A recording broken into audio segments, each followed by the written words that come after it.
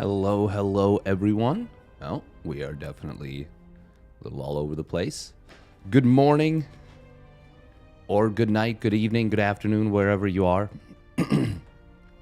Welcome, welcome. Oh, we've got some SC2 coming your way. Trap and Bunny in the first round? What? That's crazy. Trap Bunny first round. Damn. That's wild. We gotta go Trap Bunny, right? Had 10 cups of coffee yet? No, but we got our first one right here. Welcome, Sinista QQ Low. Thank you very much, sort of, for the raid. Really appreciate it. You can really see the bedhead when I lean down to drink the coffee like that. Welcome to Tobson, Genghis Khan. Trap versus Bunny, Poggers. Poggies.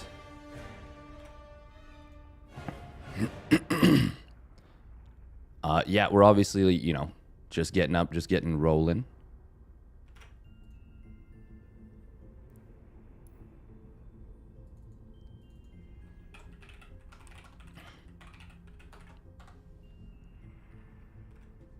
Trap versus Bunny, that's crazy. Bunny is one of those players that's... I feel like he's never really out of shape. Even if he's out of shape, he's never really out of shape, you know? He's such a wild card, such a hyper-aggressive player.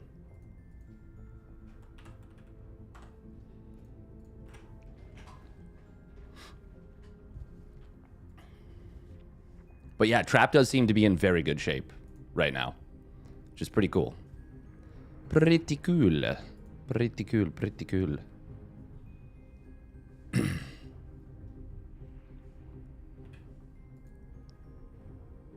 No dark? Oh, damn. He was signed up. Did he not check in? Oh, wow. He was signed up. Is he online right now? No, he is not. Oh, no. Diaper changing duty got him.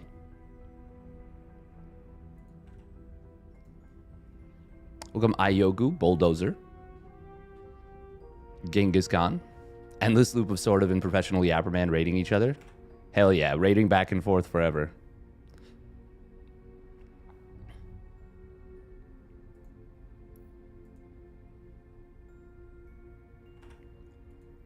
Okay, so some big names on this one. Byun, Creator, Trigger, Gumiho, Nightmare, Trap, Bunny, Cure, Ryung, Rogue, Solar, Classic, Zown. Only 3 of them will make it out. So effectively, this is 2 single limb brackets, and then a third player will qualify between the 2 players who failed to qualify in their mini bracket qualifying matches. So there's no lower bracket for this. You just make it or you don't, basically.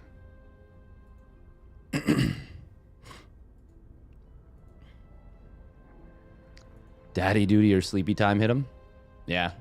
Well, it looks like he didn't check in, and yeah.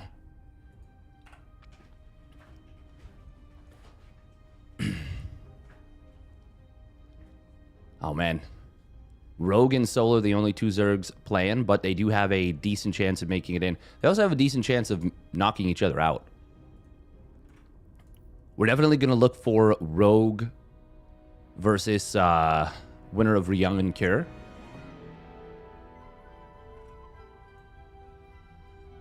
Oh, man, there's so many good games. Just win your games easy. Simply just win the game.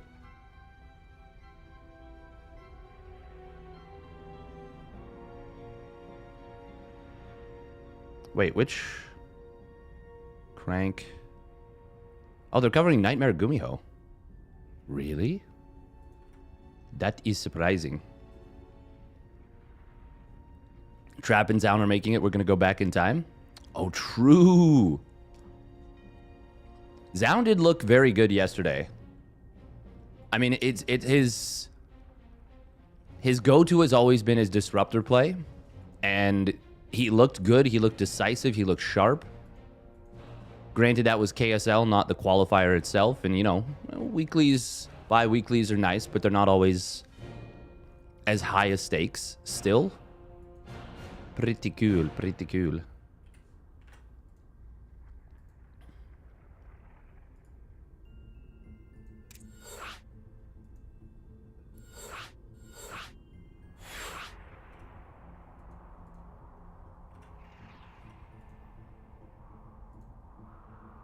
Looks like everyone might be going for Trap Bunny.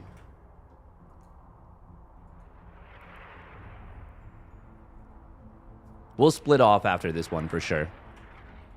I mean, it's just the best match here.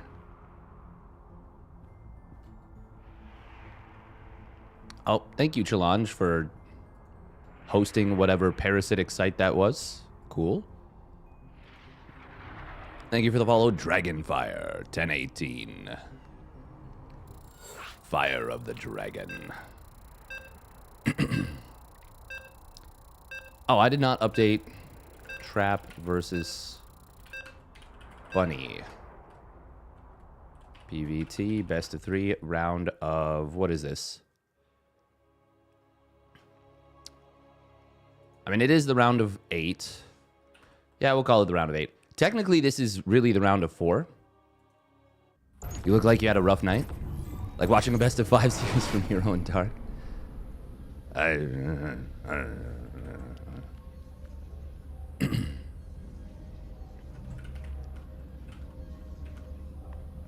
Oh, I need to remove the KSL thing.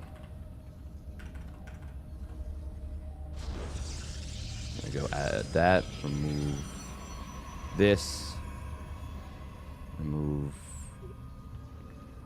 this. And get into the game. Now, I'm definitely a little bit tuckered. No doubt. Welcome, Photobaz and Ramelski and Sabadas. Spawning up in the top right, it is Trap. Trap, Trap, Trap. Think you need more coffee? Oh, yeah, we do. And spawning down on the bottom left for Team Falcons, it's Bunny. The best animal name out there. Back to sleep after the qualifiers? Very likely. Highly, highly likely. I'm surprised Wardy isn't up for these, honestly. But maybe he was like... Viewership was not great for the Asia qualifier? I don't know.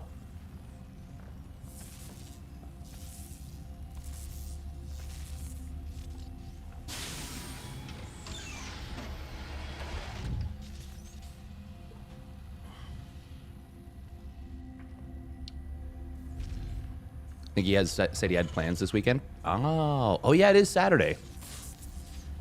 Only able to do the Asia quali. Okay.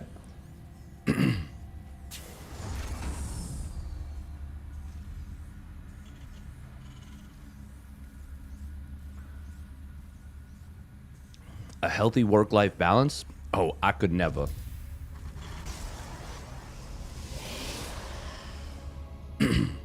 Okay. Instachrono was a Marine first. Trap does get Bunny to reveal the Marine, but he traps his probe. He could have gotten away. Now that is a dead probity probe. Not the biggest of deals, but kind of an unforced error. However, he does not know about this Zealot. Oh my goodness, this is going to be so rough for Bunny. Very fortunate RNG right there. But Trap can get so much damage done with that. He actually gets the kill on the first SCV. Once again, very fortunate RNG on this SCV here. Oh, but not so fortunate on the one that pops into the command center. Trap, he might get 5 SCVs. This actually might be game. Oh my god, he could have gotten at least one more. A little bit of a choke job right there from Trap. I say a little bit of a choke job as he's way ahead off of this opener. And he still might get more. Oh, very fortunate for Bunny. He barely gets inside the bunker there. A fourth SCVs goes down. I think Trap... I think you maybe cancel those shades. Cyclone was about to pop. No. You can't... No, Trap... That's so good for Trap. 4 SCVs this early on is insane damage. Trap is beating Ollie hard on the ladder. Oh, really? Really? That is quite interesting. I mean, Trap looks really good right now.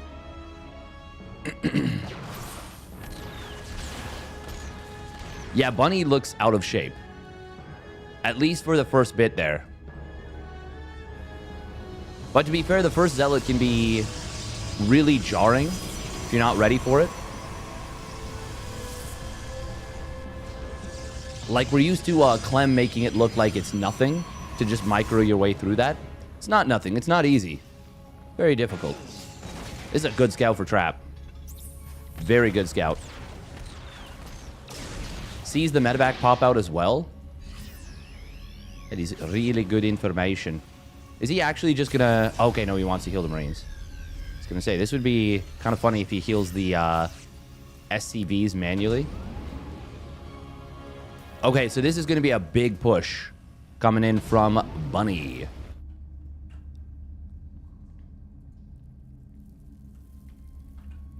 Trap. Oh, he is going to see it with the obs right here. Snipes down a couple Marines. Very nice.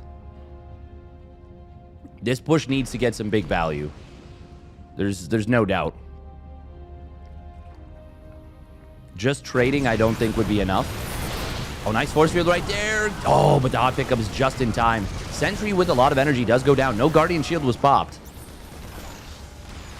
Would have been very handy right there in that skirmish. Oh, the SCV is going to be really handy here. Immortal does pop its barrier, but goes down very quickly. This is not actually so great for Trap. He does snipe both tanks. Nice hot pickup on the Cyclone. Good interception on a couple of extra reinforcements here.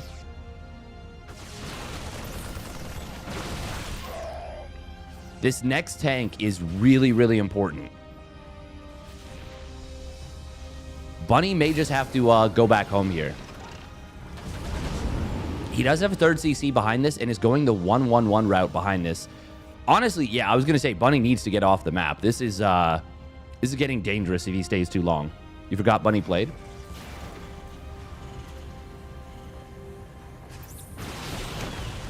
Oh, that's exactly why he needed to get off the map right there.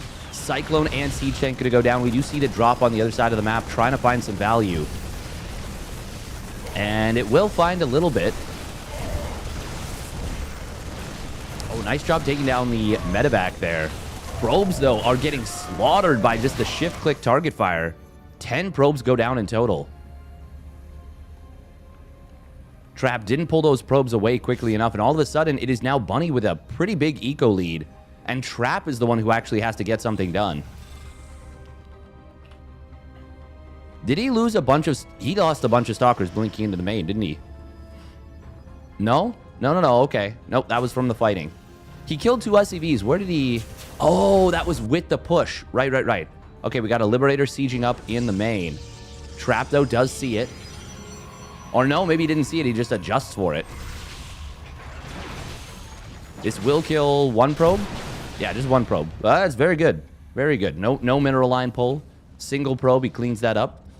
Trap needs to get a lot of value with this army in terms of delaying Bunny's expansion.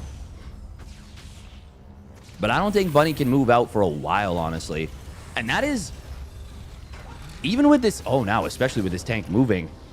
That stim is actually extremely exposed. And Trap, he doesn't know which one is stim, which one's combat. But even the Colossus can shoot this, especially once it gets its extended thermal lance. Okay, this is a very nicely placed tank. If Trap... Okay, I will say Bunny with the turrets here, that'll... Oh, no, we don't want that. That'll block observers.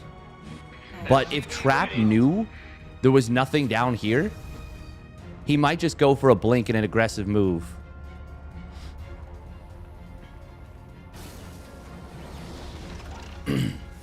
But obviously that would be very dangerous. Bunny spots the Observer quickly, gets the snipe. One tank will go down. There was an Immortal that tanked a lot of that shot. Bunny has survived to stim, combat shields, concussive, and soon to be 1-1. Good macro from Bunny. Oh, man. I am, little froggy. Little froggy. Does not anticipate this one missile turret, but he does see it immediately. Oh. Oh. Oh. Oh. Blink, blink, blink, blink, blink. Oh, my God. Oh, he wanted to drop on the back line. Loses the War Prism. This is very ill-advised. Oh, my goodness. No, Trap. No, no, no, no, no, no, no. Very unfortunate. He could have gotten a free medevac. Instead, he throws away a ton of stuff for... Well, honestly, he got more kills than I expected. A tank, 3... is this the same battle report? I guess so. 3 Marauders, 2 Marines, an SCV. Oh, force fields. Not going to be coming down. Good concaves from both sides. Siege tank fire on the one Colossus is very good. But it is just... There's just more army power here for Bunny. And Trap. Oh, man, he didn't even blink back there for a little bit. What was he looking at?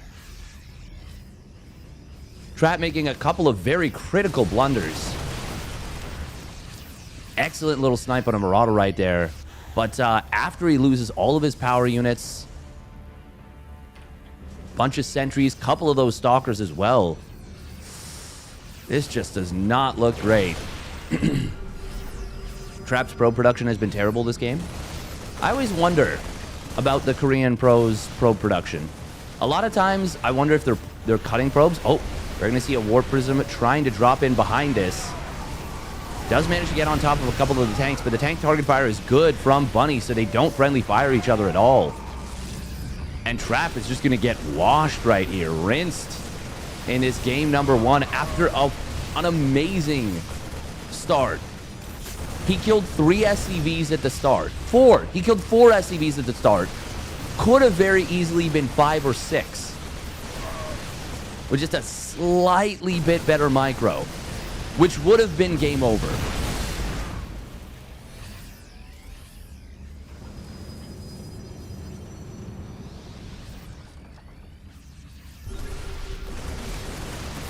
Yeah, that is very true, Eva. That is very true. Bunny, though, the man's macro is clean. He always gets lots of units out. Oh. A little bit of F2 syndrome right there. Now, his army is very overstim. Can Trap actually take a fight here? Vikings do get sniped. Colossus still alive. For a moment. No shield battery to keep it alive. GG is going to get called. I say it, both.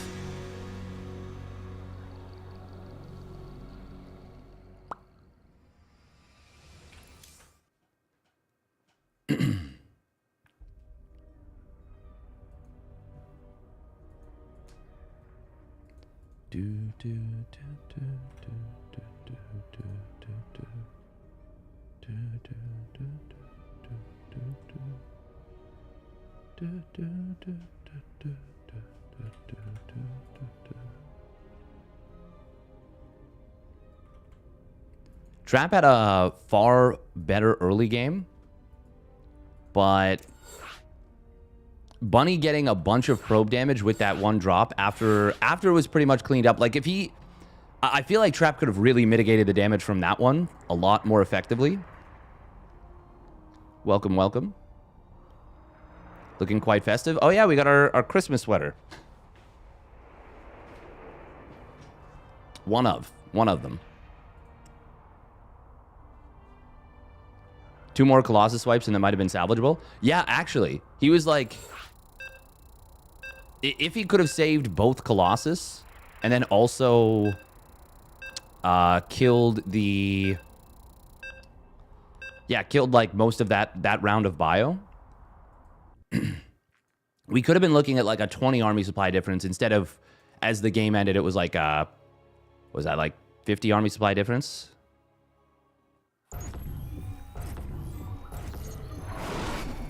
Dark isn't playing? Apparently not.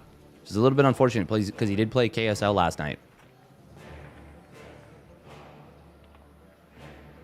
Twitch posture is going to make Docs richer. It's mostly because I'm just very tired. Didn't have a ton of sleep. We casted until a little bit before 1 a.m. So we got like 5 hours of sleep maybe. Not the worst thing in the world to do once in a while, but I'm not super young. So it does have an effect for sure. I mean, it always had an effect, realistically. All right, here we go. Spawning down in the bottom right. It is Trap. And his opponent for Falcons, it is Bunny. In the blue. It also gives my voice this, like, very, like, raspy effect. Because I've just woken up. Raspy.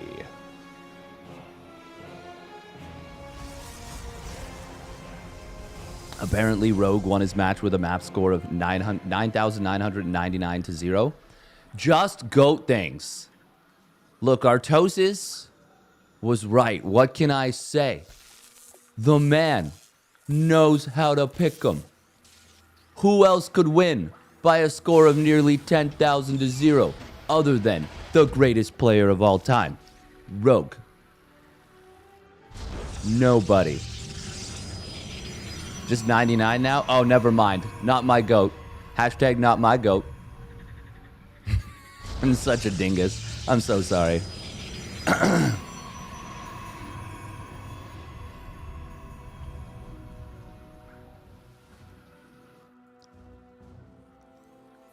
Was this? What was this? Okay, no, it was just Reaper.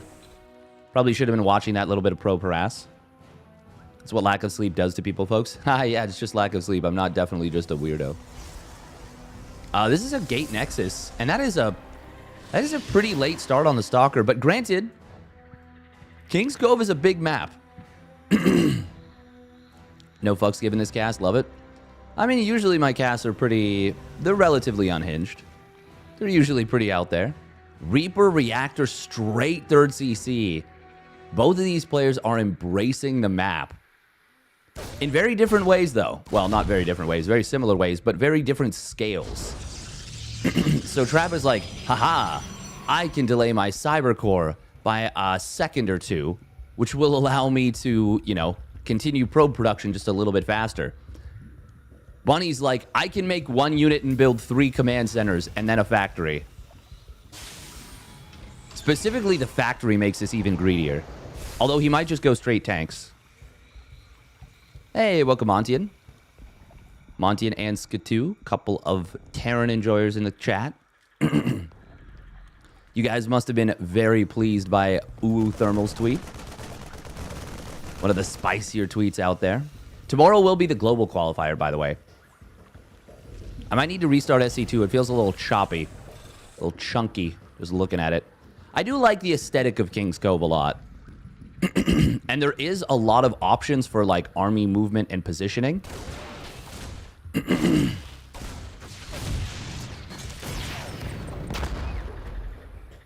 Nice snipe on the probe there by Bunny.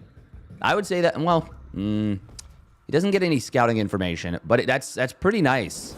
You can infer, and you're usually going to be right, that there is a 3rd Nexus there.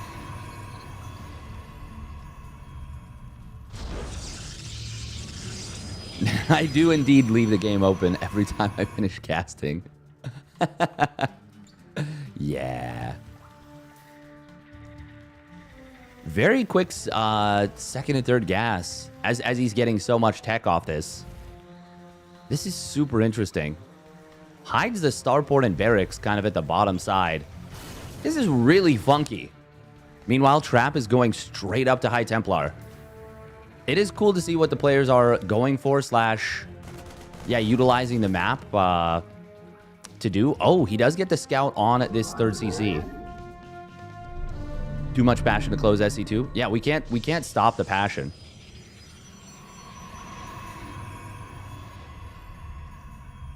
It's hard to just, for Terran to just fly drops into that top base. This one? Or do you mean this one? I don't know. What does top mean? Top means you get screwed over by an Ultralisk bug, and it costs you the first GSL. Heh. Oh, hallucination. Very, very important right here. Oh, man, that's so important. Trap, if he didn't see that, that could have been a straight-up disaster. This is a combat shields focused push.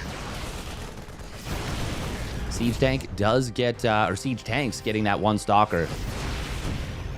Look at the worker count right now. Bunny is cut. Oh my god. Oh my god. This is such a huge bamboozle. This is such a huge bamboozle. Trap has figured it out though. He cancels Storm.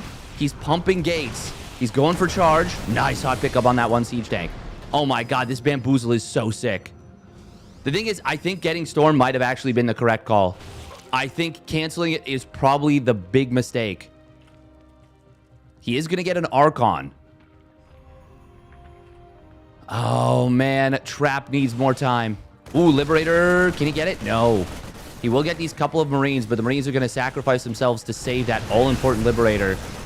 Archon will soak up some shots. Going to drain a lot of battery energy, but there's 2 batteries behind this. Now just 1. Intercepting these reinforcements is very good for Trap. Charge and... Oh, what the hell are these particle effects?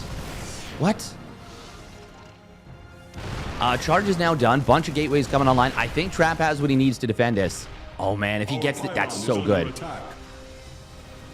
Very nice for Trap. He's going to trade out 2 stalkers, but he will kill a tank and the rest of the round of reinforcements. Here comes the attack from a Trap to try and break it.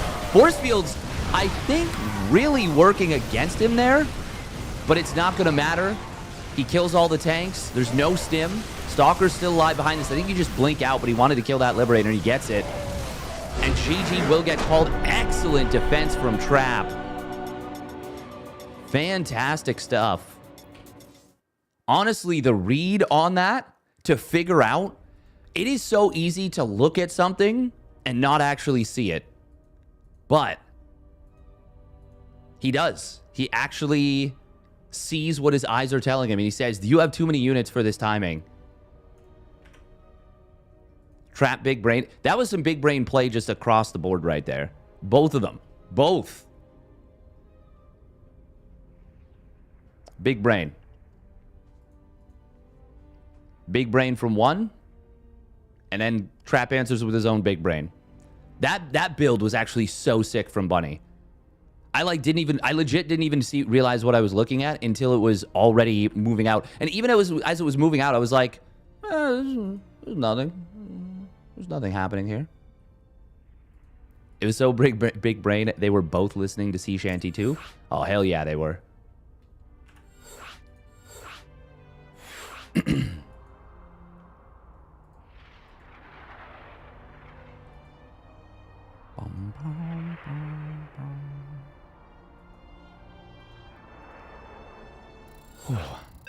Yeah, that was a solid good one. Solid good one. Welcome to the peeps watching on YouTube as well.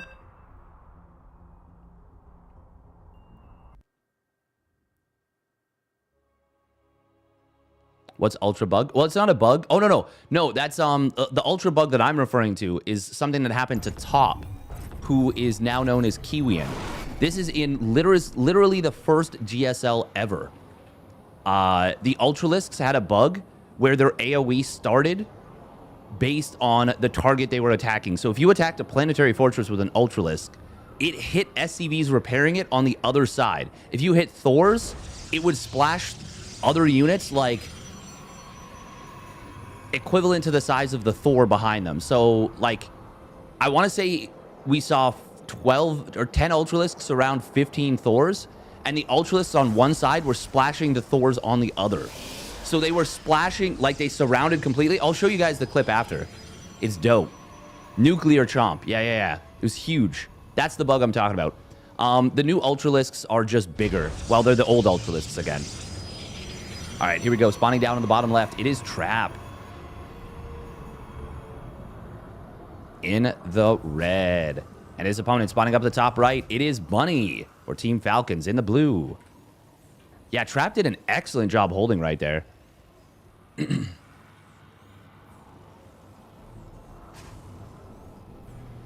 difference between Bunny and Diamond players is that Bunny cut SCVs for this while Diamond players are serious about a 3cc push like this while making workers. True. Yeah, so this was a bug that basically caused Fruit Dealer to win the first GSL. I legit think Top was probably the better player at that point.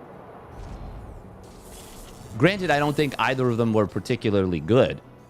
It's just that relative to everyone else, they were far better. Like, Fruit Dealer was, like, doing Roach Ling Bane and, like, Baneling drops on top of Mech. Just because he would just have more money, and he just needed a way to trade out. And it would work because people's macro was bad.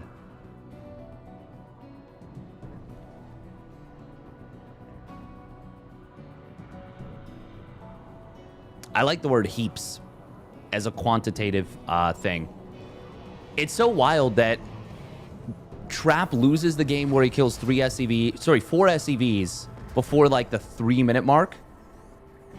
Before the 3:30 mark, maybe.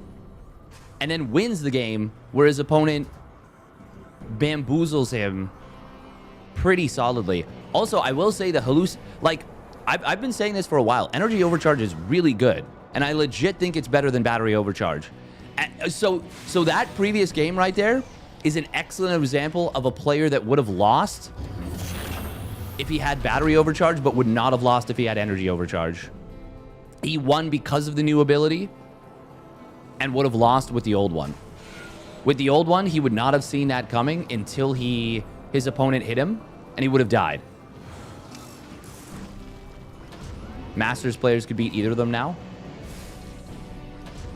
It's tricky because the game is so different. 6-worker start versus 12-worker start. You legit skip the entire early game. But I don't know. I'm still not even sure.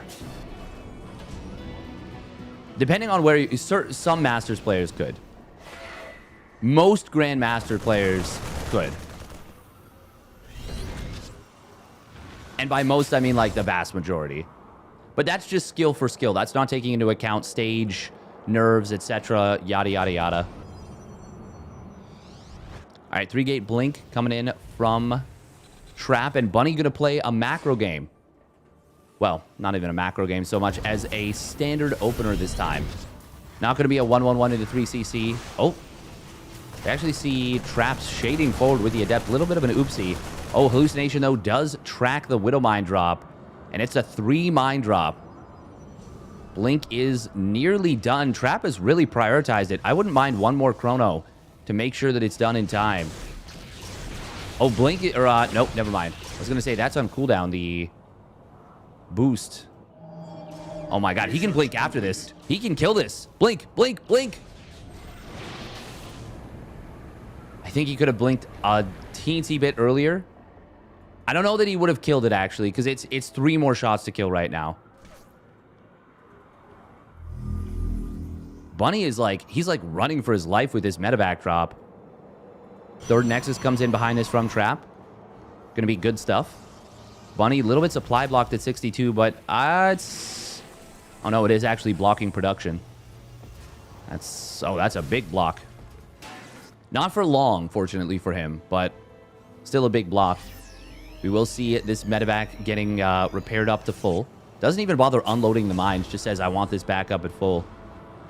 Oh, Observer. He does see it. Should be able to tell based on the energy that is the same medevac, that not a new one was built. Oh, nice move right here from Trap with the Stalker on the bottom side. Oh, Bunny, Bunny, Bunny! No, Bunny, no!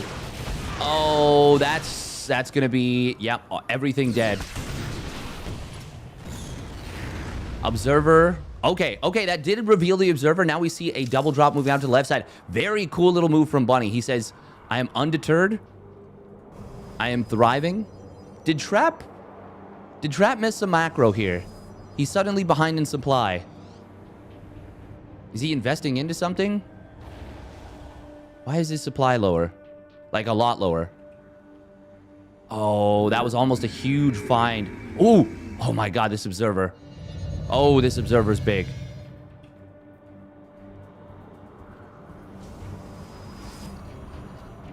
Is Bunny gonna scan? Bunny is the kind of player that just YOLOs in. He is setting up for the multi-prong. Charge nearly done. We've got 5 gates done as well. Oh, did Observer spot this? Okay, he sees it now. Bunny scans what he thinks is the third base position. Trap didn't pounce on this immediately, which means the full unload happens. At the front... Oh, Widowmine actually... Colossus does tank that. This was actually a scenario where the shields being lower is actually quite a bit worse for Trap. Colossus wouldn't have taken as much hull damage there. That one Zealot that warped in might have actually just been enough right there. Bunny is going to get cleaned up in the main. Okay. Oh, big Doom Drop coming in. Trap does not see it. He doesn't have the vision here. There's a Colossus. Oh, that little reposition he just did on the Colossus might end up being a big deal. He blinks back the Stalkers and abandons the Colossus, but the shield battery. Oh my goodness, he keeps it alive for quite a while. Gets one of the medevacs with the Stalkers. That shield battery was clutch. I did not even realize it was there. Nice blink away from the Widowmines. Bunny repositioning here. Does depower a Gateway and the Twilight. Oh, that's a big Widowmine shot. Bunny with a really nice setup here. He wants his Colossus. Can he get it? The answer is yes. Energy overcharge would have saved that Colossus, but he didn't have it available. Zealots in the middle. Very, very messy game here. Scrappy as all hell. Meanwhile, Zealots on the other side of the map. They're being a little bit disruptive here. Ultimately, Trap does survive, but he loses 2 very valuable units. Still, Bunny loses some medevacs. He threw away a lot of bio for that. I think this is a close enough to a wash that you're okay with it as Trap. Bunny, though, does have the +1 armor already done. Starts up the armory now. And a Ghost Academy. No second NG Bay. Also going into Vikings, cutting SCVs for the moment. And no gases at the third. Man, Bunny is such a wild card when it comes to these drops. Where'd the Observer go? Here's the tricky part about losing all these Colossus. Is Trap's only got the 1 Observer. How many Stalkers have gone down, too? 8? It seems like so many more. Oh, Widowmine drop on the top left. Bunny really putting Trap to the test, but Trap answering the call. 2 probes go down.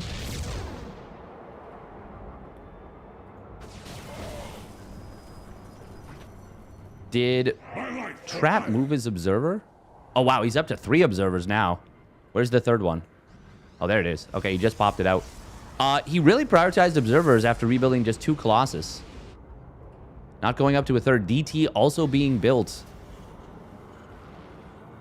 A lot of units all over the place on this map. Trap has been very fortunate about where his Observers have been. He has found Bunny's drops multiple times with Observers, pylons, etc.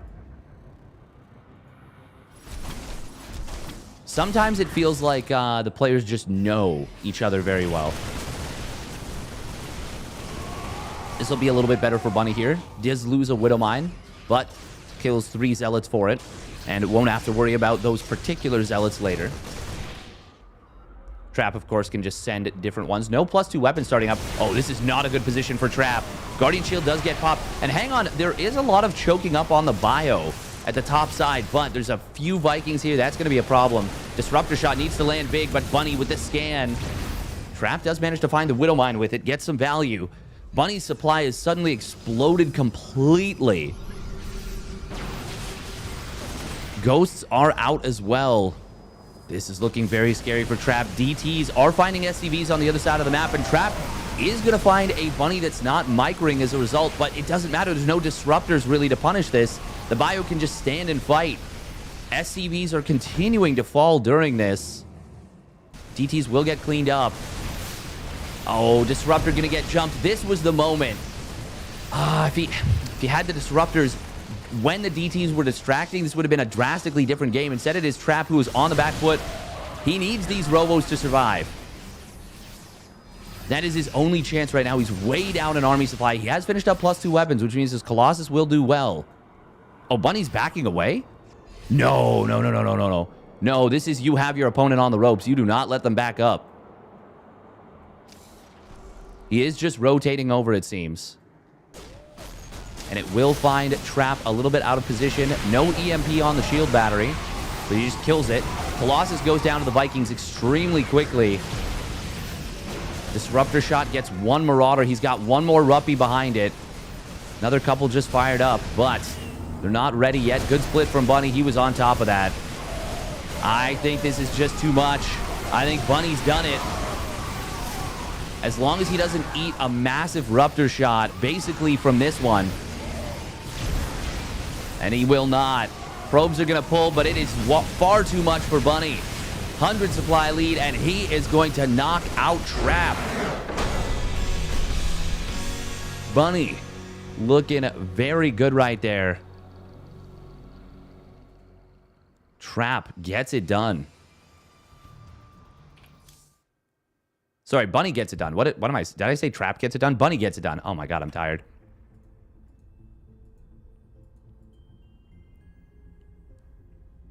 Bum, bum, bum, bum. Happy the Bunny. Thank you for the follow.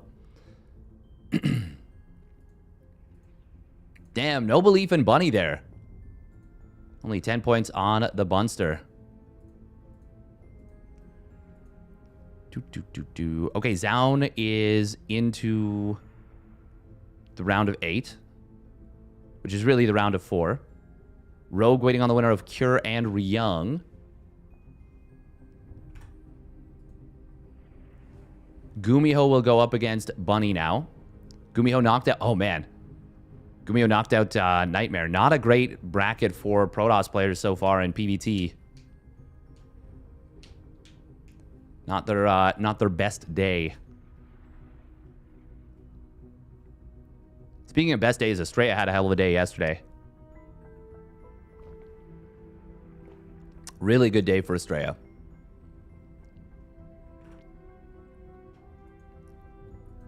Oh, gotta drink some water. Well, the thing is, the Ruptors, that was a game where I would say the Ruptors didn't really matter.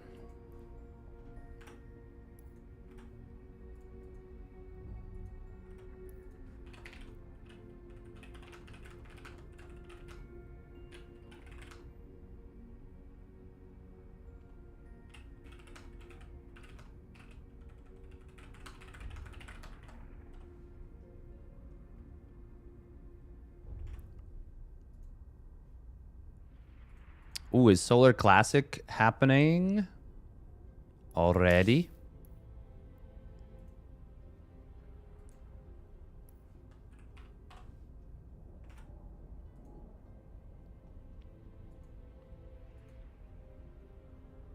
Yeah, even if they were full power. Well, it's not even that he split perfectly. He didn't even need to really split that well. It's just he can just avoid them. He can just run away.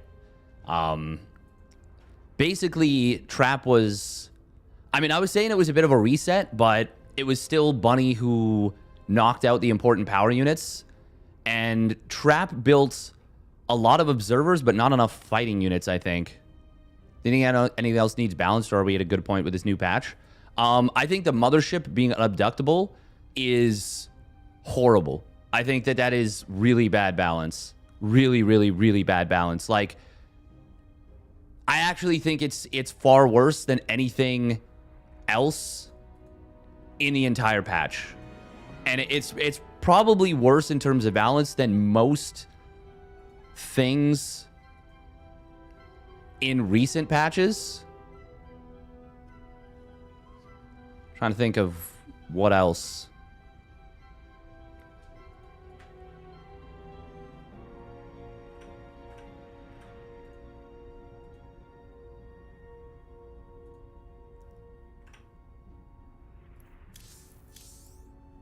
All right, so we're going to be looking for Cure versus Ryung. Either to join that one or to get into the next one. Solar is up 1-0 over Classic.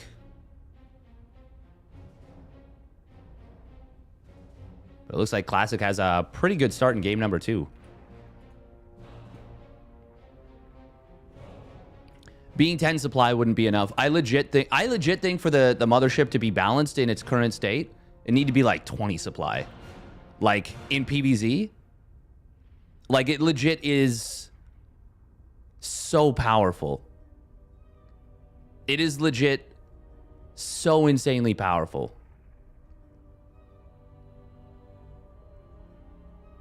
Yeah, exactly. The damage thing, it's not even the damage that makes it OP though. It's the fact that you just can't abduct it. So the answer to it is really, really insane. And like the amount of skill, once again, for me, it's not always just about the balance. It's about the skill input versus output. So the player, if a player inputs far more skill than their opponent, and it's difficult to measure skill, but if a player inputs far more skill than their opponent, and there's just not like really an answer, it's like one player puts in 2 times as much skill and they go 1-1. I don't know. Yeah. I'm like kind of rambling here. I think my brain is a little bit too tuckered. Yeah, I actually think the 300-306 supply mothership as like a pocket hero unit was so good. It was super effective too. It was a strong unit. I still even think in TVP it was good. I think it was tricky to use and it had use cases or like edge cases, but I think it was still worth it.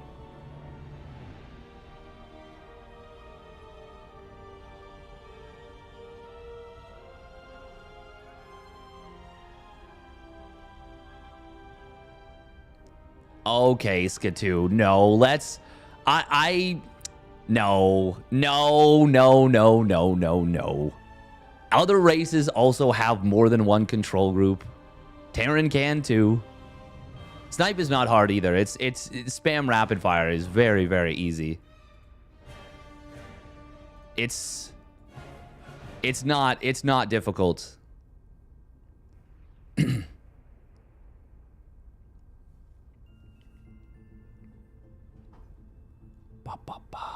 The other thing is too, I mean, yeah, you can just wave your hand around. I don't use control groups. Oh man. Oh jeez. At the very least, you need to practice tab. Tab is a skill that is just a requirement in RTSs. I don't use the keyboard, mouse only. Nice. Very nice.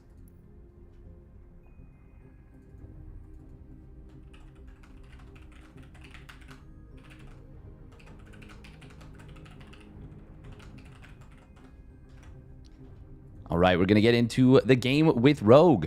As much as I've clowned on Artosis, I actually am a big fan of Rogue, and I think he's really, really good. By the way, why does Hydra Dash have priority over Ravagers?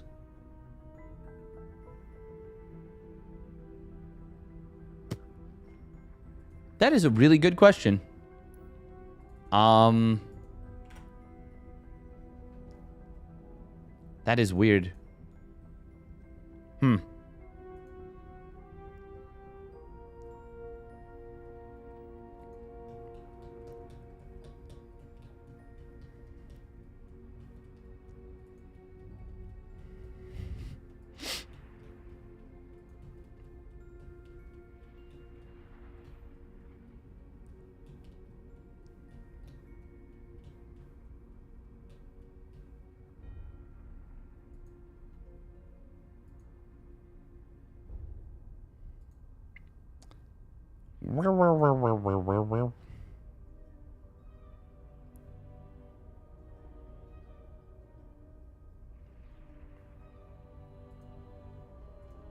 Oh.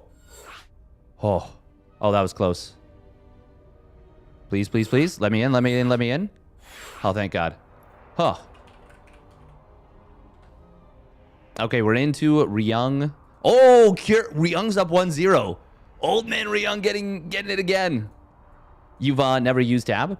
I've been bad about not using tab as well, but it is a necessity. It is absolutely a necessity. So once again, we're just calling this the round of 8. Just control click or hotkey. Oh, we're not going to do a prediction because it's already 1-0.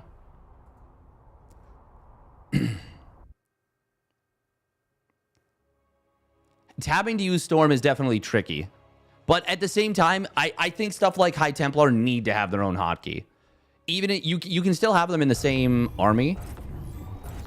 The thing is, it all comes down to like management and setting things up to make things as easy for yourself as possible.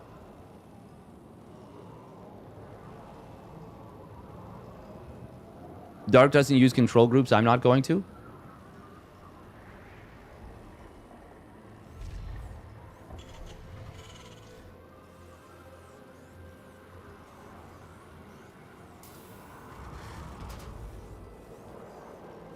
I can check that, but that doesn't sound right.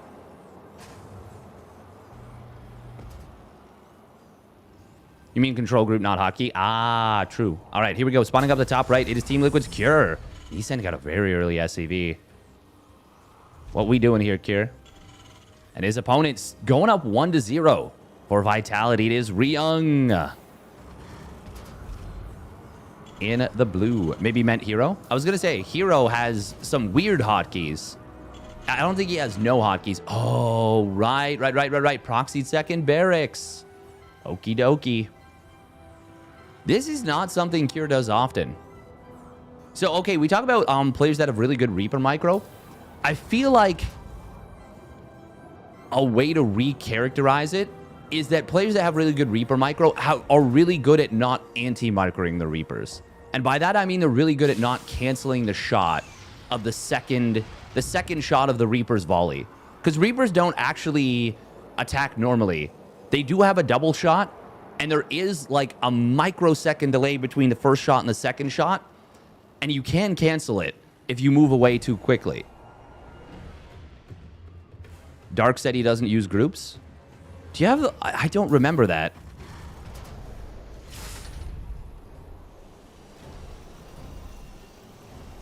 If he doesn't, that's even crazier because, like, he is constantly doing multiple things at once.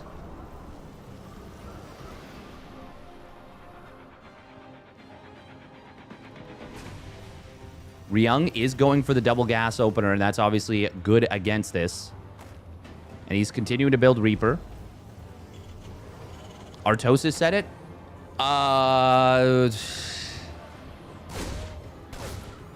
Until I hear Dark say it, I'm not buying that one.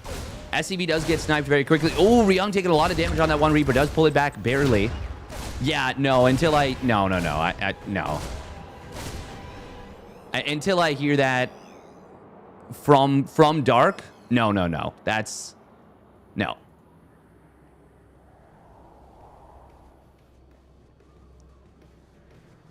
Yeah, you cannot play Zerg without control groups. That's... I don't buy that.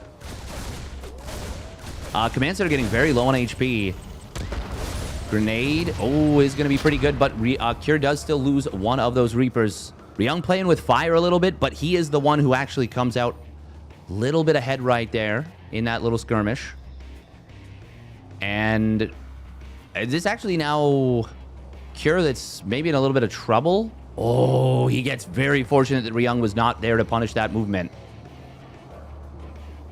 Is Cure going to go for this? They're just barely out of range of one another. Cyclone is in production, but it's not out yet.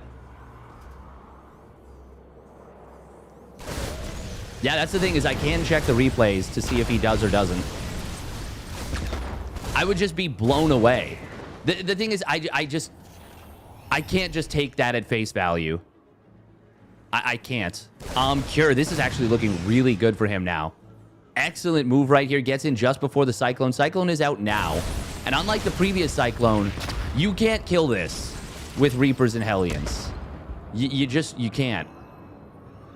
You got to recalibrate your brain to remember the old Cyclone is not going to die to that.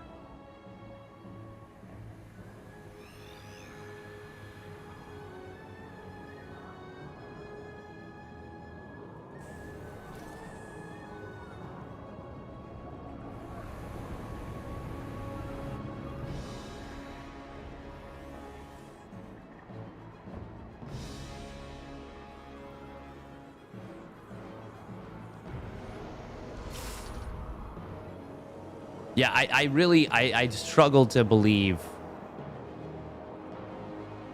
I legit don't think anyone could play the game at a top level and not use hotkeys. Is there a single pro that actually doesn't use hotkeys?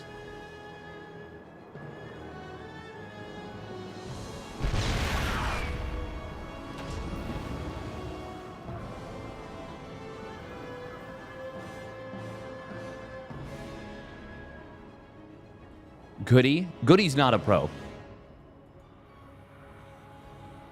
Goody is not a pro. Even when he was a pro, he was not a pro.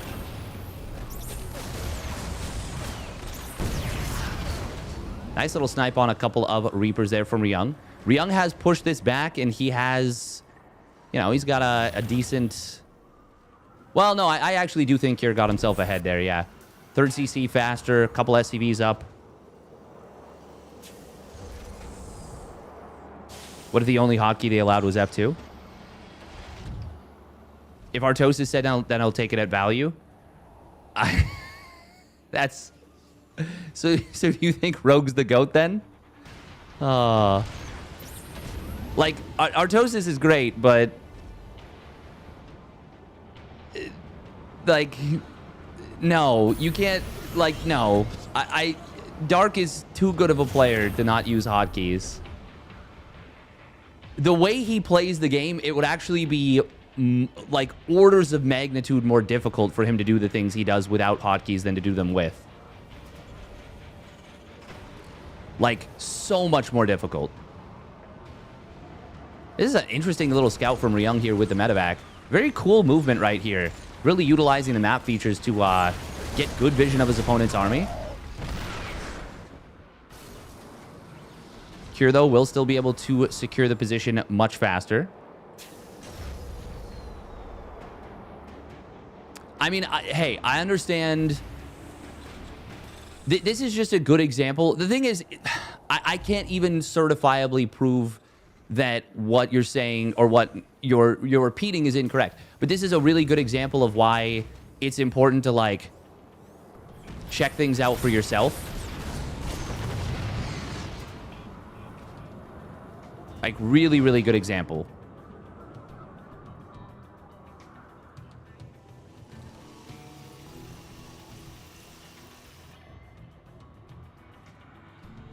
Oh. Yeah, this is going to stabilize into a very even mid-game. Very, very even mid-game. Cure, though, is going to get into the main base with this double drop. And Ryung is not prepared for it. Not yet. It's getting in at a bit of an early timing. Oh, grenade actually hit 3 Marines and 2 tanks. That's funny. Missile turret just moments away from completing. This was Ryung expecting his base to be safe. There's a couple siege tanks here, but the dragon drop will get on top of one of them. Still, quick reaction time from Ryung. This is going to get dealt with quite nicely. Did he even lose SCVs there? I don't think so. He lost like maybe 1. That was a really quick reaction time. Ryung moving quickly, but this has set up a nice move from Cure. Interference matrices allowing him to take position on this third. Oh, and Ryung loses his. No, but he gets the interference matrix off. Switches off his opponent's tanks. This is going to end up being a good cleanup for Ryung. Gets all the tanks. Does cost him all his Ravens, though. And it is now 3 Ravens to 0. I think this is still better for Cure, even though he's down in tanks currently. Ryung straight. Oh, actually, they both get straight into the 2-2. Yeah, I think this is the moment for Cure to disengage, let the Ravens rebuild energy, maybe even repair them up. Oh, we're going to see a big stim through the middle. It's a really good scan from Ryung, though. Oh, that one siege tank barely getting saved. Slightly better concave, and auto turrets being dropped here. Gonna turn the fight around. That would have been a slightly better fight for Ryung, I think. But the auto turrets really flip things around and let Kier get a lot of Marine kills. This is definitely where Kier should send the Ravens home, though. No reason to have these with the army now. Two of them are on the verge of death. They're completely out of energy. And they're worth so much in this mid game. There we go. Gonna send them back home now. It does make reinforcing your army more difficult. You can't use F2 anymore. But well, you shouldn't. Oh my God. Dropped my phone on my keyboard. Talking about F2. How do I... Well, this is our interface now. Oh, how do you put the names back up again? Oh, toggle player names from Battle.net. There we go. Just destroyed. We live this way now. Yep. Yapperman strikes again. Just all over the place.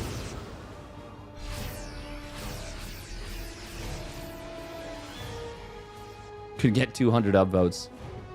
Artosis would be like, who's steadfast? Yapperman needs more coffee. Okay, Skitoo. Skitoo, what are we doing? Come on, man.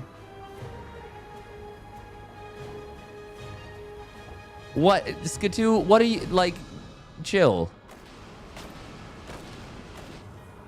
Don't be threatening to dox people in chat. That's such a nuclear response to what is not even a big deal.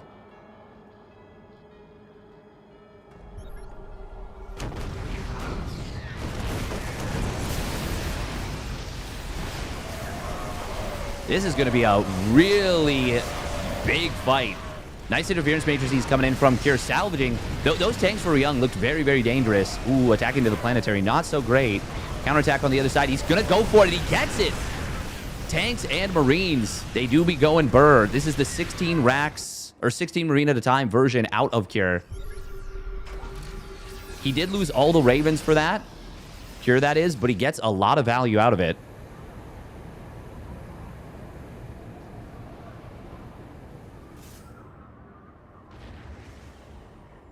It's true. I'm a 35-year-old SC2 kid. Very much so. Both players going into the Vikings right now. But it is Ryung has a slight lead. However, he starts up a couple Liberators that will let Cure catch up. Seems like he needs these Liberators to kind of secure this position. Cure definitely ahead in economy right now. And holds some very strong positions. Oh, counterattack through the middle. But we have Cure answering it with a good position on his Marines. Ryung not going to be able to find an opening here that he was really, really looking for. Ooh, a little bit of sneak up on the tank. Is he in range? No, not quite. He will be now, though. Surely? Yeah. And Liberator's going to show up as well. Only in range of one tank, but he will get the kill on it. Yeah, the other two are just barely out of range. Still, Cure definitely gets a little bit ahead right here. However, he did not build vehicle weapons, and his +3 armor is very late. Ryung, much more on top of the upgrades. Didn't start the +2 vehicle weapons right away. But those upgrades are worth so much in this matchup.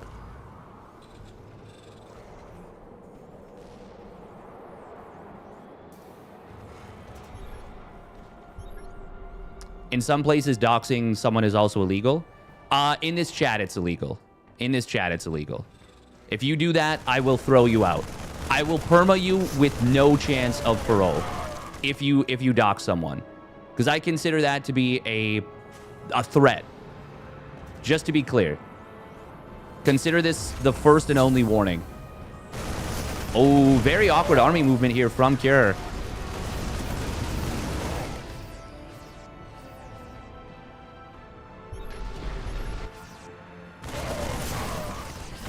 Little drop on the bottom side is going to get some great value.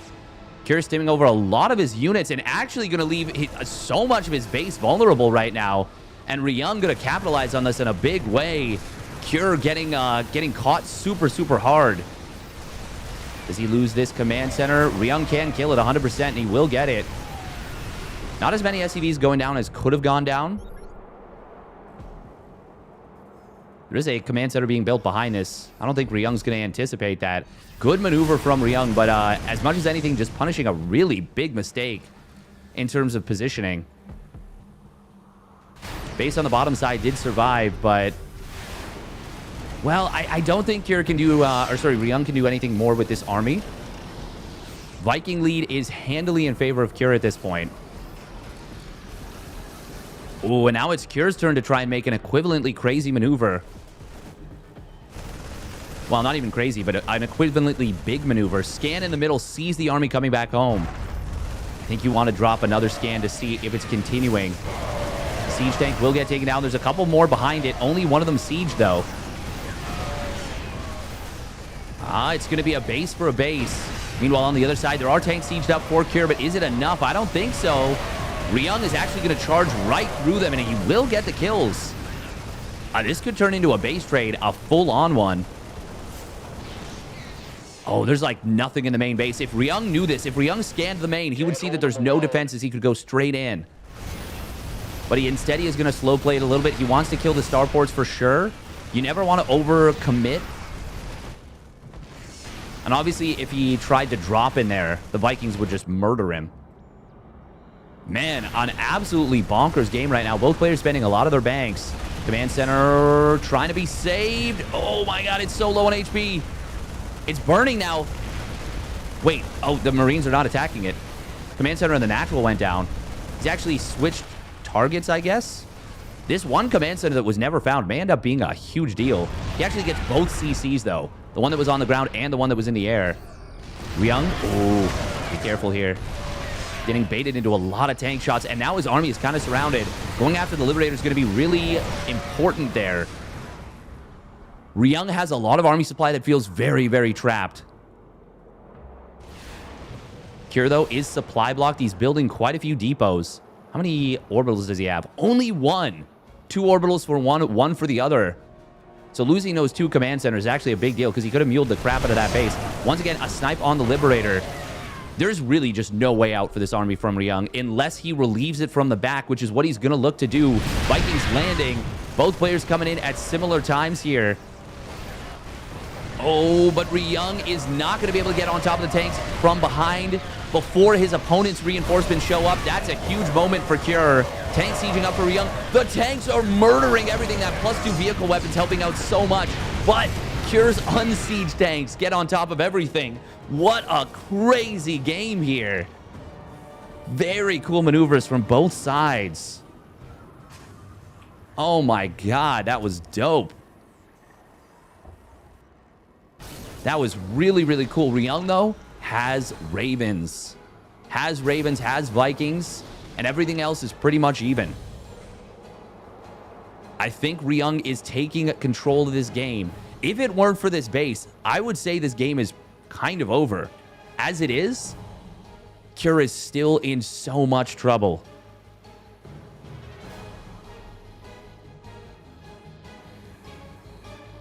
Ryung was, Ryung was really close to closing the game out right there. If Cure hadn't broken that when he did, would have been even worse. But then Ryung still got to kill enough Marines to make it more than okay for him. This feels like the bit of a Hail Mary right now from Cure with this army. Look, there's... Okay, he's got 2 medevacs now, but there was no medevacs with it. 4 SCVs coming in at a time. Oh, there are tanks sieged up. Liberator not in the best position. Interference matrices galore. Gonna switch off a ton of the tanks. There's still 2 more behind it. Anti-armor missile coming in, and we see why the Raven is still king. The last 2 tanks get switched off, and Ryung I think he just punched his ticket into the following match against Rogue. Cure. Oh, and the scan comes in. Ryung says, why haven't you tapped out? You must have a base. Good read. Very good read. Lifted main command center going to the third. That is very funky and very funny to see.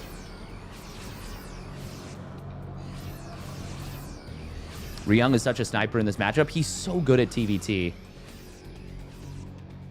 Oh, that one tank is going to get some good shots. He doesn't even bother interference matrixing it, which might have been a mistake. Now his tanks are a little bit exposed. Hang on. No, there's so many tanks here. Yeah, no, it's totally fine. Switched off the 2 on the top side.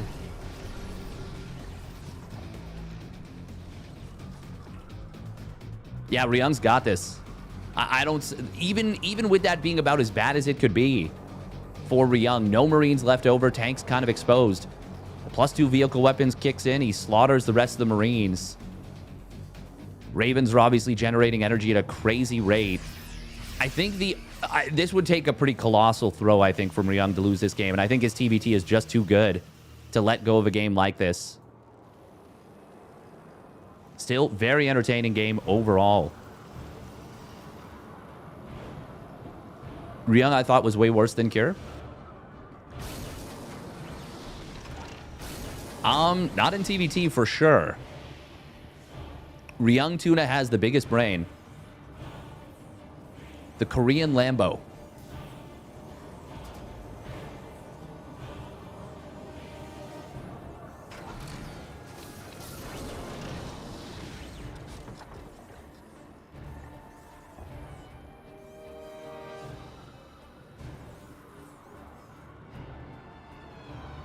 Ryung is really, really good. He's super underrated.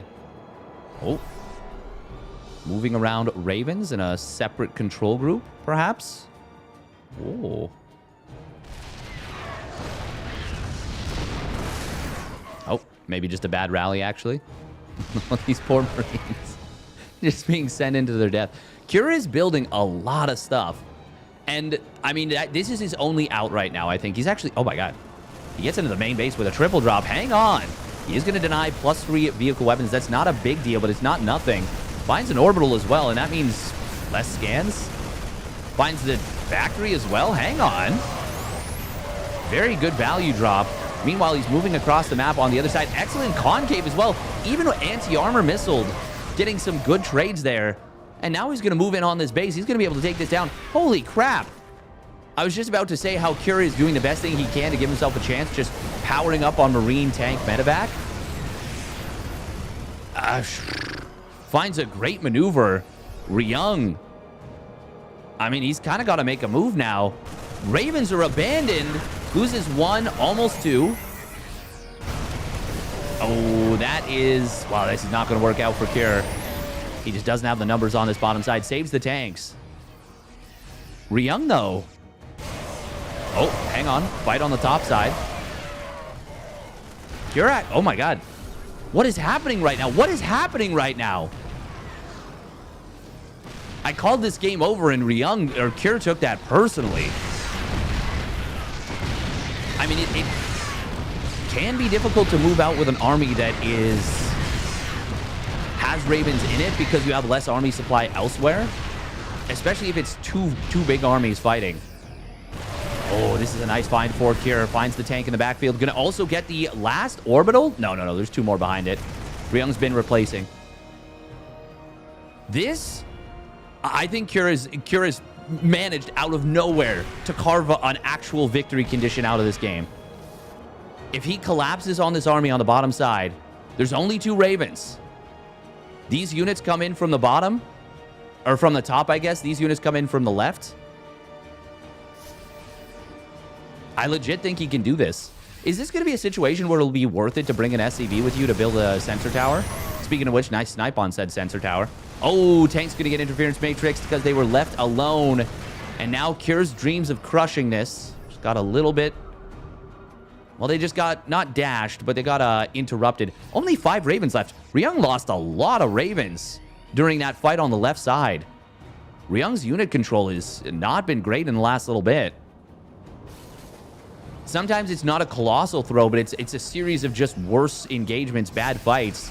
That is so many Marines. That's 91 Marines on the map, and they might all be here. 3 full pages and then some worth of Marines. Oh, man, tanks getting some good volleys. They will get taken down, but the counterattack coming in once again from Cure. He's going to find a bunch of these tanks exposed. This last one will get reinforced. Ooh, interference matrices on these tanks, though. The Ravens, they're still kings. Orbital does go down. Even if Cure gets cleaned up at this point, which he mostly will, he actually has done so much damage to Ryung. There's only 2 Ravens left. How has Cure done this? How has Cure done this? Absolute insanity. Hello.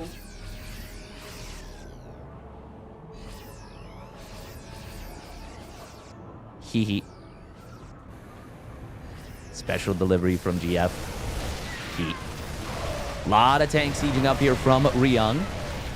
He does still have a strong standing army, but now it's Ryung that's kind of in dire straits, in a desperate situation. He is up in tanks. He's still got 1 Raven. Another tank goes down for Cure. Oh my god, if he comes this close to making a comeback and then loses to one last all-in push basically from Ryung, that would be legitimately so sad. Is only one? No, there's 2 command centers right now. 1 orbital, 1 planetary. Planetary is very close to mining out. Only 1 mineral patch with more than 200 minerals there. Marines, oh, he can find this. He's gonna kill this for sure. God, look at all these SCVs about to go down. Every single one of them. And the final orbital. Ryung doesn't have money for a base right now. I think Cure's done it. Oh, but these tanks, he does not want to lose these tanks. Anti-armor missile going to be very good. The hot pickup. Very nice hot pickup. Will that be enough time to siege these tanks up? The answer is yes, and it will whittle down Ryung's army. But now the command, or the production is camped. Creator 2-0 beyond. Oh, damn. Oh, hot damn, Creator. Cure, he's on 1 orbital. Where is it? It's on the bottom side, right? Okay, he just used his only scans. He's going to try and drop on top of this. Only 2 Marines, 2 Vikings for anti-air. Leading in with the dropped units. This is going to be all the tanks going down. Great cleanup from Cure. How many tanks do we have left for Ryung? None. Zilch, 0. He can't build anything. What a turnaround from Cure here. And the trap on the army. Ryung tries to get away. 1 medevac goes down. 2 medevacs. Oh, he might escape, but does it even matter at this point? I don't think so. More reinforcements coming into the middle. Finding an errant tank. These units, they're trapped. And that's going to be all she wrote. Cure fighting back. What a game from Cure. He was dead. He was dead on his feet. And he said, I don't care. He said, I'll give you something to die about. Damn. That was insane. Absolutely insane. Okay, we got to run a couple ads so we do not miss any of the action. Cure showed he's better here. In this particular game, he was the better player. He showed a quality, a never die attitude. TVT always delivers. I actually really like it. All right, we're going to run a prediction. Who will win this game 3?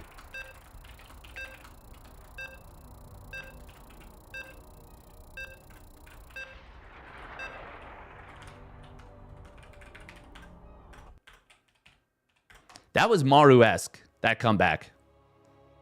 That was absolutely Maru-esque. Great game. Is this live? It is live. It is live. God damn, what a game. What the game.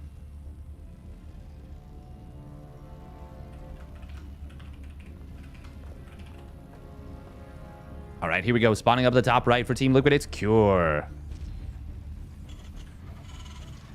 In the red. And his opponent spawning down on the bottom left, it's Vitality's Ryung. In the blue.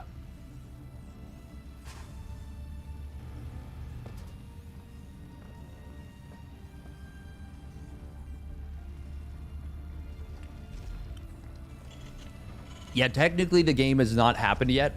I'm actually casting from the future. I have a special deal with the Time Authority with Disney Plus.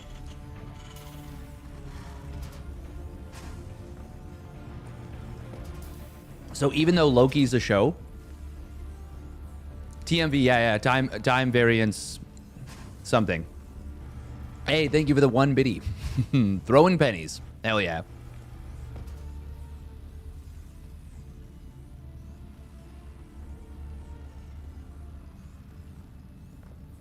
And another one.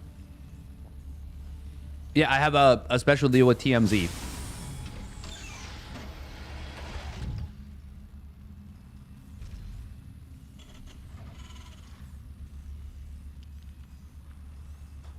I think this is a sourdough loaf that girlfriend made using a new sourdough starter. Cool. Very cool stuff.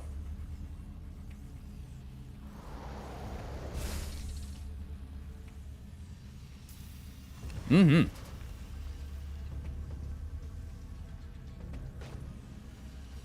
No ultra-processed ingredients? Yeah. I never thought about it, but yeah. Oh, man, I love sourdough. It's so funny. People were talking about the tang. The people who helped show us how to make the sourdough starter and create tension. Ooh, grenade coming in from Cure. If you're Ryung, you got to be feeling real crap about that last game. Oh, Reaper. Oh, barely gets saved by the second one. That was close. Cure adding a third Reaper and another Hellion. Well, going to be, yeah, 3 Reaper, 2 Hellion, surely.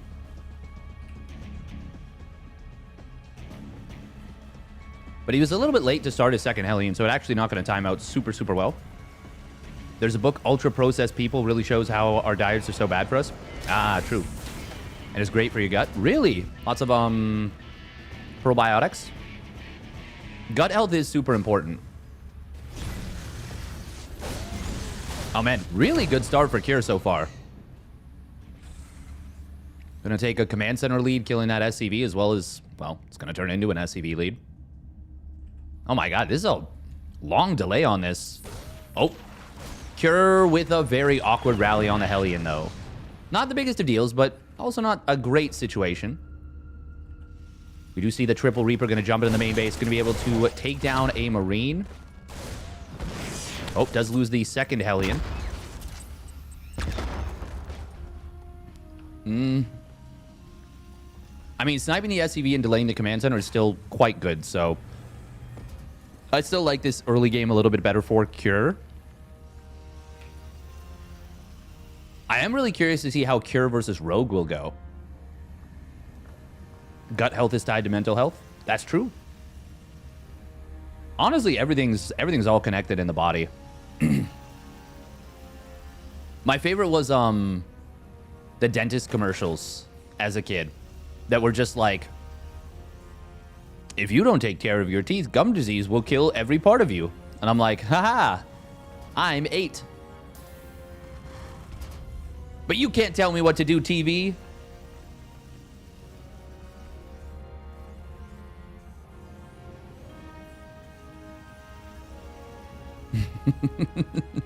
And then me later, ow, my gums.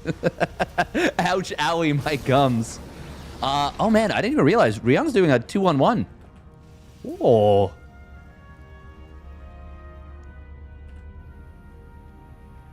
So there's something that happens in Northern Lions chat that I'm a big fan of. It's when he tells like a funny joke, everyone says +2, and if he tells a bad joke, everyone says -2. I don't remember what it's in reference to, but it's very funny to look at some of his like YouTube videos and see the +2, -2 spam. That's good stuff. Oh no, guys, 8-year-old Steady had a boo-boo. Yeah. A boo-boo on my heart. This is super interesting. I don't think Kira's prepared for this at all. There's only one little... Is Ryung somehow going to find a tiny pocket of blind? Research. Okay, no, he's just dropping right in. Ready to go. It was very small, but this is actually going to find potentially big damage. SCV pull a teensy bit late. He's going to lose a lot. I wouldn't mind targeting the barracks here, just because that's guaranteed damage. Oh, he wants stim, though, and he's going to get it. He is going to get it. Is he? No, he isn't. Oh, the repair. The repair clutch as hell from Cure. Ryung getting interference matrix, and he will not be able to save more than just one Marine.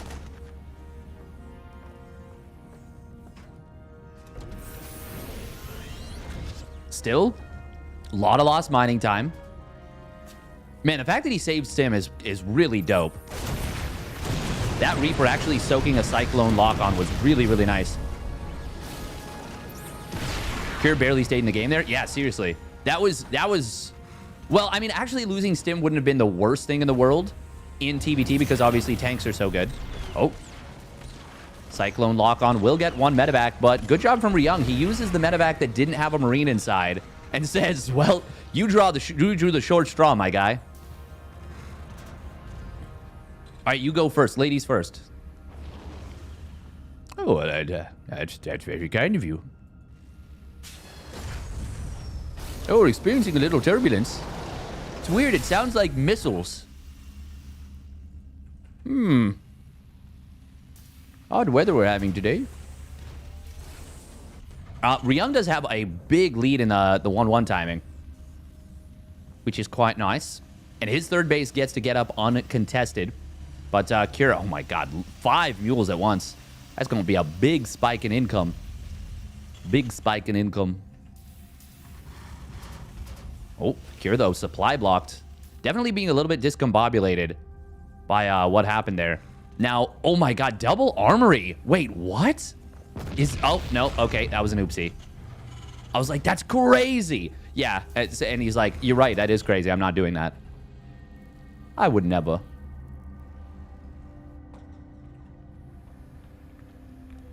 Pro Gamer Micro is insane. They make it look so easy.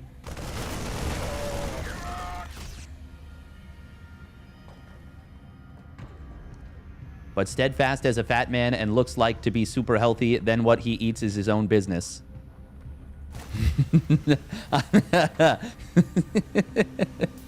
Did you punch steadfast eats fat into chat GPT?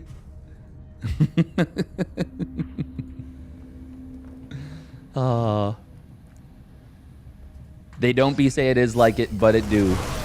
That's one of those sentences. Nice little jump, by the way, on the drop of Ryung. Able to get quite a few Marines. That's one of those sentences that, like, you say it out loud and it kind of hurts your brain a little bit. Like, your brain just knows something's wrong. Yeah, you really notice it when you actually play yourself. Reddit would never. Oh, I would never.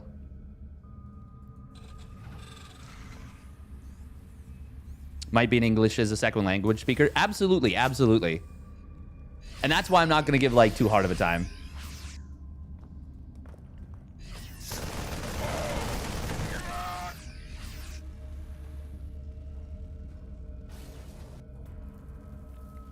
And I appreciate the sentiment as well. The +1 armor was late, by the way, for Cure, and he has forgotten to add it on. Quite a few Marines moving across the map. We do have Ravens here. It's a similar situation, but reversed. This time it's Cure with the Ravens, Ryung without. Ooh. Wait, no, did Cure have Ravens before? Ooh, counterattack on the other side. He actually got all the way into the natural. There is one tank on the high ground. Good siege up there from Kira. Going to slow things down. Can he get the orbital? Yes, he can. Surely he can't get this. But if he... Oh, my God. If he gets +2 attack, that would be so huge. No, no, no. Don't tunnel on that. Get the +2 attack. Get the +2 attack. Get the NG base. Those are your tickets to a victory. He's going to get the empty NG bay. Meanwhile, other side of the map, interference matrices coming in. Kira actually moving forward. This is a big decision point in this game. But the tanks wake up for Ryung just in time. He gets +2 attack. Denies it just as the army is trying to clean him up. Oh, that's big for Ryung. And Ryung is about to have a double upgrade lead on the Marines. Not to mention the +1 vehicle weapons, which is not a huge break point where, like, +2 vehicle weapons, you one-shot the stimmed Marines in, well, AoE. But it is good. It is absolutely very good. Ryung electing to stop mining gas, it looks like, on the third base for a little bit here. Scan does expire. Siege tanks sieging up on the mineral line itself. That is a nice siege position here for Kira. Can he hit this one SCV? Yes, he can. Oh, just wants a scout of where the tanks are. Says, hey, your Marines are not here. Where are your Marines, sir? And the answer is, they are getting ready for a big counterpunch. Scan sees basically Kira's entire army at home. Yeah, all 4 tanks. Sorry, there's a 5th tank. Oh, but he also sees the base is not protected, and Kira loses it. As Ryung is coming, or as Kira is coming in, Ryung comes in with the counterpunch, and another base falls. Ryung picking his spots perfectly. That was big, giga-brained. And he saves his own orbital, but he is down in supply. Ryung, that is. Way down in supply. Still, he is starting to mine a little bit more as he's got this base on the top side. If Ryung had saved all the SCVs, those 11 SCVs, or even half of them, and just fully saturated this base, that would have been really, really nice for him. Ryung firing up 3-3. Oh my God, shades of MVP versus MKP right now. If we see 3-3 Marines versus 1-1, this is going to be the most unfair fight of all time. Oh, interference matrices coming in. Does switch off 2 tanks, gets the kill on 1. This planetary is not done. This is a dead base. Kira's just going to kill it. Easy. Very nice find for Kira. And on the other side, there's tanks prepared. Ryung sees it, scans, says, I can't attack into that. Now, there's more Marines, I believe, here for Kira. But, just only a couple. So the 2-2 versus 1-1 would make the difference. Oh, man, I'm starting to get real worried for Kira, despite the fact... Oh, nice find. He finds the army split up. Ryung, though, don't lose your medevacs. Yeah, Ryung wins this fight hard. Have NG bays been rebuilt? They have. Does he have an armory? He does. No 2-2 fired up yet, though. Oh, medevac's going to get found here. No, they will maneuver around. Oh, my God. Oh, that's an orbital. I was like, wow, he saved it? No, he didn't. I watched it die, literally. So another one almost died. Doesn't need to repair that. Very, very messy game. Cure way ahead in the worker count and ahead in income for the moment. Actually got a lot of SCVs right here. Oh, the break on top of the tanks. Ryung finding the tanks that were remaining right there. What's the tank count now? 8-5 in favor of Cure still. Cure has been diligent about building those tanks. He actually makes a planetary at the 3rd. Looks like Ladder Terrans were right all along. Ketrock, he always knew. Heh. God, +3 weapons is about to kick in. This is legit going to be... And just now, +2 attack starts up. Cure has so much gas, but the minerals are really choking him up here. There's the +2 armor. Ryung's units are about to experience a 4 upgrade lead. It's a 3 upgrade lead going into this fight. He might even be able to fight this. I think he can. If he had the +3 armor, I'm almost sure that he could. But he runs away. Oh, man, that's a lot of Marines on the top side. There are tanks here. The wrap around to the concave. He's trying to come in on top of these tanks. Siege tank, siege up for Ryung on the low ground. He does break this, but it is expensive to do so. However, he now has position on his opponent. I know that the supplies were favoring Cure for a while, but this is one of the reasons why I was saying no, that does not really tell the whole story. upgrades are so big. And now that Ryung has this position, Planetary is getting hammered by these siege tanks. Cure's, oh my god, there's no hope for this attack on the bottom side. Cure, at minimum, cannot fight until it's 2-2 versus 3-3. I, once again, cannot overstate how big of a deal a 4 upgrade advantage is in Marine versus Marine. The only matchup where it might be more impactful would be Adrenal Glands Lings versus Adrenal Glands Lings, having this upgrade setup. I don't think anything else would attack faster than Stimmed Bio and have more instances of the upgrade difference applied. Look at the mass repair here. He's actually going to save this. Liberators, one of them does go down. Second one, barely saved. Oh, Ryung gets it, though. Can Ryung actually take down this base? He gets it. Oh, just enough damage. But on the other side of the map, Cure counterattacking with a lot of Stimmed Bio. All of a sudden, he's the one who's up in supply. He's going to snipe this command center. There's nothing in the main. If Cure goes right into the main, he might just do this. But at the same time, you have to remember, it's a crazy upgrade disparity. Cure, though, okay, he scans. He sees the army coming back home. He might have been able to pounce on that, but instead he wants the SCVs. He wants this base. Look at the worker count right now. It is insanely in favor of Cure. God, man with guns so good. Yes, yes, yes. Look at this.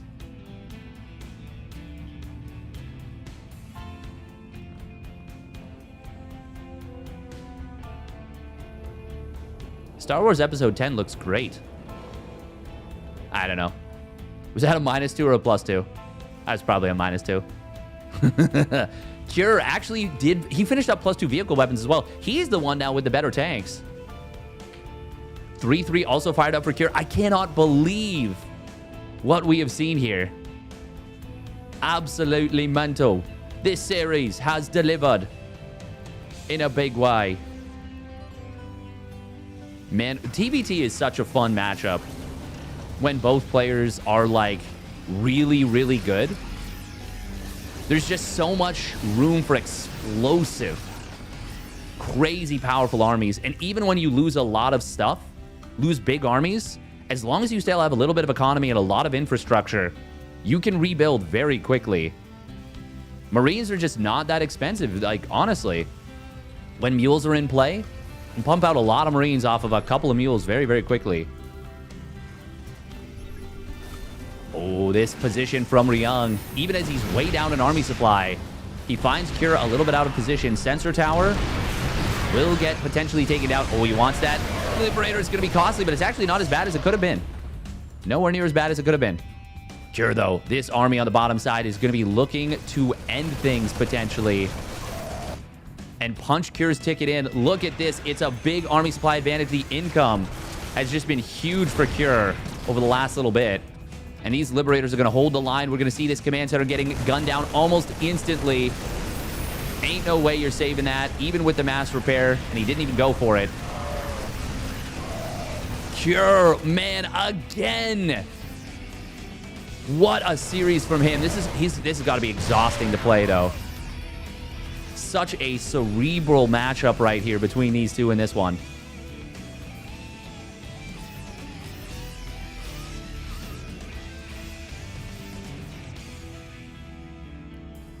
I mean, TBT, the problem is, like, he definitely did leave some vulnerabilities, but it's... You can't cover every base, is the thing. Yeah, it's desperation a little bit. We are going to see Ryung trying to wrap around on this. He is getting in before his 3-3, his opponent's 3-3 is done, and he will wipe out the tanks. But he just doesn't have the numbers. GG gets called. Cure comes back from the dead in game 2 and wins a very exciting, long, drawn-out macro game in game number 3. Very well done. Very, very well done. Zound 2-0'd Solar. Okie dokie. Solar 2-1'd Classic and Zound 2-0'd Solar. Gumiho did 2-1 Bunny. And now he's waiting on the winner of Creator and Trigger. How crazy would it be if Estrella qualified in the EU qualifier? Is Maru playing today? No, he has already qualified into Masters Coliseum. And then Trigger qualified via the Korean qualifier. And Creator and Gumiho, that's very doable for Trigger. Very doable. Not easy, but definitely doable.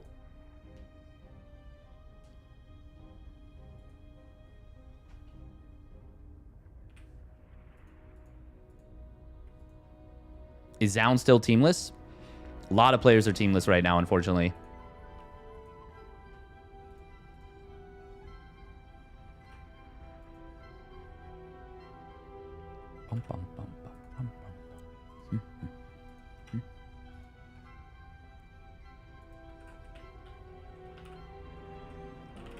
It is worth noting that, yeah, once again,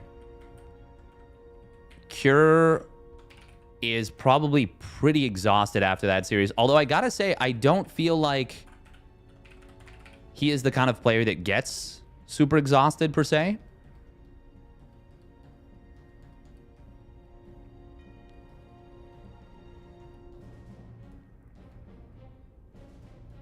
All right, we got to run a couple minutes of ads.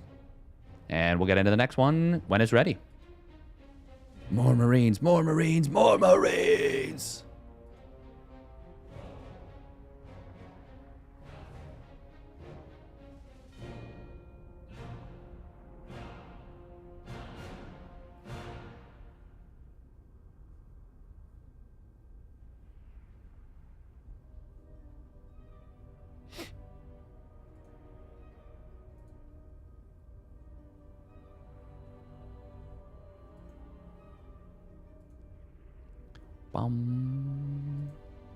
Did we get... Oh, no, we got to start a Predizione. Predizione.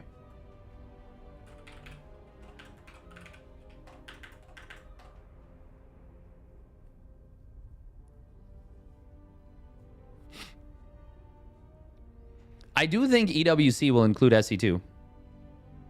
Can you show us in 16 minutes if it's SC2 for EWC?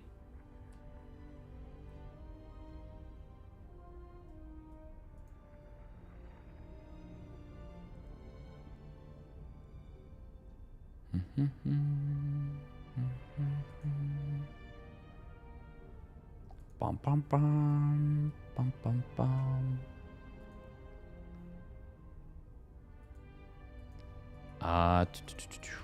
EWC. How many more days do they have of announcements? Oh wow! Oh, it's the summer. Right. CS2 is so back. It's so funny that it's CS2. So close. So close. You guys are close. Wait, they're announcing 6 more games today? Or 16 more games in total? Because I know, I'm pretty sure they're announcing a game a day. What's the score with Trigger versus Creator? I assume Roddy's covering that, right? He's got to be. There's no way he won't cover the teammate. Yeah, 16 games in total, right? Yeah. Yeah, not today. Yeah.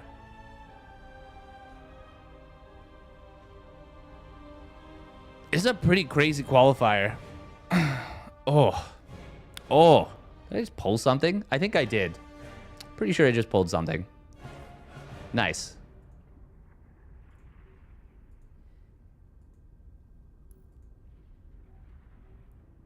Looks like Trigger and Creator are in game 2 of their series.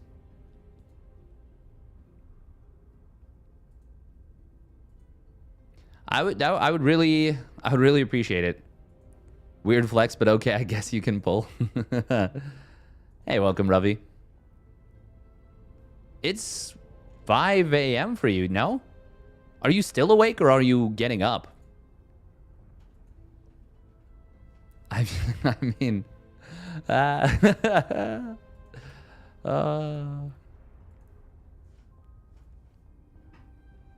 yeah, Indy's great observer. We got a lot of good observers, honestly.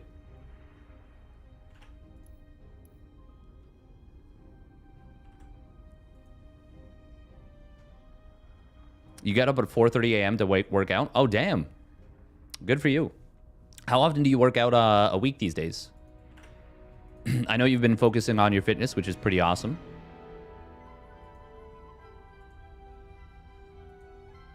Are you happy with the results so far?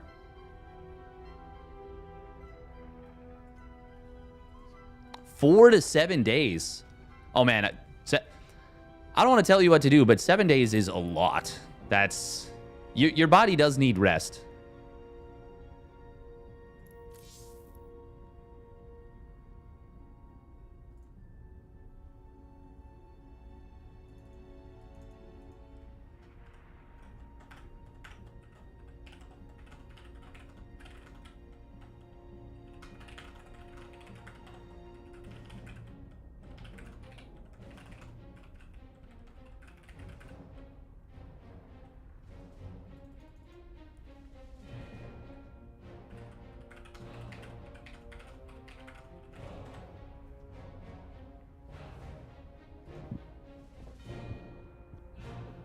I'm pretty sure Trigger and Creator just went straight into Game 3.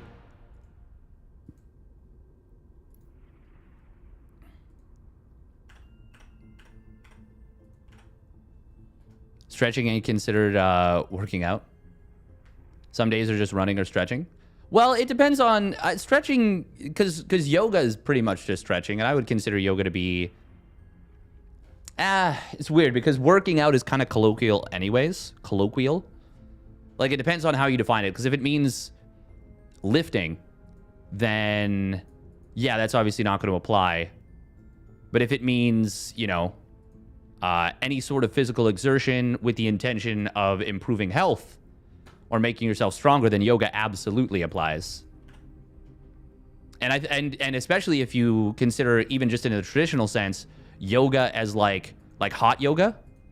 Yoga is definitely a like a proper workout. Like, it can be very difficult. There are strong varying degrees of yoga. Oh.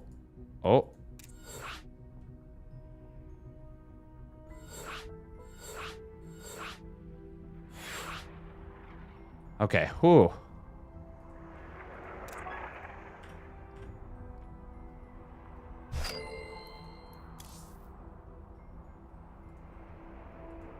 Olivera says, today me caster. Oh, very cool. What's this barcode, though? Who is barcode? Are they going to be disruptive?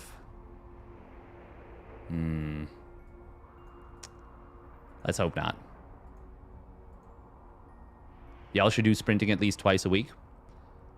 Technically speaking, I basically do a very short sprint. Well, actually, for me, it's not even really a sprint. It's a run. But before I do every workout, I do a half-mile run on the treadmill. I've managed to get it underneath 3 minutes again for the half mile. When I was in peak shape, I was running a sub 6 minute mile.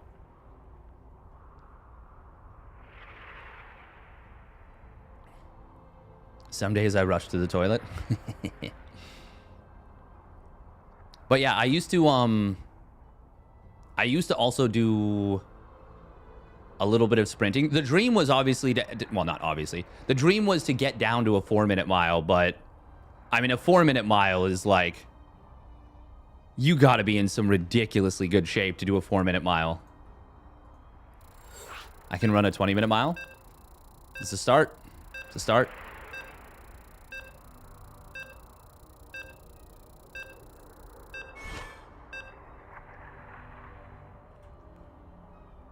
Hell of a lot better than nothing. Why is Steadfast giving real distance measurements and not un-American ones? Because all the treadmills are programmed in miles. Even in Canada. 1.6 kilometers. Yeah. 1,600 meters.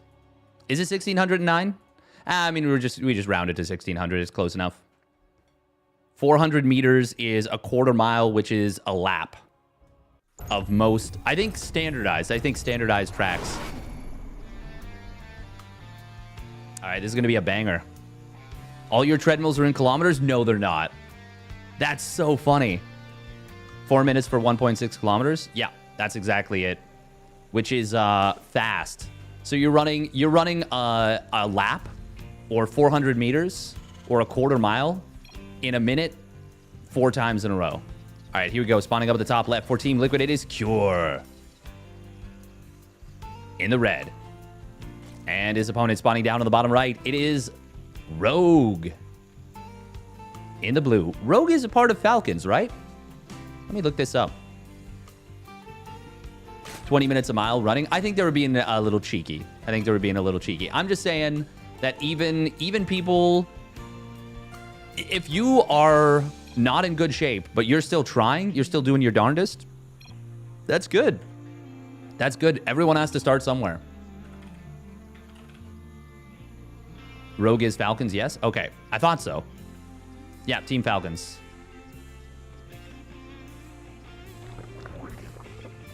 All right. Oh my goodness. Is this Hatch Pool Hatch? Yes, it is. And Abyssal Reef, that's a good map to be greedy as hell. He's just checking around saying, hey, are you proxying me? Doing the dark. Dark, when he does the... Now, granted, this is slightly different because your hatcheries are 25 minerals cheaper, so it's actually a little bit better than before. But Rogue doing what Dark loves to do, which is send the one drone. Basically, you're already on 16 of 16 anyways, so you may as well get some extra value with that drone somewhere else. And he does that by scouting around.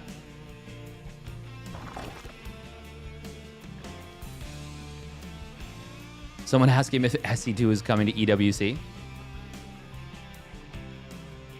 Hey, your team is from Saudi Arabia. You know all the other Saudi Arabians, right? I don't actually know if Falcons is connected to EWC at all. I don't think so, but I can't remember off the top of my head. It is going to be a 6-lane opener from Rogue, as he did delay this one queen. Cure did see the timing of the 3rd hatchery, so he knows, well, laying speed is probably just not a thing. Rogue was kind of hunting this. Hunt me. Hunt me. I'm trying to fix the thing so he can go. Oh, look. Oh, I did it. I fixed it. Wow. Man, I'm really good at the game. I can manipulate players' actions through across hemispheres. Oh. 4:49 still minutes. 4:49 still 4 minutes, right? Well, for what I'm thinking, I'm thinking of like, so I would consider that a sub 5-minute mile. I mean like 4 minutes or less. Like technically speaking, like 3:59:59.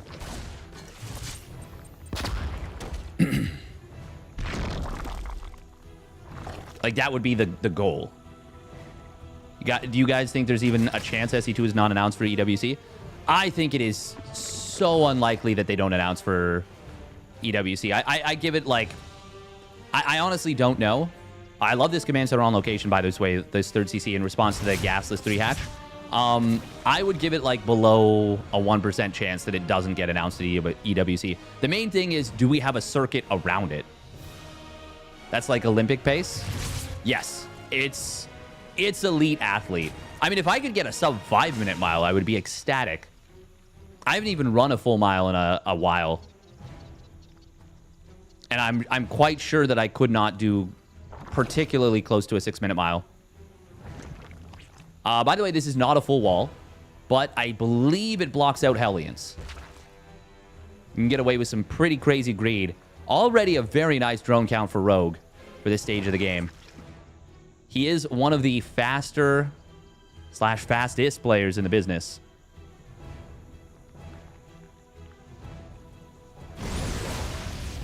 Wait, who did Falcons pick up that was a new player last month?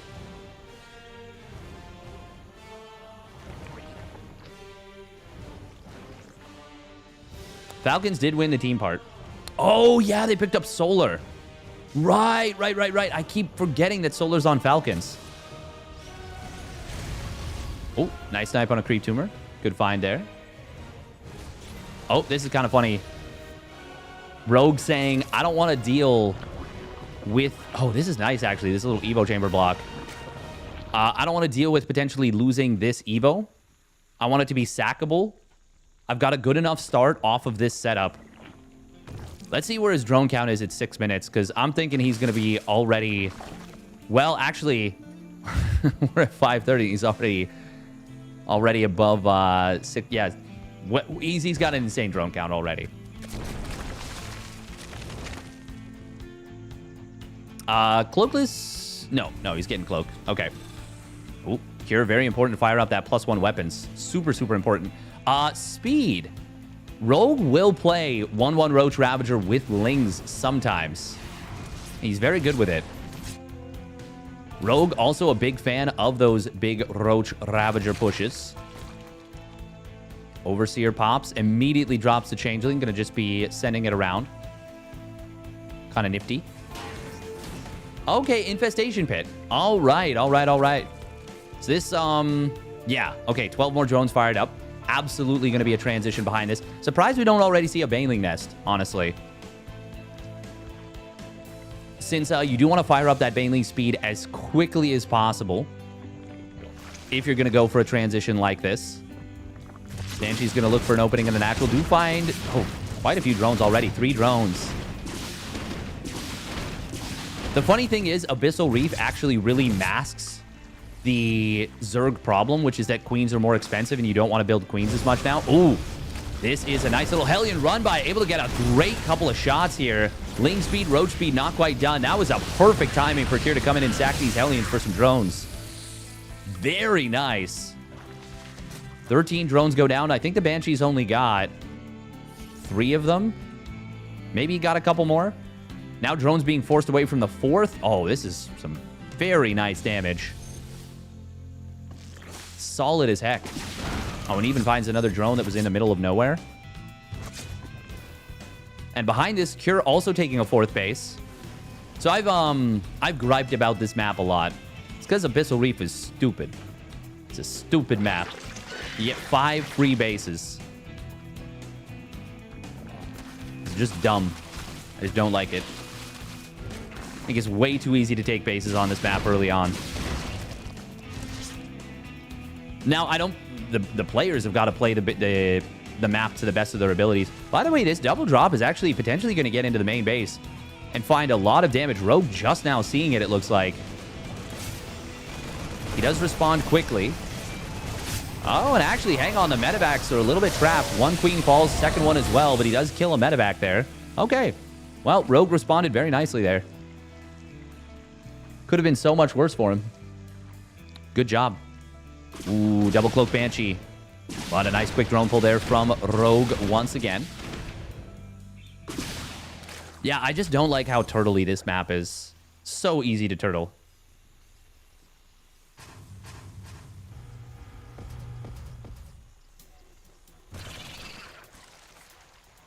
Queens are very good. I think the main thing is that there's no other choice for Zerg in the early game.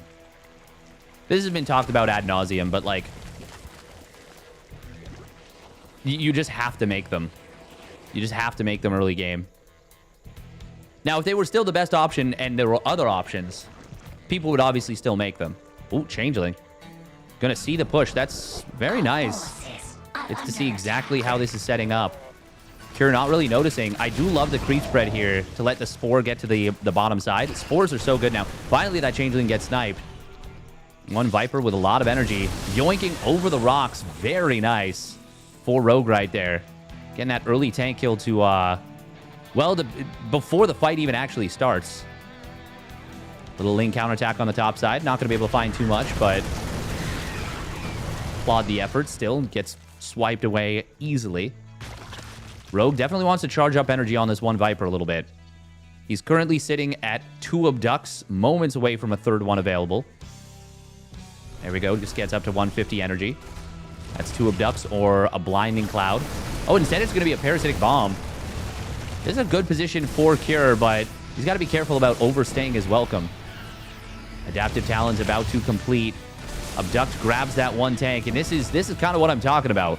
The longer he stays, the more he's just going to get picked away at by Rogue's Vipers. Yeah, and Rogue is Rogue does not care. He will abuse the crap out of the map. As he should. It's his livelihood. Oh, an attempt to get in on top of this. The Evo Chamber is really messing up the concave of Rogue, but with so many lurkers back there, you're not going to get jack diddly done. Rogue. Oh, nice blinding cloud there. And now the Roaches might just be able to take this fight. He's going to need a re-blinding cloud soon. Actually, yeah, he overstays in a big way. Lurkers, though, popping out of an Nidus Worm on the other side of the map. One siege tank will go down. Second one is going to be able to get some... Well, honestly, both tanks got some really good value there. Ling's counterattacking again. Cure has slowly chipped away at this army. But, or so really slowly chipped away at this creep. But Rogue is standing strong, and this counterattack with the Lurkers is finding huge value already. Oh, a lot of SCVs starting to fall. Ling's getting it on top of the third base as well. Rogue just standing strong. Ghosts are starting to pop out, but they are not out in big numbers yet, and this is looking really problematic. Oh, that one siege tank. Can it clean up these Lurkers? Yes, it can. Nidus Worms are just being spammed out, though. Still, I believe he should be able to clean this up. These last two Lurkers are a problem, but they are going to get taken care of. Man, Rogue really keeping the pressure up. There's another Lurker over here. Ooh, he finds a Ghost with it, too. But ultimately, Cure does stabilize and cleans up everything in his main base. However, the push is now coming at the front. There's no Hydra speed. Oh, he's not done the Hydra speed upgrade, and that means these Hydras, well, not only can they not dash, they can barely walk. God, look at how slow these idiots are. Move over, Grandpa. You're in the left lane.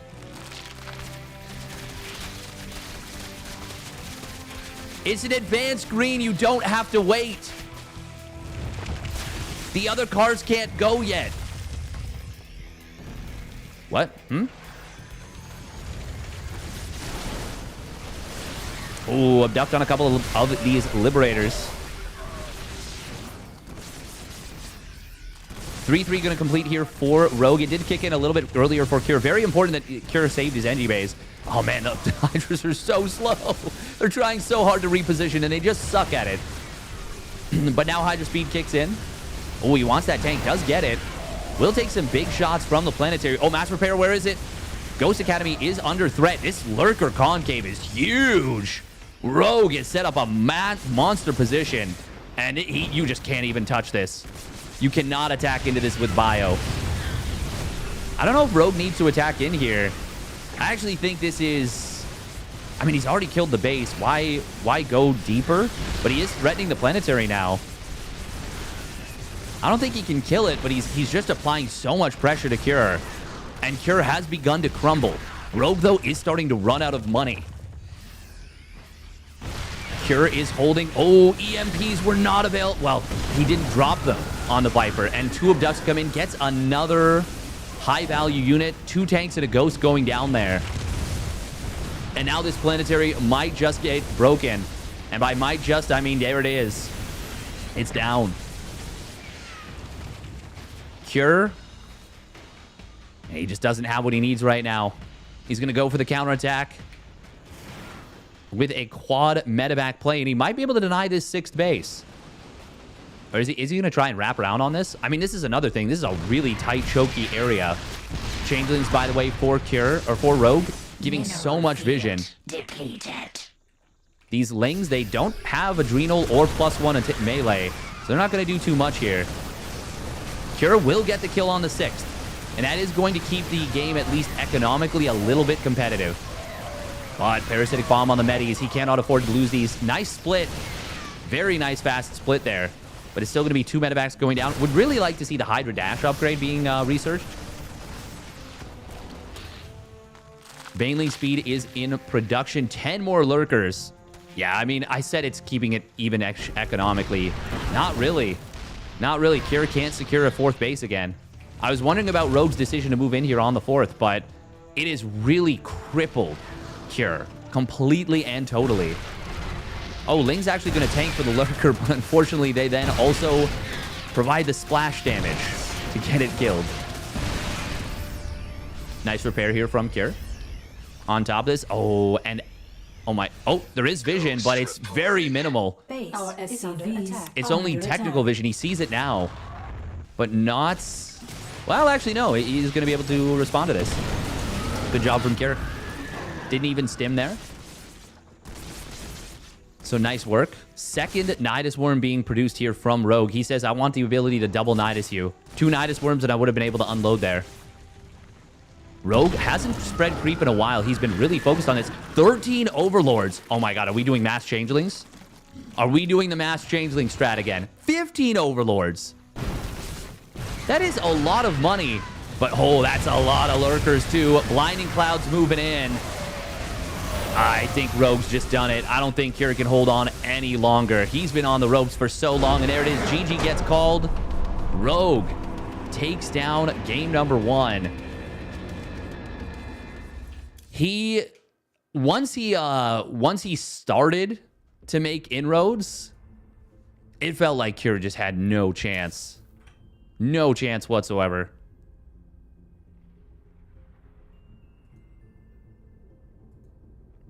Now, Kira stayed in that game for a long time, and you might be wondering why. I've seen him win games like that before, but it's not common. It is honestly not common. Trigger 2-1 creator. Yo, he's up against Gumiho now in the qualifying match. No freaking way.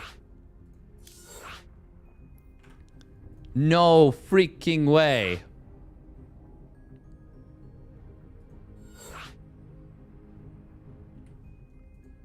That is super, super cool.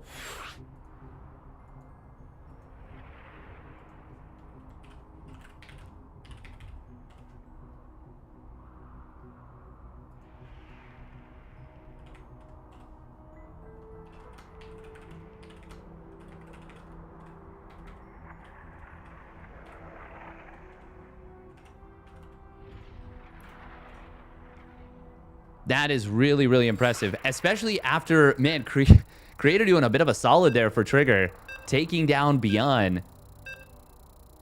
And then Creator turns around, takes down, or Trigger turns around, takes down Creator. And I feel like Trigger versus Gumiho is very doable for Trigger. Very doable. Damn. Hey, welcome, Old Man Toast.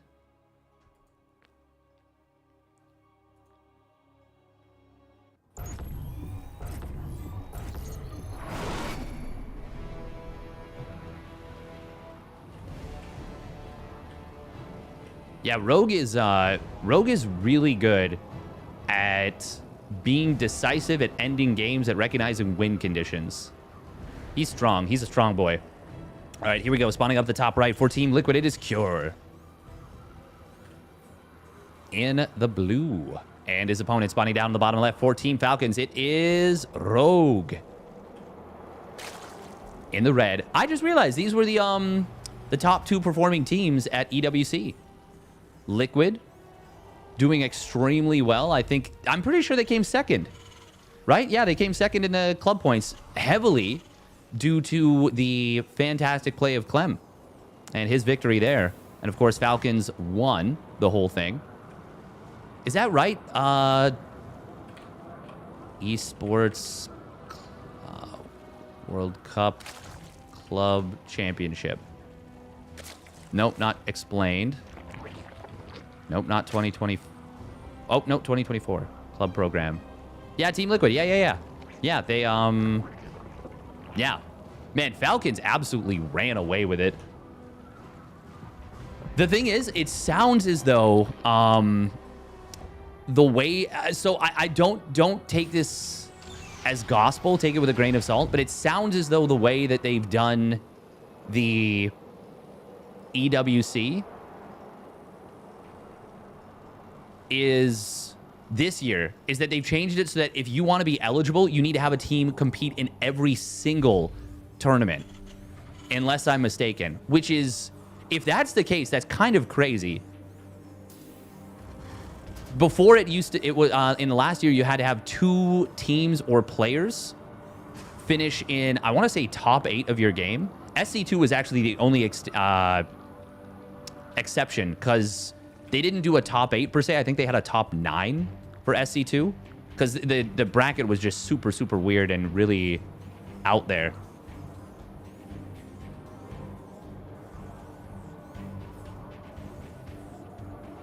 They won because of numbers? Yeah. It is funny that the battle for second place was far more interesting than the battle for first for Esports World Cup. All right, we got a much more reasonable map here on Frostline. God, I really just hate Abyssal Reef so much. Once again, I do not blame any player for taking advantage of the maps. But I don't want to see a map where you rush up to 4 bases, 5 bases, and there's just like not a whole lot that happens early on. Team Liquid, yeah, Team Liquid had quite a few teams competing as well. But without Clem, they absolutely don't take home that $4 million second place. God, I can't believe it was $4 million. Team Liquid also did really well in... Wait, what was it? Yeah, Riyadh Masters. They came second place to Game & Gladiators. Team Liquid had a hell of a year, actually, for their Dota 2 squad. Oh, is that going to be a save? Yes, he just barely escapes this round. Should be able to get back up to the high ground. Oh, unless we take a bad route. Nah, but the Hellions are there. And Rogue sees it with his OV. Did he find a position where this is safe? I think so.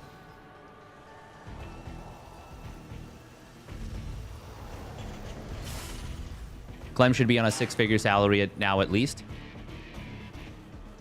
I mean, I don't know what the details of the contract are, but I wouldn't be super surprised if Clem's salary is very good.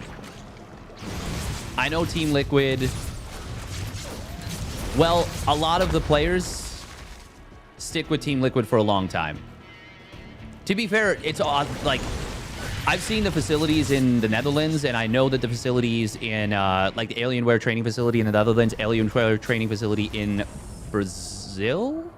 Is it Brazil? Is it Brazil? No. It's West Coast. California. They are really, really nice. Apparently, it wasn't that great when he joined. To be fair, Clem wasn't the best player in the world that he is now. And that's the thing, is they took a chance on him, and it paid off better than you could ever hope. But, like, that's, you know, that's kind of how sports development works, as well as esports. It's, yeah. The thing is, obviously, we don't have the same infrastructure as, you know, like, Major League Baseball or the NBA or football, American football. Also, I did not realize how much American football makes in terms of revenue. Okay, game. What do we have so far? We have 3CC Hellion Cloak Banshee. Oh my god. Who could have seen this coming? Impossible. Good start so far for Rogue, though. Excellent creep spread already. It's really starting to flower out. And this is where that speed really comes into play. Oh, wow. That actually killed both tumors. I didn't think the second one would die on just a single Banshee volley, but didn't quite have enough HP. It takes more than one volley to kill a full health creep tumor, right? Oh, great grenade right there from Rogue. Snipes another tumor. Or, sorry, from Kira. What am I saying? Finally, a unit dies. 1-1 and Bane speed started up here for Rogue. Cure. He is very good with his timings. I would say Cure has some of the sharpest, just straight up build order timings of any player, like, I would say just of any Terran player. Oh, Banshees in the main base do find a little bit of damage. Rogue is going to be playing 4 gas. Pureling Bane, it looks like, for the moment. Oh, and Burrow. Burrow is a great way of seeing, is a player playing their absolute best StarCraft, and are they in the best form they can be in? It's going to be the triple hatch, by the way, in the main base, the Dark Macro Hatch. I'm a big fan of this kind of style of play. This is a style of play that you can make really sing, really dance, really look busted when you are feeling yourself.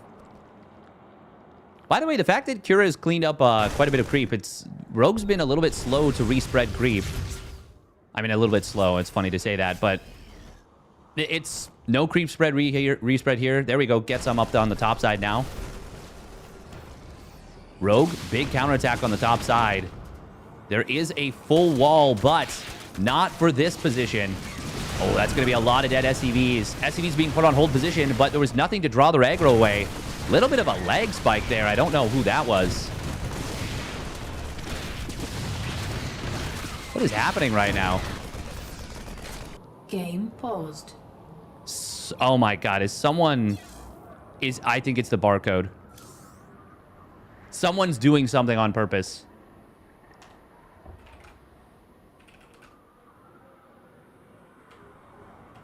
That felt on purpose. That 100%. Oh, no, Crank, no. Okay, that obviously wasn't on purpose if it was Crank. Obviously was not on purpose if it was Crank. On purpose? I don't know the process of it, but there are some things you can do that will interrupt a player's connection. Or, well, it will interrupt your connection that you can do on purpose. I don't know the ins and outs of them. Honestly, if I'm Cure, I'm asking for a resume from replay, because that cost him like 10, 15 SCVs. I'm 100% asking for that, but he's not gonna.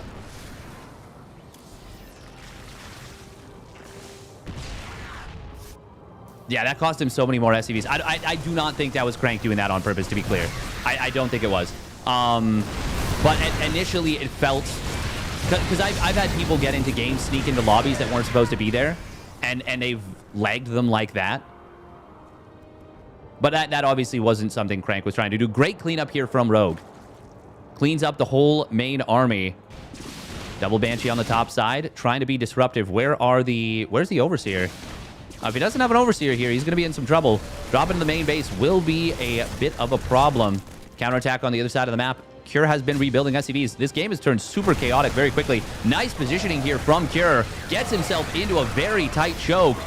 Oh, man, and meat grinders the Zerglings. That was a great little maneuver. And all of a sudden, it's Cure finding a ton of value. Did the Banshees go down? They did. Oh, he didn't cloak them up. Double drop on the other side. Also going to be beating these Lings. Oh, my God, he gets the kill on the spawning pool. Holy crap, the game is just over. Cure. What the hell? What the hell? Cure says, I didn't need those SCVs. They don't even have guns, you idiot. Why do you think I would need a regame? I'm about to win, Steadfast, you dumbass. Oh, I'm so sorry, Cure. Resume from replay? Nah. Resume to victory screen. More like zoomed to game 3. Damn. He actually just trucked him. Cure actually just judo flipped him through the ceiling.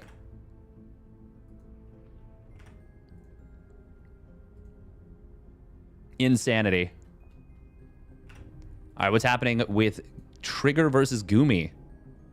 The Gumi God. Looks like the Gumi God is winning game fun. And it does not look like it is game fun for Trigger here.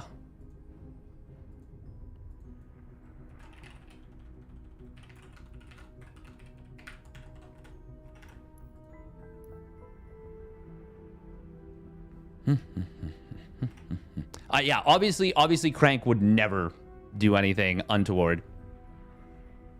Maybe it's a stupid question, but why do they allow people on barcode into lobbies for tourney games anyways? No, that's not a stupid question at all. They absolutely shouldn't. Absolutely should not. But in this case, it was obviously just Crank having internet issues. Like, that was not what I was initially thinking that it was. But what I mean is I've experienced people... You can basically force stutters to your modem. Once again, I have no idea how it's done. But yeah, that's what I was suspecting as soon as I saw that. But it would seem that whoever the barcode is legit. Or well, I mean, actually, I don't know that for sure that they're legit. I'm assuming.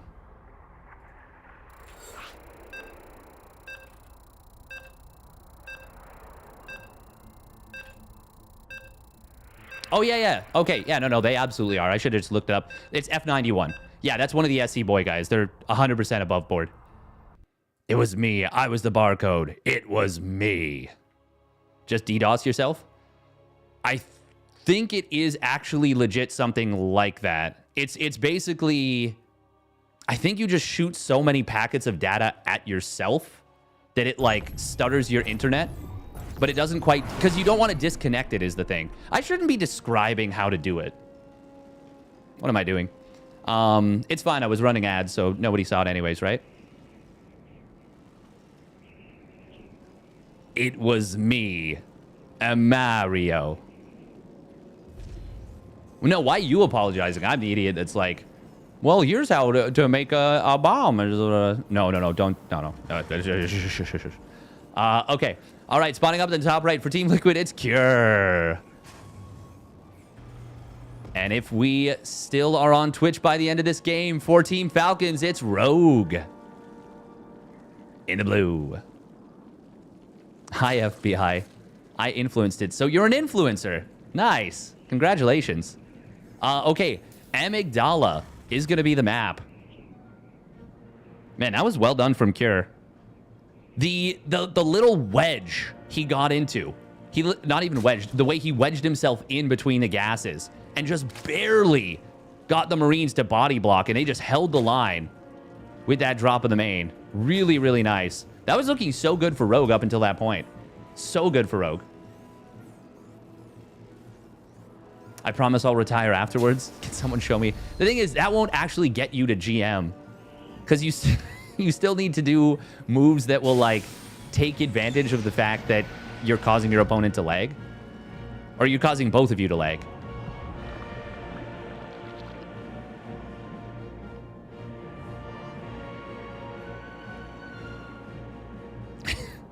DDoS attack to GM. Jesus.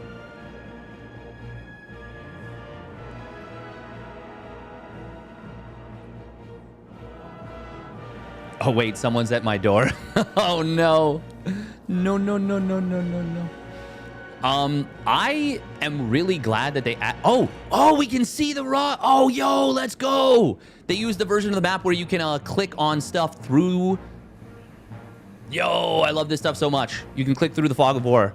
Aha, look at me. Look at all the rocks I'm clicking on. I am influencing the game. I still don't understand why there's unbuildable plates here. Anyways, we are going to be seeing, once again, 6 lings. Cure.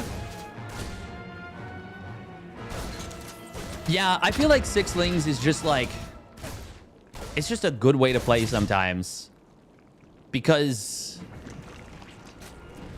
you just don't create a problem. Also, I will say, if you're playing that 4-gas Ling Bane style, especially when you're going mass hatchery and, like, really, really committing to the Ling Bane, I think you gotta have some spores up in your main. You gotta have some spores. You gotta get, have something that can push the medevacs away. Give a man the power to click rocks and he'll be happy. Yeah. Some people say kick rocks. Nah, I say click rocks. Goo Goos understands. This man gets me. That's why he's my favorite random streamer. Hey, welcome, Neat Pete. Kick rocks is such a funny, like, phrase. Might be a caveman with how he's easily entertained by rocks. Oh, thank God. I thought it was because you thought I'm an idiot, like I am. Yeah. You could have just left it at, I thought Steadfast might have been a caveman.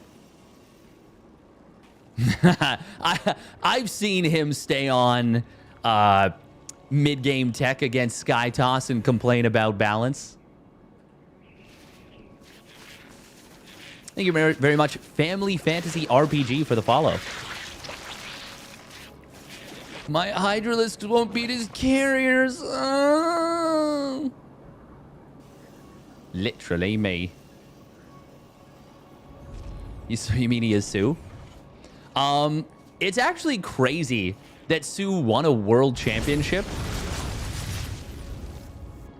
without ever learning what the term late game means. That's so impressive. What a warrior. For anyone who says the definition of insane is trying the same thing over and expecting different results, nah. Sue. I'll ask it here since my YouTube brethren get ignored. Are you saying players can click rocks in Fog of War and see health remaining? Yes. Yes, we can. On certain mods. Certain mods. So this is really handy on this map. Now, the timing that they die, I want to say it's...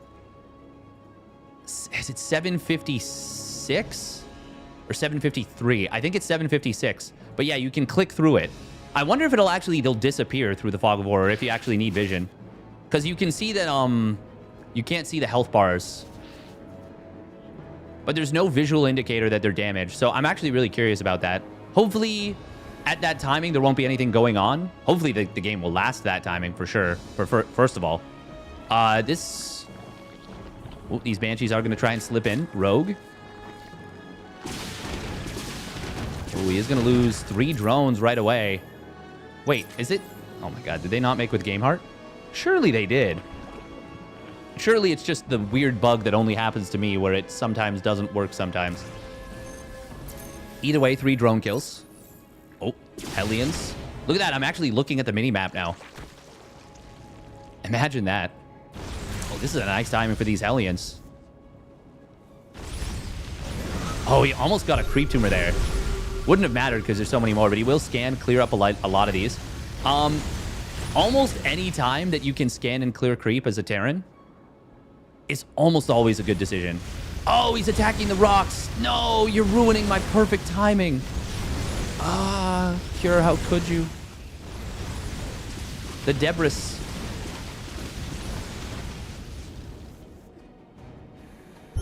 Oh, he just wants to clear creep in the middle. Okay. He doesn't see this tumor, right? No.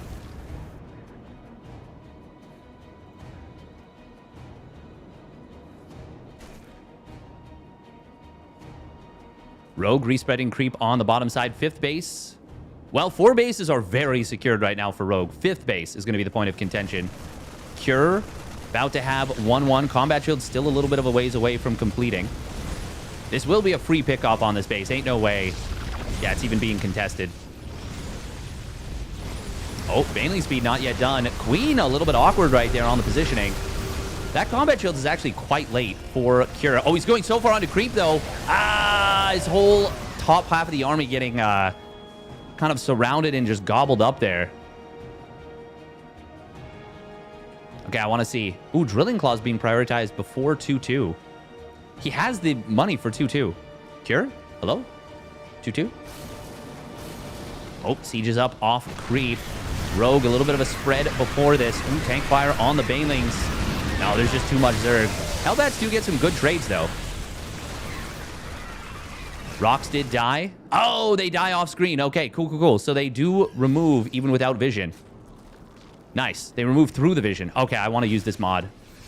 Definitely. Cure is really starting to push forward. Rogue is in some trub. Did he lose a bunch of drones behind us? He's lost 2 drones, but they were both on attempts to take this base. 2 additional drones, I should say, beyond the 3 that went down to the Banshees. Siege tank shooting Queens, not the best. There, tries to target fire the Banelings now. Rogue, oh, these Hydras are slow. These Hydras are real slow. Queens, bulky as heck. The Marines, I think you just disengaged. This has been a successful attack from Cure. I think the time might be... Oh, did he get a kill on that hatchery? No, it's a cancel. But it's another drone going down. Spore Crawler in this base. We'll keep it safe. I would have loved to have seen a scan on the creep, clear that up. Rogue not adding on a next upgrade yet. He is definitely getting a little bit flustered here by Cure's aggression. And Cure, 4th base landed, turning into a planetary. This is looking really good for the Team Liquid Terran right now. This is why I wanted to see the scan earlier. It would have already been, this creep would have already been started to decay, I guess, or disappear. Still, Rogue is very much on the back foot right now. Very interesting that we're seeing heavy mind play. Oh, nice on Burrow. Heavy mind play in the face of the Hydras. He is committing to it. Oh, we got to split against these. Oh, nice mind drag right there from Rogue. And that is going to allow him to break this push. Mines are very good, but they can also be very good for the enemy. No 2-2 yet for Cure. Oh, that Baneling getting gunned down, but he's, well, not the best split, but good enough. He had the firepower to take down the relatively small number of Banes. Now, there's no medevac energy here, so Cure is forced to pick up and get out. Rogue, though, has been able to get a little bit of breathing room for himself. Respreading creep on the top left, respreading creep on the bottom. And now he's going for the gold base. Banshees just kind of setting up here, making sure creep doesn't respread. 3-3 fired up for Cure. Rogue about to finish up his +2 armor just as the fight kicks off. Good timing there. Oh, another nice mind drag. Rogue doing a really great job against these mines. Oh, Cure with the target fire on that one Bane. Says teammate of Clem. Yeah, we do. We do. Oh, man, still no additional upgrades. Rogue also no Hive on the way yet. He is in so much trouble in terms of tech and upgrades. Oh, big mine shot on the tail end. Still, Rogue is keeping the trades from getting completely out of hand. But it is going to be difficult to do so in the face of what's happening. He really needs to start up +2 melee. Really, really needs to start that up. Please, Rogue, for the love of God. His inject's actually not looking super hot either. Loading a lot of energy on that main queen, but it looks like he is still keeping his money well spent. There's the +2 melee now. Man, Rogue is... If you look at the minimap, it actually doesn't look so bad. The creep spread is pretty bumping, and actually he is about to get this gold base up and running. No Spore Crawler there, but one of the Banshees was finally taken down. A couple of sets of rocks in the middle are going to start to get targeted. One of them has been opened up, but now we see Marauders being added on. Concussive Shells about to complete, but it's not done just yet. Rogue disengaging. Oh, but Overlord tanks a mine. That's an expensive mine tank, but it's still better than hitting a bunch of Ling Bane. This concave for Cure looks very good right now. The Hydra's struggling to get up the ramp, but there's just so much Ling Bane flooding in. However, as he gets off creep, he really doesn't want to keep engaging. I think in the hole that did go quite a bit better for Cure, and he is ready to keep fighting. Rogue needs to maybe recharge on Banes, and a Banshee going to shut down the gold base for the moment. Queens, man, this concave is really tight for Rogue. He tries to spread through it. Banes are body blocked out of this Widow Mine. Oh, that hits the Queen and splashes a couple Hydras too. Cure is on the verge of taking down Rogue. Look at the supplies right now. Cure just firing on all cylinders. Marines, Marauders, Medevacs, Mines. Oh my. Rogue desperately trying to hold on with the Hydras, but there's 0-2 Hydras versus 2-2 Bio. Oh, and those mine shots, once again, even against Queens and Hydras, they can be so valuable. Rogue will, for the moment, break the push. And once again, is mining from this gold base, but Cure, I'm just going to say a scan right now would be cash money. Clears up this last creep tumor, as well as the ones that were over here. Marauders can range at this this hatchery. Ooh, big Ling counterattack. That will find a couple of reinforcements here. But now it is 3-3. 1-2 Hydras, 1-2 Lings and Banes. God, these Lings, I thought they were going to slaughter this reinforcement group.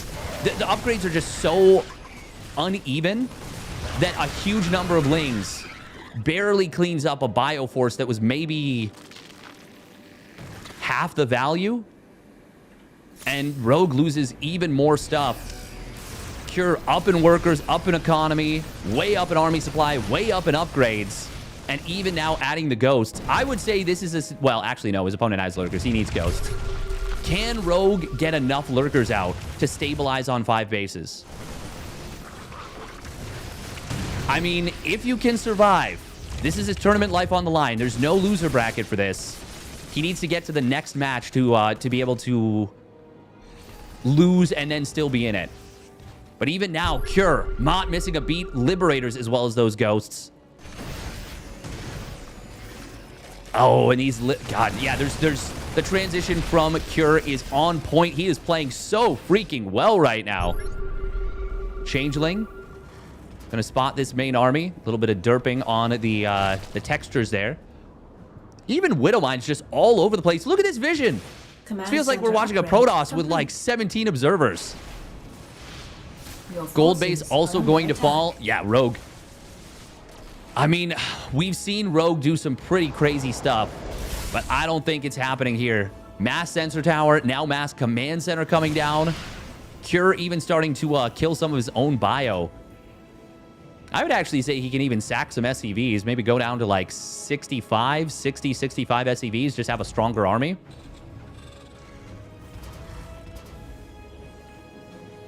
He only has 3 ghosts right now. So, I mean, adding them on, I guess using them for EMPs is not a bad thing. If your opponent has Vipers, but there are no Vipers here. In fact, there's not even adaptive Talons yet. Rogue is starting to get towards +2, or rather +3 Carapace. +2 missiles getting very close to completing. Liberators finally cleaned up around that gold base, but it's, once again, 5... No, that's 6 bases for Terran now. God, that is so much freedom. Way too much freedom to handle. And now Viper's added on for those parasitic bombs on the Liberators.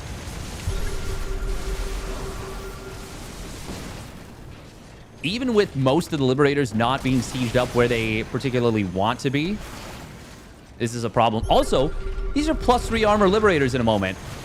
They do not die quickly. Even with the Hydra Concave, it's not even close. Cure. Absolutely bonks him in that one. Very well done. Very, very well done.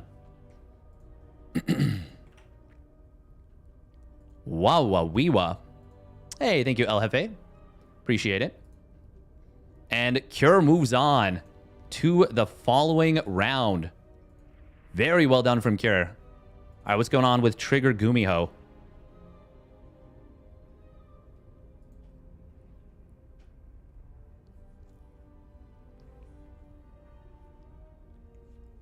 Man, that was quite fantastic.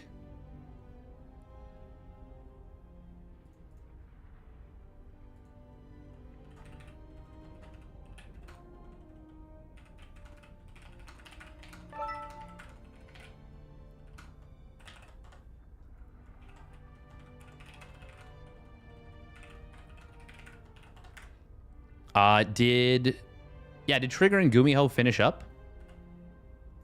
Oh, they're at 1-1. Oh my goodness. We could actually have 2 North Americans qualify into Masters Coliseum. Now, it is far from over. Far from over.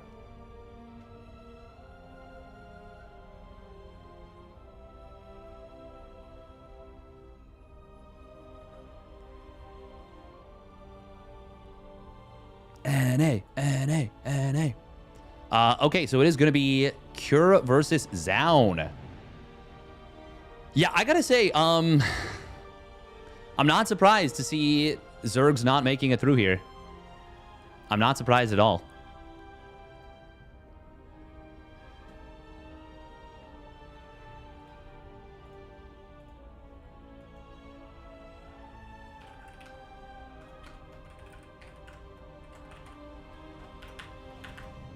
All right, Cure is definitely the favorite here, but Zaun is really good. Cure is playing so well. He's playing so well right now. I do not think that was anything to do with balance. I think Cure just straight up outplayed Rogue there.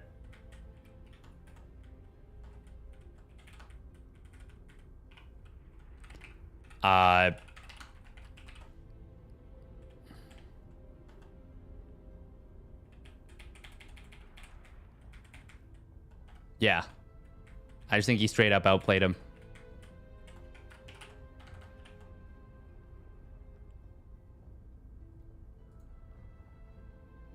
Zerg is a little bit underrepresented. Yeah.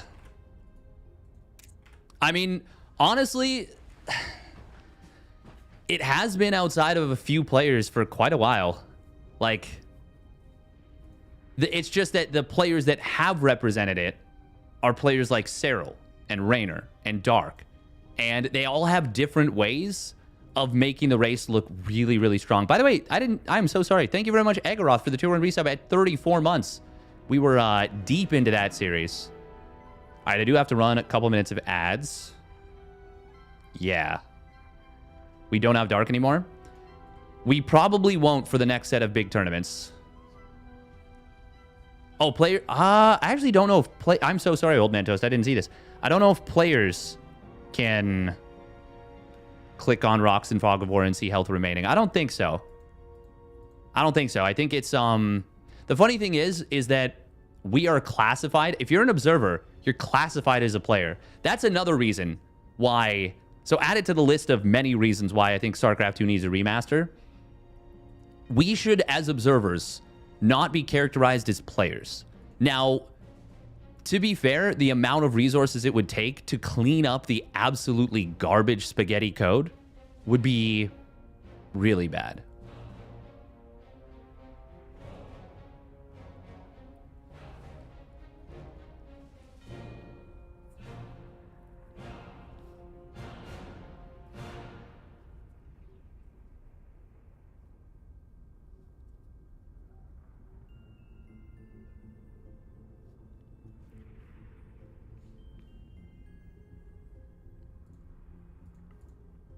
Bum, bum, bum, bum.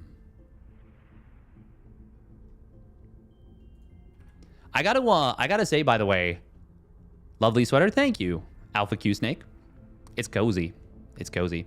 Thanks, Casterman, for thanking me. Thank you for thanking me for thanking you. Zergun to represent. Wait, I thought Dark is Dark invited? No, he's not. He's not. He didn't play.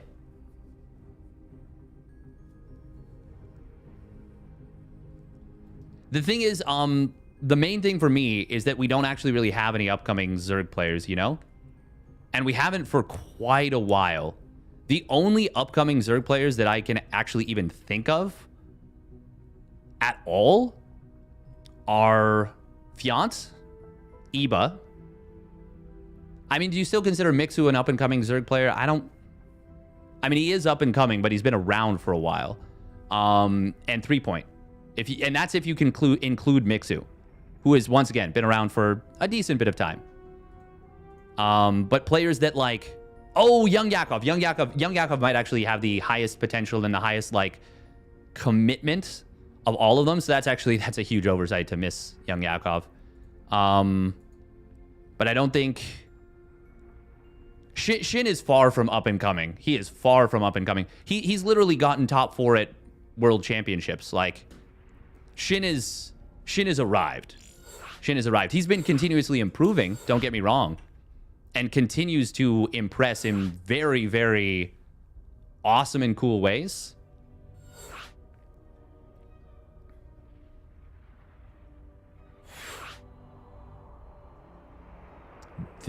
Trigger with a nice hold against Gumiho's first push, by the way, in Game 3 of their series. Just looking in on Roddy's stream. If you are living under a rock and you haven't already seen him, twitch.tv/Rotterdam08.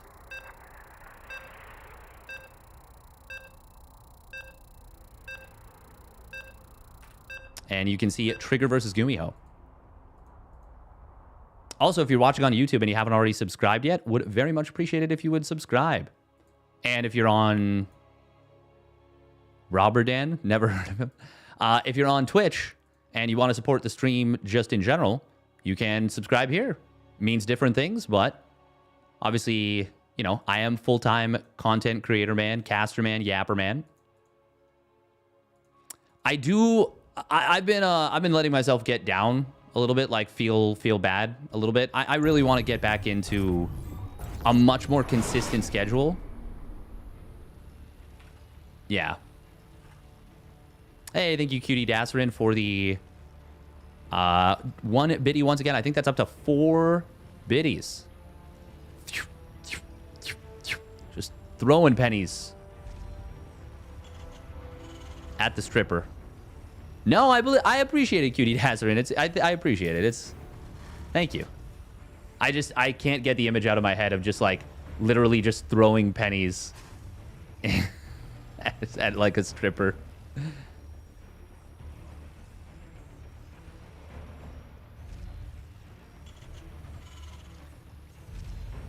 Hey, thank you, Sunny C Stream, for the donation on Ko-Fi. We didn't get the noise, but thank you very much. Hey, for the 10 Canadian dollars. Thank you, thank you, thank you. Appreciate it. All right, here we go. Spawning up the top right for Team Liquid. It is Cure in the blue. And his opponent spawning down on the bottom left. It is Zown in the red with a great day already. Hey, thank you, El Jefe, for the Prime resub at 14 months. Do I know you? Why can balance Creep and Zerg together? Is there already a math tree for tomorrow? A math tree?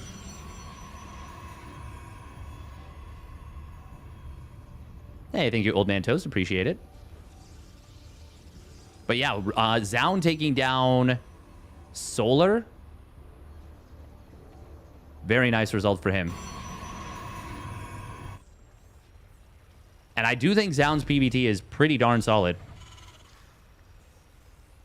I think Eba has... I think Eba could be an outstanding Protoss player. I really do believe that. I really do believe that Eba's greatest strength would come in with Protoss, because he's just so fast.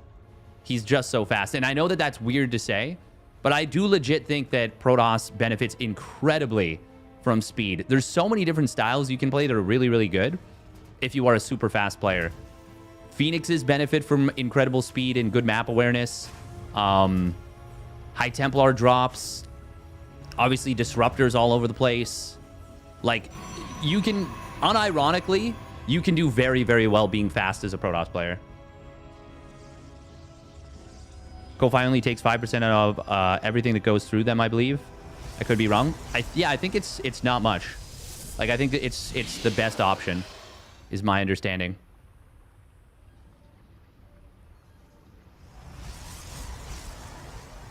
Just nerf balance? I don't understand what you mean. But yes. Cure, by the way, going to be going for very fast Hellions. Oh, right into Widow Mines. Is this going to be a 4 mine drop behind the 2 Hellion play? A lot of potential with something like this. But you could be really good at toss and be slow like me. I mean, there are... This is funny. Wait.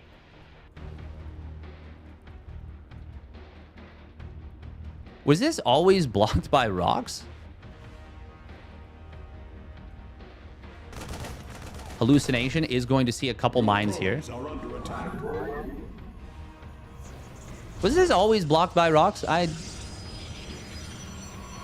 You can observe players' POV. So if I go 1, that is currently Zown.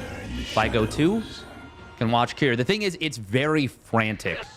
They look around a lot. But it is something that I should be looking at more. Just checking vision. And it's honestly pretty useful just to see, in general, what the players see. There's the boost in. Zown with a very quick reaction time with the Stalkers. Oh, that 4th mine. Got caught a little bit on the shift command. Oh, nice force field. Doesn't catch both units. A little bit unfortunate right there, losing a Stalker. Widow mine on Burrows. It does get taken down. Nice job. Okay. This was a big commitment from Cure. And that's only 3 probes. Well, and a Stalker. The Stalker actually makes it go from like, this is not so bad, to like, this is a little bit uncomfortable. Oh, and 2 of the mines survived. I didn't even realize. Wait, what? Wow. And they're like full HP somehow, too. Oh, Hellion gonna try and run by, but the wall is good from Zown. He's going for the Robo Bay. So it's gonna be a pretty heavy commitment on 2 base tech. Blink is now done. Cure gonna be losing that 1 SCV trying to build the Bunky. Oh, loses another one as well. Nice job right there from Zown getting the double snipe. Good Stalker control. Ooh, but he's a little bit supply blocked at 62. That's very unfortunate. Okay, one thing. I'm just gonna say it. I legit think Depot Top Hat, if you removed it from the game, you would actually see Terran players get punished for mistakes more. I think Depot Top Hat being in the game is a huge... I think it's wrong. It's very wrong. Now, we don't see it being used here, but I think supply blocks should be punished more when the mistakes are made. Oh, Stalker does go down to the... Well, the bunker knocked out the shields, and then the siege tank gets the kill. A little bit awkward. I just don't like it. If you use -1 mule. Yeah, but I mean, like, if it was just -1 mule and it was a bad thing, it wouldn't be used at all. But it is so much more damaging to have your production completely blocked. Oh, even though he's only got the 3 stalkers because he lost one, he's still able to snipe down that Marine. Nice target fire. Good micro there from Zaun. And of course, he wants to keep tabs on this army if he can. Oh, even fires a couple of pot shots at the medevac. This is single medevac? That's a little bit weird. Wait, no, where's the second? It's got to be crossing the map somewhere. Okay, oh, it just popped out. Colossus going to try and skirmish the army. Forces the tanks to siege up. That will buy a little bit of time. Charge is... Well, it's already finishing up now. Stim and combat shields also done for Cure. Good sharp timing from him. +1 weapon is not quite done yet, but it will be done momentarily. Obviously, once that kicks in, that's a huge power spike for the bio units. So he doesn't want to engage before that anyways.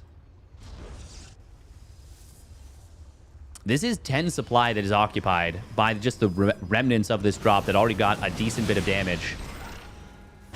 This is looking quite nice for Cure here.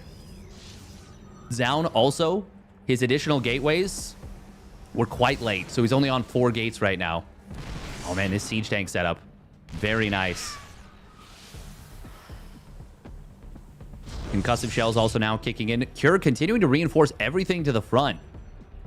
This observer does give excellent vision for Zaun, though. Oh my god, that is... He sees everything. Auto turrets dropping into the main. Does find a stalker and quite a few probes. Scan comes in from Cure. Doesn't see the observer. Man, there is so much bio here. I think you might need disruptors to clear this. I don't think Zaun can build an army that's big enough. Oh, as long as Cure doesn't unsiege everything all at once. We're going to see Zaun trying to come in. Widow Mines are going to be pretty good. Nice force fields actually forced some huge friendly fire. Massive Colossus swipes. What an engagement from Zaun to start things off. Oh my goodness. I thought there was no way he could get that kind of a fight. Holy guacamole. But even as he does, Widow Mines just got huge damage. Oh, that was such a miracle fight from Zaun. And the Widow Mines get so much done. That was actually unreal from Zaun right there. Now he's got Colossus that are not unanswered, but certainly not going to be easy to deal with. A lift on the command tower pulls the boys, but now he has to attack through a choke. Vikings, though, have had time bought for them, and only 4 SCVs going down. Really great job from Cure buying time. Super, super high-level stuff. Oh, auto turret going to get dropped, but Zaun was ready for it. Quick reaction time from the Korean Protoss. Very nicely done from him. Oh, man. Oh. High Templar warps in. Yeah, he's just going to feed back that Raven. Knocks it down to just 12 HP. A little bit unfortunate. If he waited like 20 more seconds, he would have been able to just kill that. But now it's just 1 shot away from going down. Oh, please, please leave a stalker there. It'll just die. I promise you, it'll just die. Actually, he might be able to hit this. No, I think it's close enough to centered. Oh, Rock's getting knocked down. Cure adding on ghosts now. I mean, there's no tanks left over. They've obviously been, the leftovers from the early game have been cleaned up. Zaun, oh, he does not know where the army is. He's got no idea. This is going to be a free 4th base cancel. Oh, that's really nice for Cure. No cancel on the, was that a cannon or a shield battery? Or the Nexus, for that matter. Actually, a lot of money down the drain. Could have gotten back quite a bit. Cure is a little bit overstimmed right now. He's adding on more medis. Oh, man, this is really unfortunate for Zoun. Just as he was starting to equalize the supplies, get his disruptor count up, loses that 4th base by not seeing the army, not being in position. Now he's got zealots. Seeing a lot of the exit points of his opponent's base, a lot of the map. Really nice from Zoun, but it's Cure is in a great position now. Cure is in a really good spot. Main problem for him is he started his +2 armor very late. Zoun, I do think he needs a second forge. He might not feel like he can afford it, but he needs it nonetheless. Looks like Cure might have just been fixing SCV saturation a little bit here.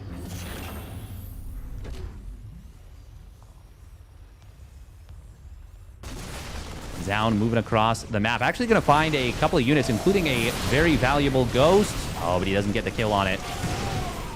Medevac there to the rescue.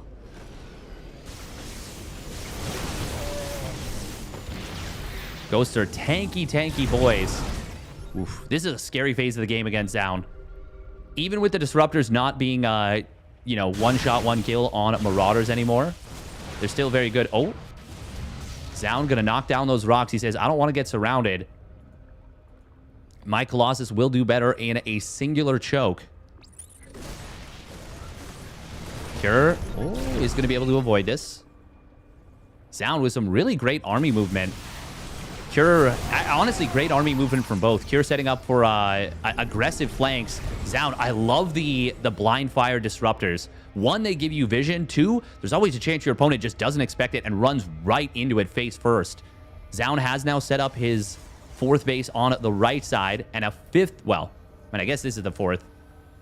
No. He took it out of any other order. A lot of bio coming in here. I don't know about this one for Cure. Attacking up a ramp into Ruppies is no fun time. Zoun's still on just a single forge. But he is starting to add on additional gateways, getting up to 10 in a moment. Oh no, second forge is done.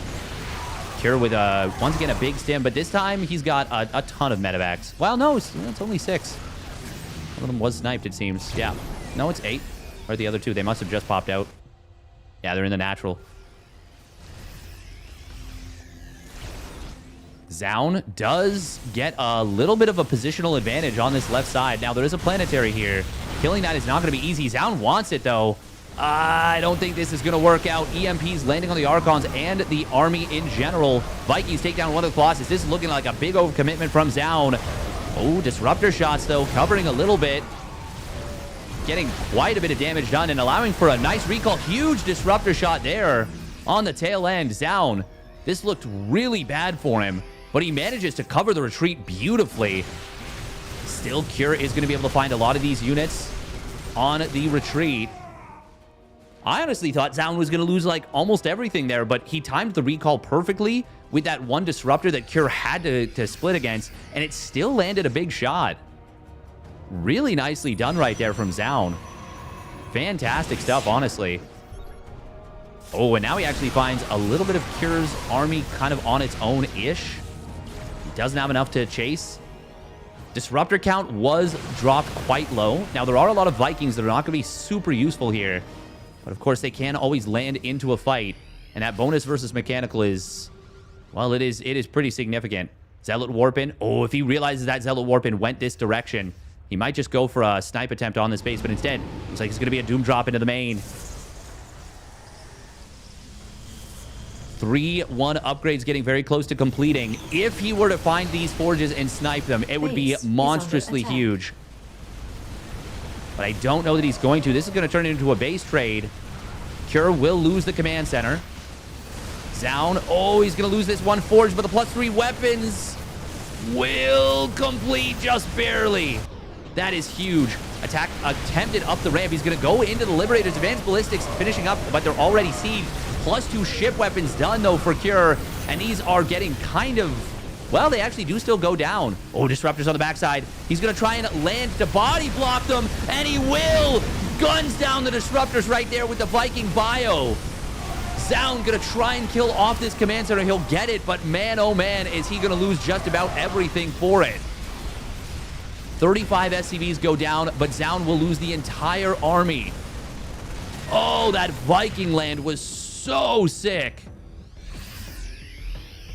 I actually don't understand how Zaun is so close in supply right now. Oh, he lost so much production, though. I know a lot of it's in probes. Cure, by the way, does have a base on the top left, which is really handy for him. Zaun has knocked his opponent down to just single orbital.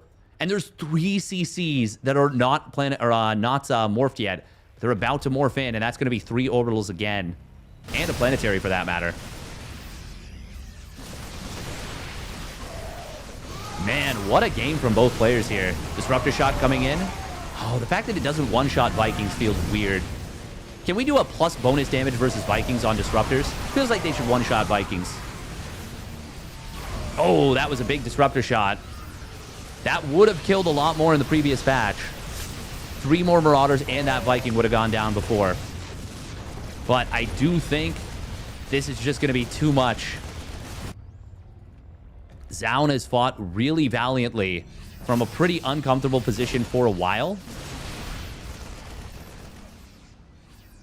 When he cleaned up that one army right here, that was such a great move from him.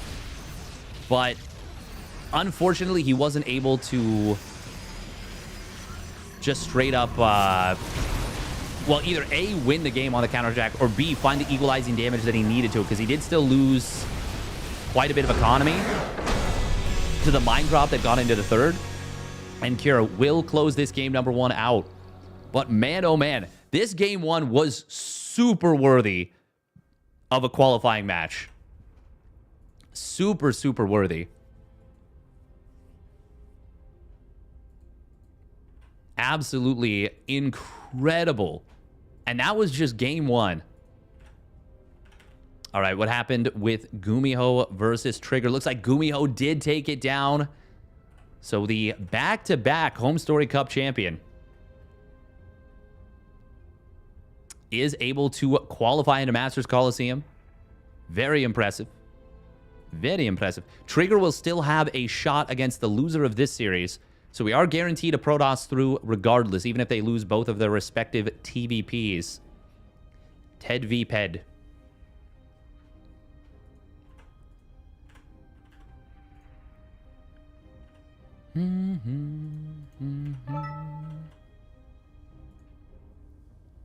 Gumi ho ho ho. Cute.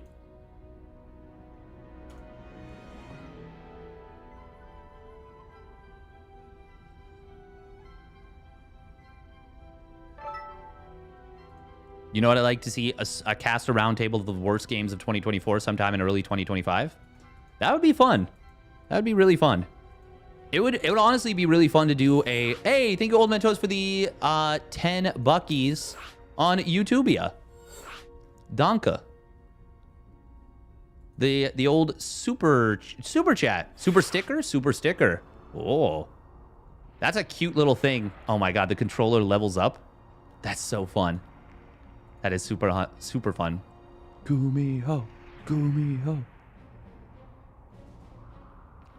I do think it is really, really freaking cool that Gumiho is kind of carving out his own legend at Home Story Cup. I think that's really freaking cool.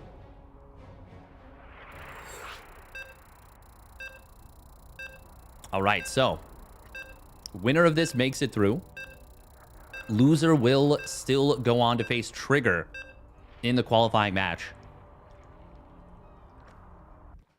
Can Korea defend itself from the Canadian invasion? Yeah, Gumiho deserves respect. He really does. He really does. I think that players are not... YouTube chat, pure wholesome. Nice. I do think that not enough people give the players that, like, kudos that they really do deserve.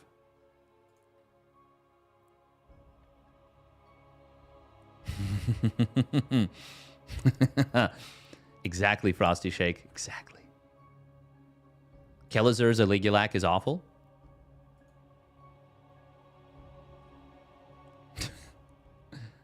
True.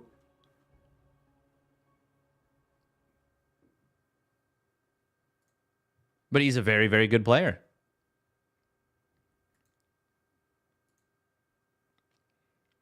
Zound is much closer to Hero Marine than Spirit in level, I believe.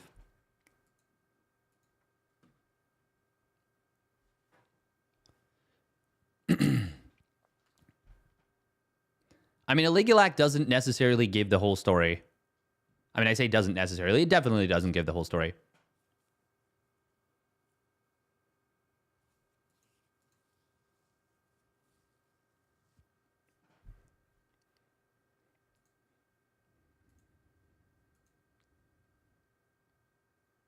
Kristen Milotti. Who is that? Milioti? Milioti. Oh, yeah, from How I Met Your Mother.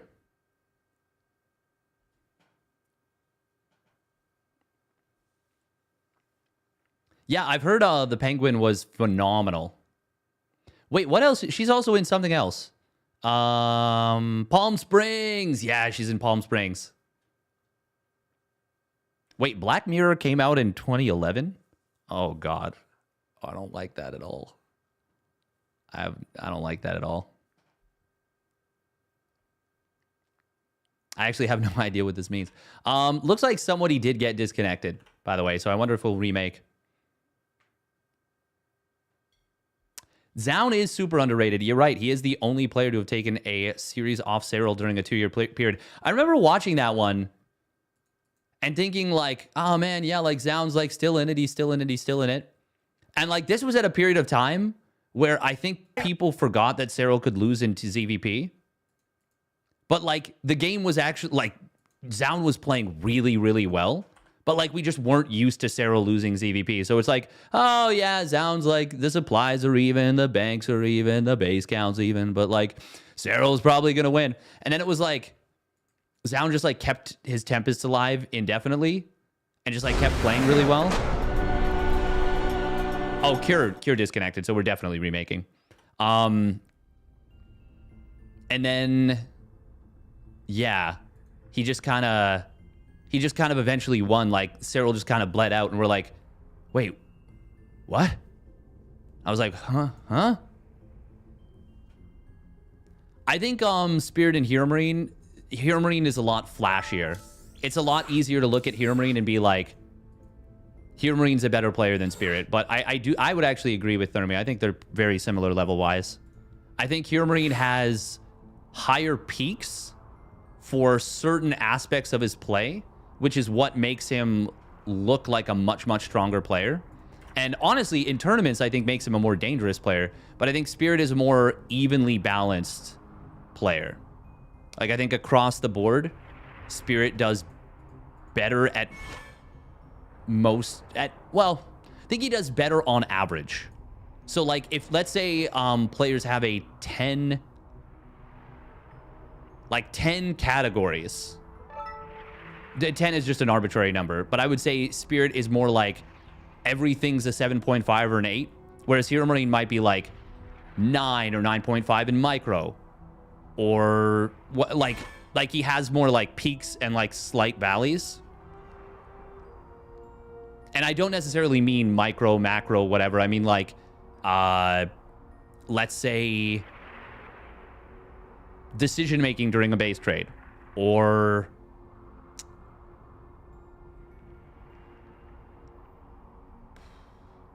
just like phases of the game where players are really, really strong. So Hero Marine's always been very good at TVP timings, for example. He beat Hero at... Where was that? I want to say that was Atlanta 2024? No, 2023. And it was really impressive, and I can guarantee you Hero would not have, Spirit would not have won that game. Not the way it was played out. That would not have gone to Spirit. That's not to say Spirit can't beat Hero ever, but I feel like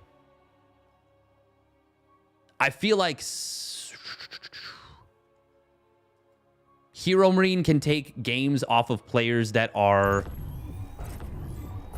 perceived to be higher level, and probably are higher level, more consistently, and is a more dangerous player overall. Spirit is way better at late game. And here Marine is better at early game, but overall they pretty much exactly the same level. I mean, yeah, that's a very succinct way of saying it. But yeah, I would say that that's mostly accurate and pretty much what I'm trying to get across. But I think it's even more nuanced than just early game versus late game. I think there's like... Yeah, I think there's a little bit more to it. All right, here we go. Spawning down in the bottom left. It is Zown. And dread it, run from it. It arrives all the same. Spawning up at the top right for Team Liquid. It is Proxy Marauder Man. Cure. So this is... Oh, my God. Oh, no. No, you were so close. Oh, you were so close. You were so close. He's going to gate Nexus now, isn't he? Is he? I mean, I don't know that it matters. Well, no, it definitely matters. It definitely matters. So the Proxy Tumrax Marauder is an incredibly powerful cheese. It is incredibly powerful. At least he's going Gate Cyber. But this is bad. This is really, really bad. Can you build a tech lab here? You can. Okay. Well, today I learned. Oh, it's super funny. Because I remember Harstem talking about how he had never seen this build before. And I was blown away because Kira's done it consistently throughout his career for like 6 years now. And he was like, the first time I ever saw this build was 2022 when Cure did it to him. I still don't understand why Cure's the only player in the world that does this, basically. Clem has done it a couple of times, but this build is so good. It is so freaking... Oh. What is this? What is this mule smoking? It's like Thruster just had a little dance party right there. That was weird. Okay, shield battery is built. He did go Stalker, which... I mean, they build quicker, but he's... oh my God, he's moving out. I mean, that does mean that the Stalker won't die immediately, and he can recall this. Do you actually just send it right across the map and try and plug it into this hole? No, he's going to recall it. Wise. Shield battery is canceled. Oh my God, he can't even build a shield battery in the main mineral line. He can't even build a shield battery close to the army. Probe's going to try and pull. He needs to wrap around or he's got no chance. I just don't think he's got a chance here.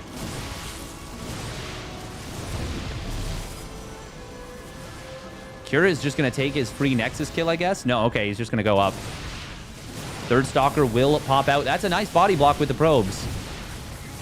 Oh, Engineering Bay is going to provide high ground vision on a permanent basis. Let's have a blast. We're already having one. Another Stalker goes down this game. Oh, can he get the force field? The probes. Oh, that Stalker. Oh, no. Run. Oh, my God, that force field. Oh, wow, the Stalker survived. No, run. No, run. Oh. It's not going to matter. It's not going to matter.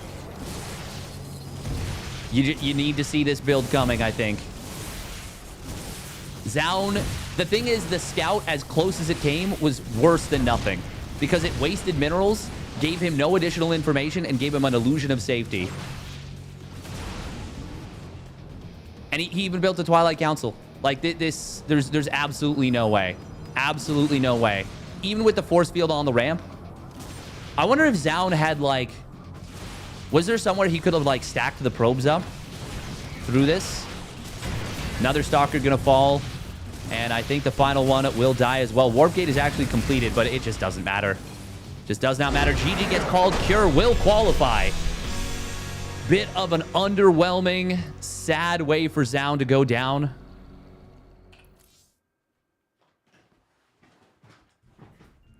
You can just cancel the Nexus and go one base. I mean, it's definitely better than just losing the game. Definitely better than just losing the game.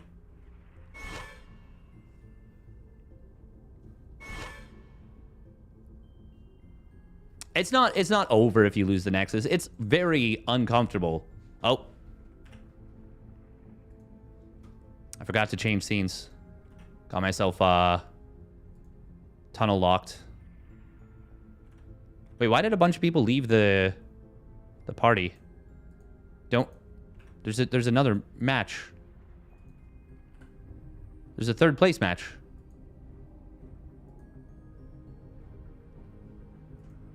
Sad way to go down is the Protoss 24 motto.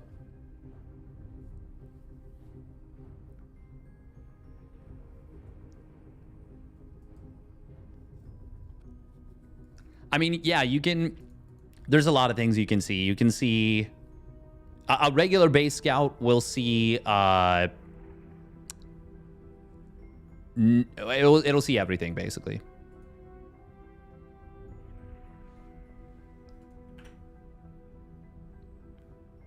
Yeah, exactly. You can't wall them out. You can't wall them out. And then the thing is, all you need to see is the lack of a second gas.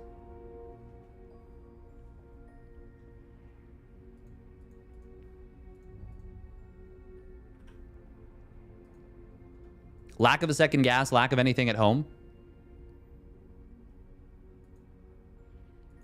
Well, that is a different build, though, Koobles. That is a different build. That build is a very different style.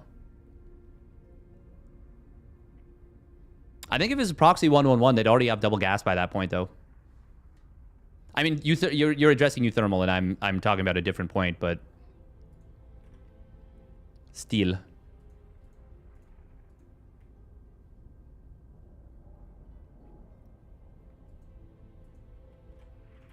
It is important to remember that, like, it's tough to do everything right, you know, in a game of StarCraft. It's really tough. It's super difficult, even.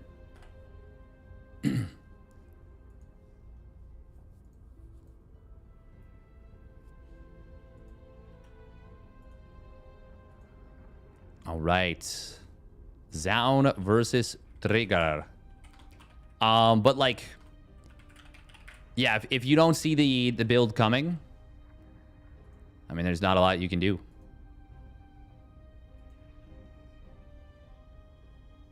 Just confused how it's meant to play out, like the one base versus one base.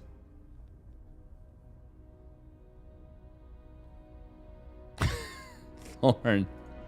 Oh my god. Oh. That's...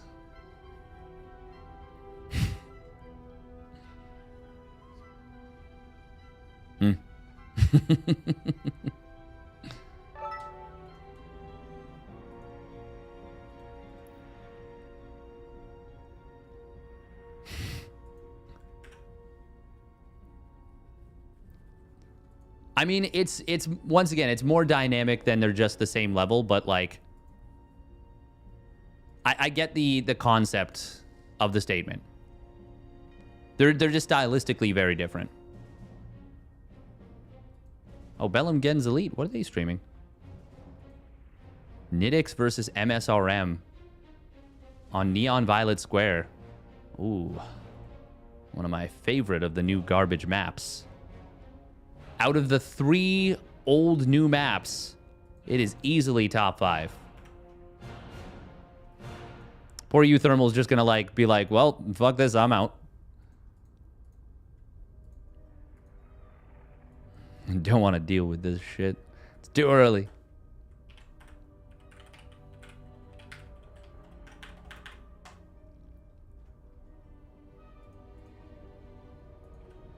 Yeah, Spirit did find a massive new level that he didn't have before. That is true. Hero Marine's been very good for quite a while. So I don't know that comparing Spirit versus Hero Marine, or Spirit versus Euthermal and Hero Marine versus Euthermal is like a fair comparison anyways. Because when Euthermal was active as a pro, Hero Marine's level would have been quite a bit higher than Spirit's, for sure.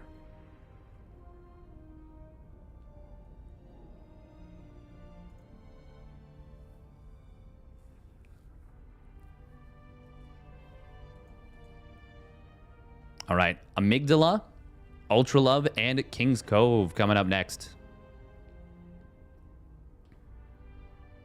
I wish we had a way to measure mechanics objectively to distinguish skill from race asymmetrics.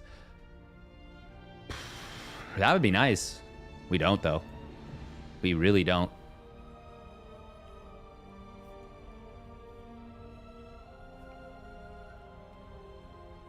His newly improved skill was so noticeable. Reddit assigned it a nickname, favorable map pool. Oh my god, Bruno. The poor man just getting roasted. Whoa, whoa, wee wah. But no, his rise was before that. His rise was before that. But that's memes. Oh, I just realized this is a booby mug.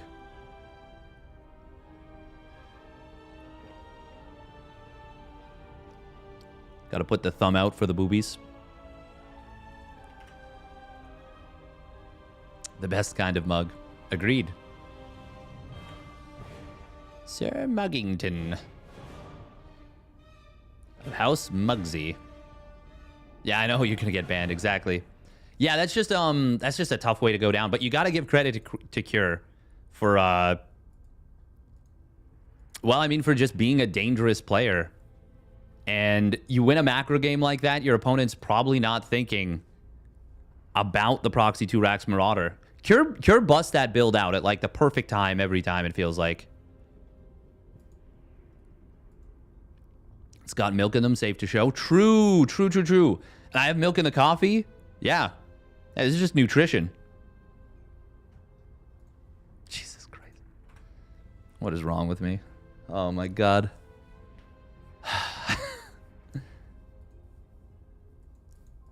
Twitch was a mistake.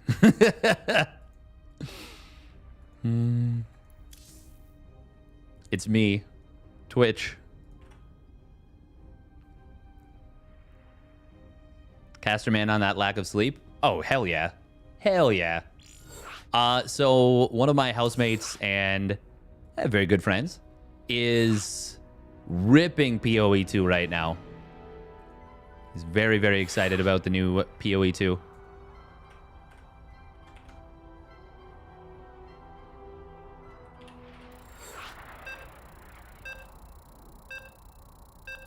Who hosted this? No Observer ++? Sag? Just Amygdala. Just that's it. That's okay. Maybe Sarah Toby's busy. Maybe he's got a lot on his mind. Or she. I actually don't know. Cure is one of the few guys who makes it work against players with bad mechanics. Cure's got a really, really solid grasp of the game. Like, incredibly good. And he understands how to make things work. I feel like I never watch Cure play and am like, man, Cure really, like, screwed up. I'll see, like, man, Cure, like, got outplayed a little bit there. But I'm never like, man, Cure threw away a gigantic lead. Sometimes he's a little indecisive in terms of, like, being aggressive. For some reason, I don't appear under followed channels for me. That's so weird. That is super weird, Sunny C stream. I don't know why that is. Because if you can chat in here, you should be you're following. So like I don't know. All right, here we go. Spawning up the top right, it is Zaun in the red. And his opponent spawning down in the bottom left. It is Trigger for Basilisk and Team Clem with a K. That's so funny. We have Clem at home. All right, PvP. You know what? Normally, PvPs are pretty common. But we haven't had much PvP. And it'll be nice to get a Protoss player added into Masters Coliseum. Somebody needs to take down the Zergs for the Terrans. I'm so funny. How many Zergs do we have so far? There is still a global qualifier, by the way. So, we could still see any player that's been eliminated still has a chance. It is just going to be really tough. There's only 2 spots in the global qualifier. Yeah, we've got Raynor, Cyril, Shin. Unless Dark plays tomorrow. Well, okay, who can make it through still? Solar, Dark, Rogue. Yeah, there's still a good chance for a Zerg to make it through. Another Zerg. I suppose Lambo a laser. The thing is, the global qualifier is going to be so freaking stacked. So freaking stacked.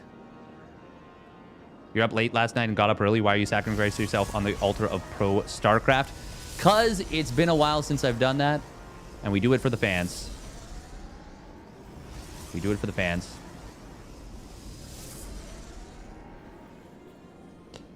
I would say it is very strong, Flames of the West, because there's a lot of good players that they will have to get through.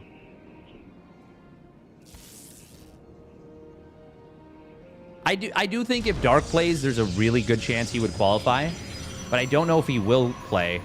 He might have actually gotten the notice that he has to go to the military before Masters Coliseum 8 is done. That is a real possibility. We do see Zaun dropping the pylon block. Trigger not doing the same. Oh, Stalker Sentry. That should be a dead probe. Oh, Trigger actually canceled his own shot right there. Pylon does finish. And Zaun... Oh, bye-bye, TKL. Zaun is going to start up his Nexus quite a bit faster. Trigger looks like he does want to expand, though. Yeah, he's going to be having a lot of money in the bank. Getting up to over 500 minerals there. Or he can drop the Nexus and close to 200 gas.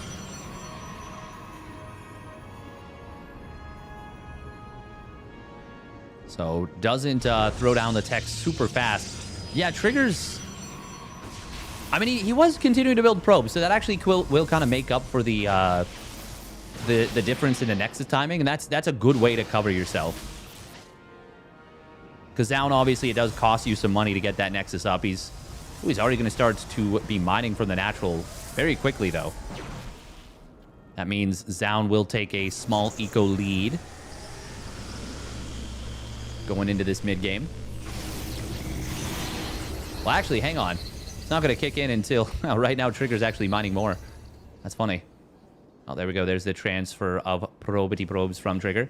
Zaun... Well, he's actually not that far ahead in the blink timing. Did he not start up his blink right away? Maybe he didn't.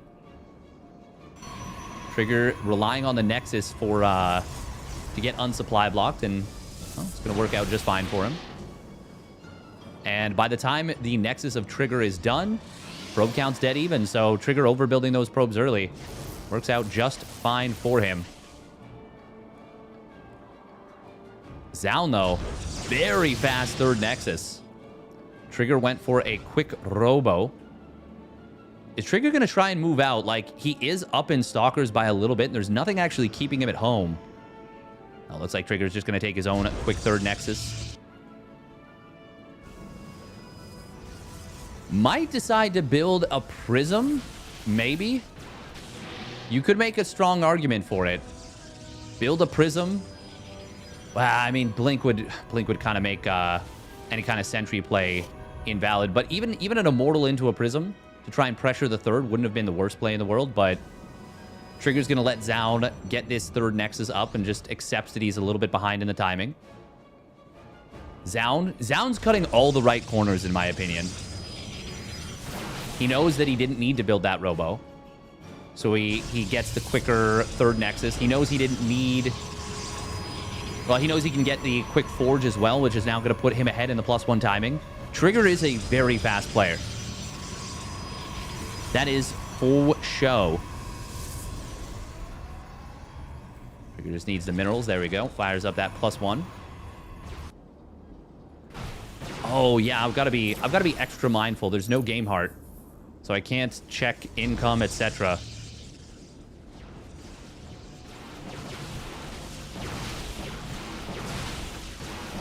No, I think Zerg got hit the hardest in PvZ. The qualifying match is best of 3, kind of nutty. Yeah, I agree. I think it's crazy. I think that's not how they should have done it. But it's their tournament. They can do what they want. Man, observers with siege mode. They give so much vision. Is he gonna blink? Well, it's a little bit. He didn't need to let that scout go through. But it doesn't go through anyways, I guess. Did that see the Templar Archives? It did. I would have really preferred to see an attempt to prevent that. Trigger is going to take the gold base. Man, he is really focused on the eco right here. I don't know that he's seen the move out here. Out of Zaun. Zaun has charge done. +1 weapons coming online at a perfect timing. This is a great timing for Zaun. Trigger does have an Archon done. His charge and +1, though. Those are the big upgrades that are missing. Zaun did knock out his rocks. Look at that, able to snipe down one of his opponent's Zealous. Guardian Shield going to get popped. Trigger attempting to corner his opponent. Archon gets blasted down very quickly. This is not the fight for Trigger at all. Zaun super decisive, moving in, and Trigger picking a fight before his upgrades are done is going to be so disastrous for him. I think Zaun might actually just end the game right here and now. Trigger could have just stayed on the high ground, but he got overconfident. Not having the Prism to micro that one Archon at the beginning. Prism now gets sniped. Immortal as well. Archon going to go down. Zaun with a brilliant attack. And Trigger is just going to be left stunned. And he's dead. He is completely and totally dead DED. Zaun, man, hitting sharp, fast, and hard. Immortal, not going to survive with the shield battery. Zaun with a ton of gas in the bank. Could throw down a Templar Archives. Doesn't need it. He's just going to win.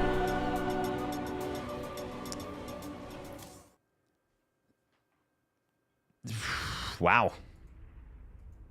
That's really unfortunate for Trigger because he just didn't need to force a fight there.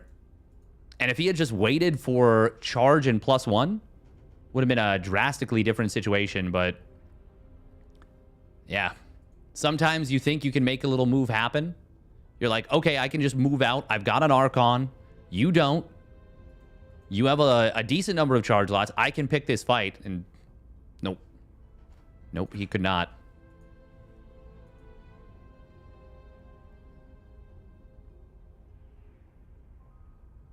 Feel like he was doing a lot of things without information. I would agree. It felt... That didn't feel like the Trigger I'm used to seeing. Are they making without... Yeah, they're making without an add-on again. Why?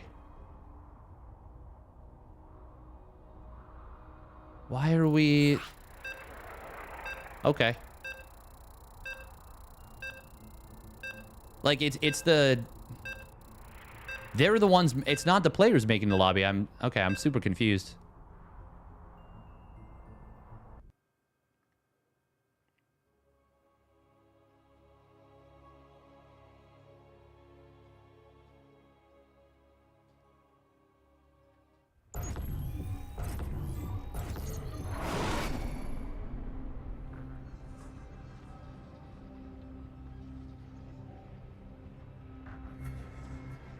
I do think I actually do agree. I think that the mothership change is insane.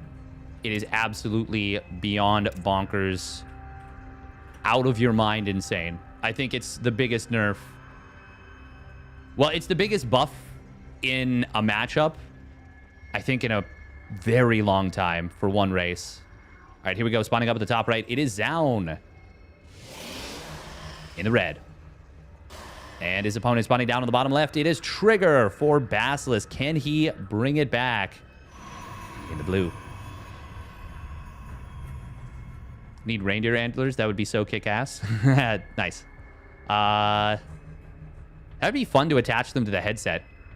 Oh, I wonder if I could do that. That's an arts and crafts project for sure, so there's no way I can do it. But maybe someone can. All right, 1 gate versus 1 gate. Been a while since I've seen this, actually. It's not super common anymore. 13 range corruptors.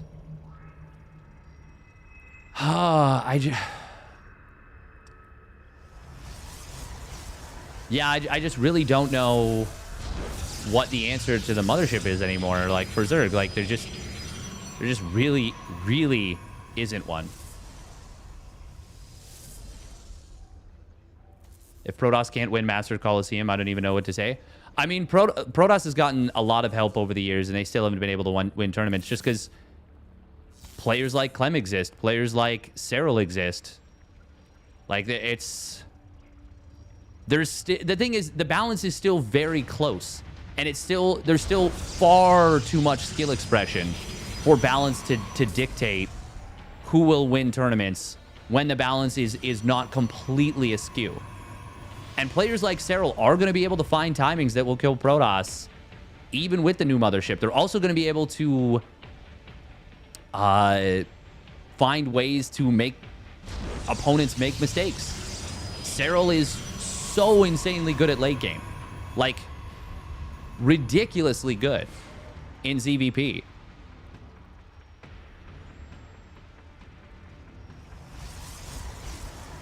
Like, he still managed to do as well as he did at EWC in the military, practicing part-time. With the map pool that we had, he was still the second place player. He still came second place. Like, yeah.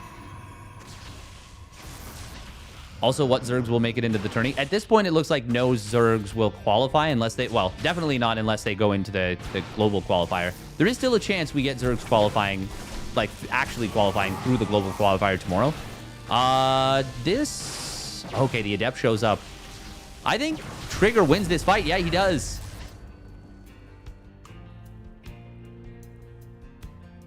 You're not saving that. Surely. Yeah. Almost got enough shield regen. If he had kept running, that might have actually... Because all he needed to do was avoid the second shot. Wow, that was actually really funny. He almost escaped with that. I didn't think it was going to be even close. Okay, what has happened so far in this game? Nice wall right there from Trigger. Trigger going for an insanely fast Forge. Not getting the Twilight Council. Zaun going for Blink. And it looks like he's going to go for another very quick third Nexus with this. Really turbo... Oh. Maybe? Maybe not? What caused him to change his mind? Did he just want... Okay, he wants the other spot. Maybe he doesn't want to get it scouted right away. And he saw the hallucination coming across the map. This fast Forge from Trigger is super, super weird. Zaun did see this coming. Drops a very, very early block with the pylon. Oh, no, shield battery. Saw the pylons in production, was wondering. Okay, that will be a scout at least on at the third Nexus location. That looks like a probe for just a split second. When I saw it appear out of the vision, I was like, oh, wow, that's weird. Actually, I don't even know what I was thinking. Oh, my God. Sentry drop? Sentry Immort? What is this? Is he going to get charged? Is he going to get glaives? This looks like a two-base all-in. Oh. Oh, that's going to be a scout. How much does he see? Oh, he only sees the Adept running away, but that's got to tip you off a little bit. It will be glaives. Okay. Getting a fast +1 with glaives, does that do anything for you? Legit, does that do anything? I mean, it helps the Immortals a ton. It will help the sentries with their anti-shield DPS. Blink is done right now. Ooh, nice snipe on that one Adept. Good Blink micro here from Zaun. Got to be very careful as Trigger. Okay, he realizes what he was doing. He's like, wait a minute. Those are Blink Stalkers, and I'm tinkering around with a Warp Prism with an Immortal inside, and he really needs to keep those Immortals alive. I will say Zaun... He might have... Has he played too greedy? He is cutting probes now. And he is building a lot of gateways. Trigger's got to be really, really careful he doesn't get blinked on. Nice dodge there with the Prism, though. Dodging some shots. Okay, only one of the barriers on the Immortal has been triggered. Yeah, two of them are still off cooldown. Got to be super, super careful with this Warp Prism. But one Stalker going down... You can get a lot of army supply out very, very quickly with a big set of Glaive Adept Warpins. Trigger, is he going to try and go straight up the gut? His opponent is also going Glaives, and at this point, seeing this, yeah, I think you kill the third, take your own third, start +2 weapons. We will see an Immortal getting jumped on the other side of the map. Oh, this is... Oh, no. Oh, my God. Trigger, we're going? Wait, did he shade forward with some of his Adepts? He's going to shade forward into the natural expansion. Good force fields from down. I do not like this from Trigger one bit. Stalkers on the other side of the map are going to find huge damage. Probes are getting slaughtered on both sides wholesale. Really wish they'd made with Game Heart. This is making it very difficult to track. God, this color setup does not make it easy to see either. Trigger is killing lots of probes behind this. Zound, oh, he did recall. Did he? Oh, yes, he did from the backside. He's going to snipe the Prism. And now this army of Trigger is very trapped. Immortals, they need to get out. They need to recall. He needs to recall, like, right this instant. I mean, if he gets tracked down, it's just game over. Oh, and there's the shade forward. There's the blink forward. Every single unit going to fall. I don't know if Trigger could have saved anything anyways. Even saving one Immortal would have been something. Now, I think he's just totally dead. He's going to try and batten down the hatches and survive. Zound didn't even lose the third Nexus. This is over. This is so Jover. Trigger would need a freaking miracle to survive here. And even if he does, Zound's going to be ahead in economy. It looks as though Korea will stand strong against the Canadian invasion. Very funny to see Blink Stalkers trying to kill a Warping and Adept. They do eventually get it. Oh, a little bit of an oopsie with the micro there from Zound. He gets out, saves the Stalker. Adepts, I would say you just shade forward, just kill probes. Yeah. Now, Zound, I think, should maybe back away from the front with this, but he's actually going to depower two of the gates. Okay, now just backs away. And he's distracting for these Adepts. They will actually complete their shade into the main base. Yeah, this is... Oh, my God. This is just... It's gone from worst to worst. Oh, my God. Oh, Zound. That was a little bit of an oopsie. But he will only lose one Immortal. Oh, my God. Force fields from Trigger. Can he get the kill on this Immortal here? No, in fact, it's Zound who gets the Immortal on the other side. Adepts, they're going to be able to find... Well, wow. Okay, well controlled from Trigger. But more than anything, that was just Zound overextending. And I still don't think Zound has any chance of losing this game. Yeah, Recall's going to get forced out. He's going to lose... He's going to lose a bunch of the tiny, weak army that he has. Zound, I think he can just... Well, he's really trying to end this game. And I think he's being a little bit over eager. You're on 3 bases versus a player that's on 2. I'm not saying don't do anything. I'm just saying be a little bit more measured with what you are doing. Well, as I say that, he will just win. Never mind. Never mind. Yep, he's got him. Well done by Zound. He says, nope, Trigger, you don't have enough to defend. You got to get out of my game right now. And Zound qualifies. Trigger. That's a tough one. That is a tough one. He was 1 game away from qualifying versus Gumiho. Forced it to game 3. But wasn't quite enough.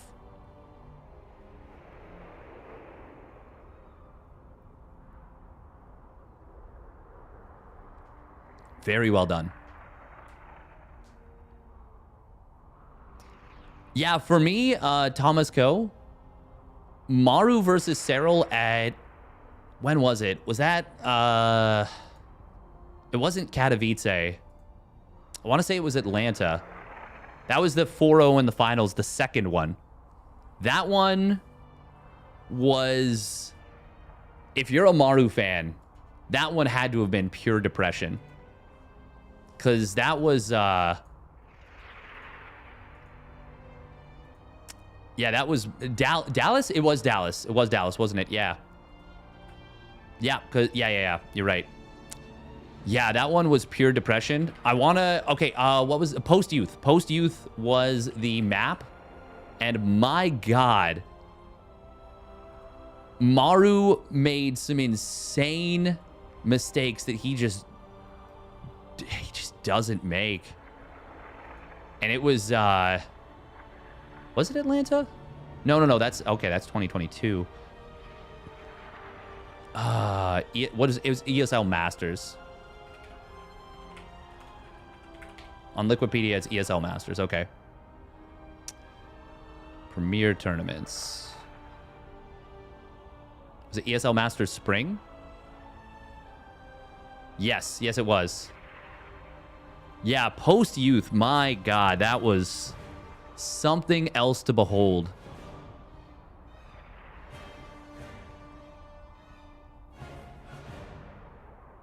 To be honest, I think at the end of the day, why I don't get the anti-Protoss wine is even if Protoss got objectively buffed too much, and we honestly just had no Protosses in the top 8 to 10 of skill, I still would want more Protoss buffs.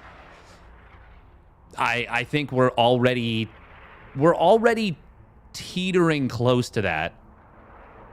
We're already teetering close to that. And I can't agree with that line of thinking. I think that the best players deserve to win. And if one player makes more mistakes than another, they don't deserve to win. And StarCraft Game 2 has always been, at its core, a meritocracy, where the best player is supposed to win. Now, granted, you were there, Turtle Punch? Oh, that's very cool. That's very cool. That must have been really exciting to watch Oliveira versus Serral, and then extremely unsatisfying to watch the following matches. The thing is, I'm actually super on board with the concept of like the slightly lower worker start to introduce a little bit of strategic variance, or an ability to make... So, okay, because we get to 12 workers right away, I've already said this, because we get to 12 workers right away, we start with 12 workers, there's no build order you can really do, that has kill potential in most matchups. Pretty much the only things are in, like, TVP, stuff like Proxy 2-Rax Marauder, or stuff like I suppose Proxy Hatches can make things weird for Protoss, but you can respond correctly and come out even or ahead every time. But there's nothing where, like, if you can lead your opponent down a path that causes them to build early units where they should be building early economy, it is super unimpactful off of a 12-worker start, because the first time you can actually cause that to happen is at, like, 16 workers. Now, if it's a 9-worker start or an 8-worker start, and the first time you make someone not make a worker is at, let's say, 11 workers or 12 workers, that becomes a lot more impactful. And it's a lot more interesting to me. And that's not even taking into account, like, build order wins or whatever. And I know people would be annoyed with build order wins. I don't know. It's tricky because the skill level has gotten so high. No offense to the casters, but sub 10 workers would mean I have to listen to awkward caster banters. Do we need more of that? Yeah. No worker start. Just pure debate. I would just like to see some mix-ups, some different stuff. In regards to why aren't geese allowed to drive? It's a good question. It's a very good question.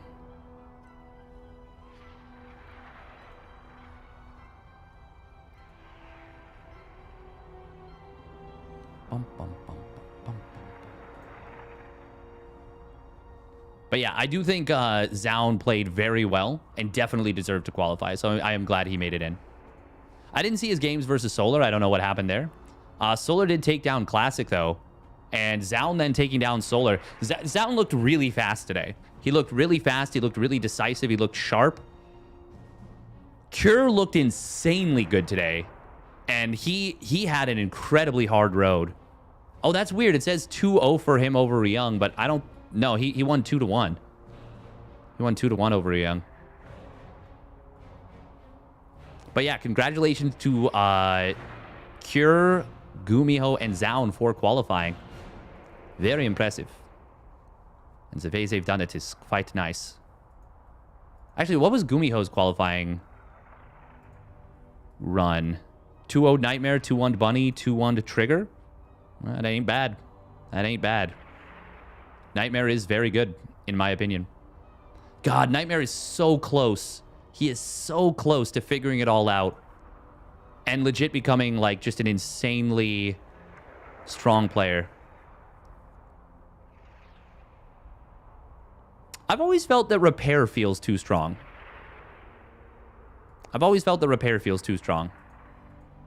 We'll never see a change to repair, but it's always felt like it costs too little resources to me. Too few, I should say. That's just my opinion. That's just how I feel about it, but why is repair too strong? It's just vibes. It's honestly, it's just vibes. It just feels too good, you know? I don't necessarily think it actually is. I just never feel like forcing Terran. Same with Transfuse, too cheap. Yeah, but Transfuse has been nerfed multiple times. You can't transfuse off creep anymore. It's not all healing at once. Now it's a heal over time, plus the base. Who's next match? We're actually done for the day. The cost of repair is somewhat offset by your workers aren't mining. That's true. That's true. The lost mining time is not that is impactful. But pros rarely repair in the late game. No, they repair stuff. They repair stuff like consistently, like repairing planetaries, etc. Because it only costs a quarter of the value of the unit. Just Nidus for the Queen on creep anyway. Nah, that's no. That one doesn't work super well. There's very rare situations where you can Queen Nidus and have it be effective.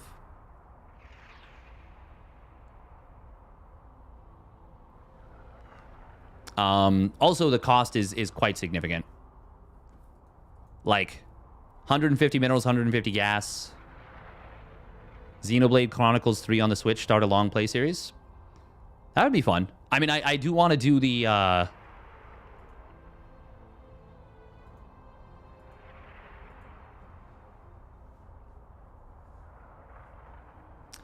No, I get you, Acute Snack. I get you. And I do agree. And the thing is, I've said multiple times that I actually would like to see some very slight buffs to Protoss versus Terran. Very slight buffs.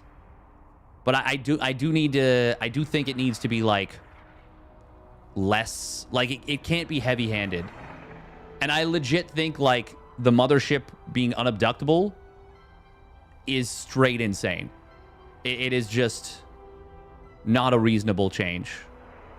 Would like to see Ghost redesign? Me too. Me too. Unlike, so a lot of people are like, can we put EMP on the Raven? No, because then the Raven becomes insane versus Protoss. Not unless you make it like a really long tech lab upgrade, like 120 seconds. You can make it 50 minerals, 50 gas, but you would have to make it a big investment in time.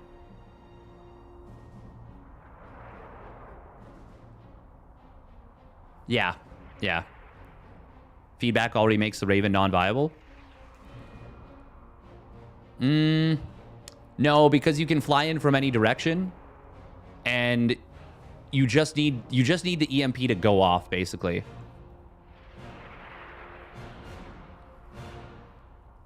Make the EMP have the same travel speed as the old Hunter-Seeker missile. I mean, if you did make it so that it was a little bit slower and dodgeable, that actually would be better. Tech Lab plus Starport, Tech Lab Starport plus the existence of High Templar. The main thing is, I'd be worried about the timings you could hit with it. That's the main thing. Raven with Spawn Warhound. Nice. You want Queens from Brood War. Very nice. I would actually, at this point, I would much prefer Ensnare on Infestors over Fungal. I would rather Fungal Growth do no damage and be a more effective slow than what it is right now. Only people who don't play Terran think Ravens are good. No, Ravens are good. They're just not as good as most of the other options. Anti-armor missile is still good against Zerg. It's still good against Protoss. It's just Ghost is so much better. So much better.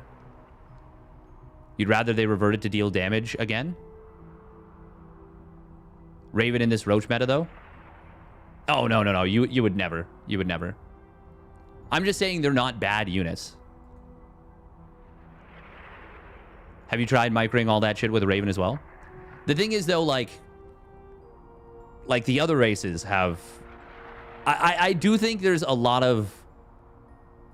A weird amount of Terran entitlement about Raven Hellion opener into 8 racks. Trust? Oh. There is a weird amount of Terran entitlement being like, yeah, but it's really hard to control this army. It's like, okay, well, if Zerg wants to fight against Protoss, they have to have Viper, Corruptor, Infestor, like usually Lurker, Broodlord. Like it's an insanely complex, difficult to control army with many different types of things, many different types of many different hotkeys that are required. Terrans have so many abilities in their units. Yeah, they do. They do. But the thing is, right now, they don't need to use many of them because Snipe just counters, like, almost all Zerg. Which is, like, a really big problem. Really, really big problem. And that's why, obviously, the Ghost was nerfed. But I don't think the supply nerf hit the spot in the way that it was intended. Exactly. I would say Disruptor... Yeah. Disruptor Storm is very difficult to control. The funny thing is, I actually don't think the Protoss players are the whiniest. I think Reddit is the whiniest saying Protoss is too weak. Y'all are yapping, but what is the Clem Max Packs face-off result since the patch? Like, the thing is, I legitimately don't think TVP is in an insane spot. But I also don't necessarily think that Max Packs... Well, I think both... It's so weird because both of them, like, mechanically speaking, they're both insanely high level. But I think that they both could dig deeper into the strategic aspect and do more, like, exploity type builds.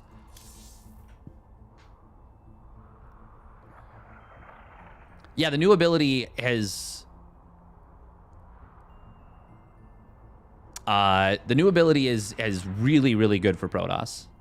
Energy Overcharge, insanely good. Insanely good.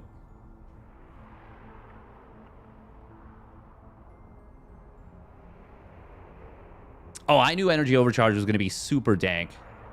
Super, super dank.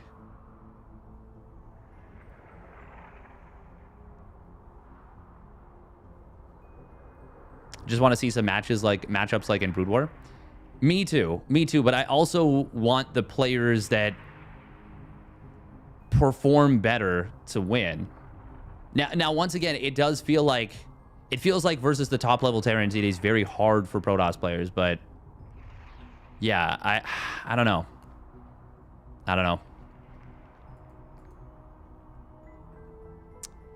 You're about to say something that you wanted to get into playing. Hardcore WoW. I want to get to 60. I want to get to 60 in hardcore WoW. Exploits type builds usually trend towards variance, right? That's the thing is I am against the pros in that regard. That's the only place where I disagree, is I think the importance of strategic variance. And that's why Korean StarCraft has always been so incredibly entertaining. So incredibly entertaining. With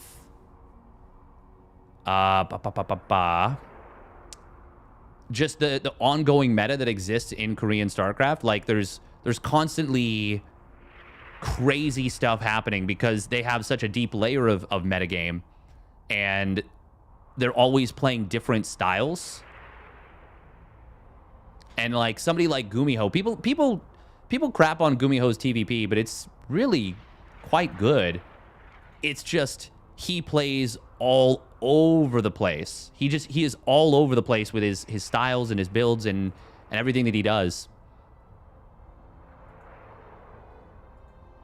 It's not just due to strategic prep though. It's also the fact that they play crazy. Like they're all over the place. They're not trying to boil the game down to a best possible case. And I think that is much more entertaining for viewership. And I think that that's why it's better for the scene in general to have just a more wild meta. Just a generally more wild meta. I think that that's better for everyone. People don't want to look at a bracket and say, okay, I know what top 8 is going to be. Which does, and like that kind of, you know, lends something to what Acute Snack is saying. Like, most of the time, you can be pretty confident a Protoss player is not going to make top 4 of a tournament. Like, people, yeah, that's just the reality of things. And it's, I do think it's because the better players at most tournaments are, and I'm not saying player skill is absolute day-to-day. It does shift in variance. People have good days and bad days. But I feel like the only player that is capable currently for Protoss of being a top 4 or even top 2 player right now that will attend LANs is Hero.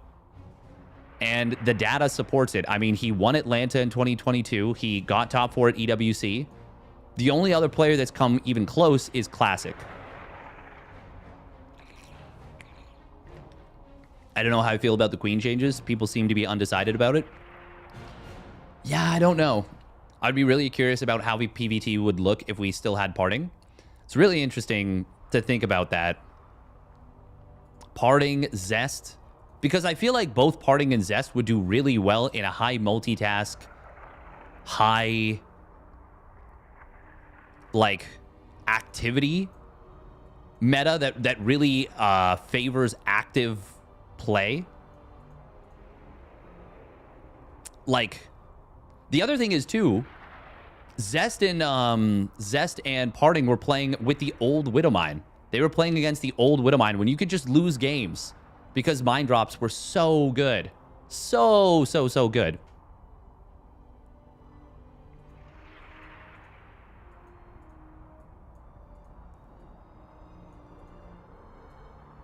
And the thing is, I've casted enough games to know that some of the players that are were really good have shown flashes of brilliance. So, for example, I know that Stats. There's a game he played against Dark a little while ago where he showed a flash of that old Stats, that insanely mechanically gifted player. But I don't, like, he just hasn't stayed with it, you know? Yeah. It's too bad, honestly.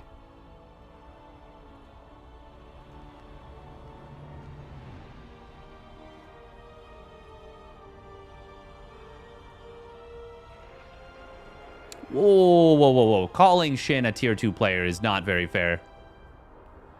Do you have one cheeky ladder game in you, Mystery Apperman? I'm not really sure.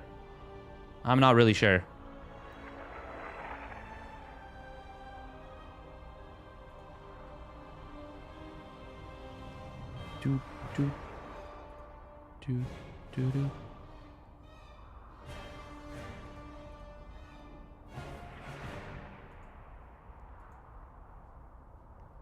Yeah, in current form, I think Shin is definitely ahead of Solar at this point. I think with Solar not making it through today, if he makes it through tomorrow, I'll be open to that concept, and we'll see what he can do in Masters Coliseum.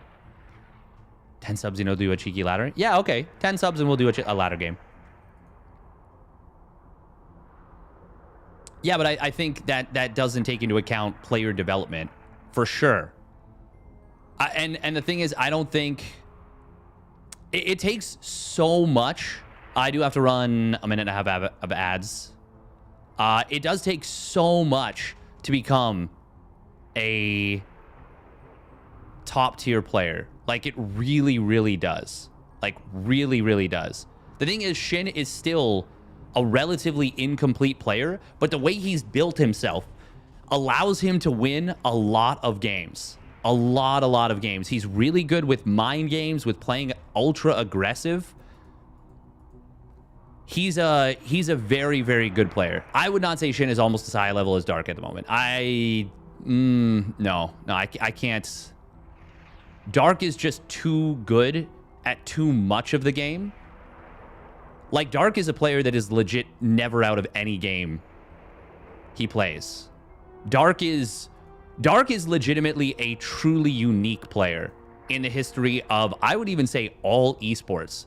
I don't know that there's ever a player in any other esport that has had the number of legit impossible victories that Dark has. I legit don't know if there's been anyone.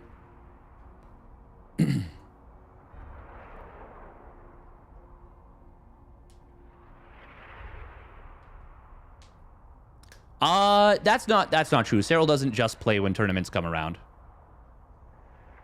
I don't think... Is anyone trashing Clem's wins?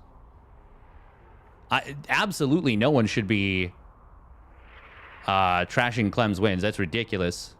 He works super, super hard, and he plays so much. He's super, super passionate. Cyril, if anything, most of his practice revolves around a lot of theorycraft, but he still plays a lot. Like, for example, him and Oliveira did a crap ton. Oh, a lot of YouTube comments are? Well, that's just people being ridiculous. That's just people being ridiculous and super shitty. Cyril plays big tournaments? Yes, but that doesn't mean he's not practicing. That just means Cyril has transformed from just being a pure mechanical monster to doing a lot of build prep. Like, he doesn't necessarily want a lot of his replays out there. Yeah, just because Clem plays a lot of tournaments like weeklies does not mean he's practicing more than other players.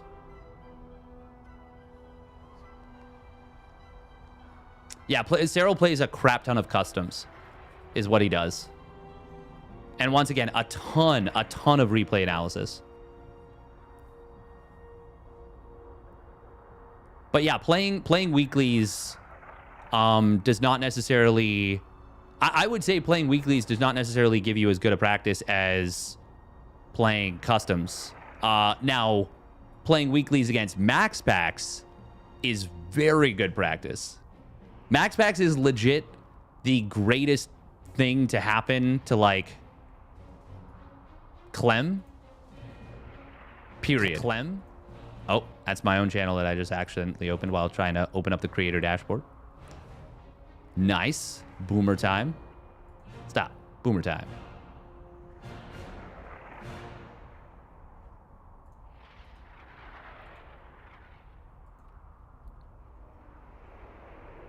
I don't know what I did. That was weird.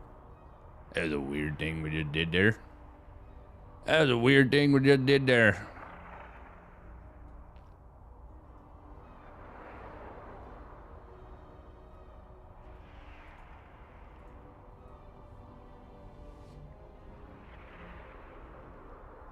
The Zerg whine on Winter and Pig's latest videos is insane. Like, people just complaining about ghosts or what?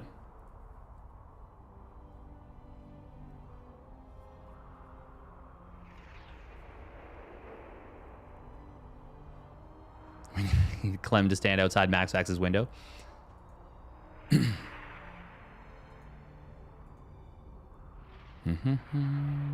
Max Max got really good at PvT by playing against Clem. That is very true. Very, very true. You'd even say extremely true. Just that medevac speed needs to be removed, stuff like that. I mean, medevac speed is really, really strong. Really, really strong. But I wouldn't say that it, like, needs to be removed. I think that's kind of a crazy take.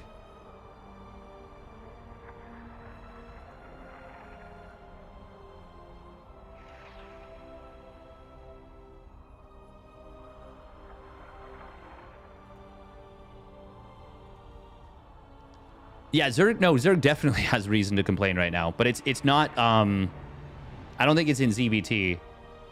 Well, I don't know. I'm not going to say that yet. I think the map pool right now is... God, it's so dumb. It's so dumb. Why do we have Neon Violet Square and Abyssal Reef in the map pool? Why? Why do we have these garbage maps in the map pool? Yeah, that is so bad. So stupidly bad. But, once again, why did we let Reddit dictate that the mothership is immune to abduct? That should never have happened. Never. Never, ever, ever, ever, ever. It's insanity. And pretending otherwise is... it's just bad. Like, once again, you really cannot ruin the ladder experience.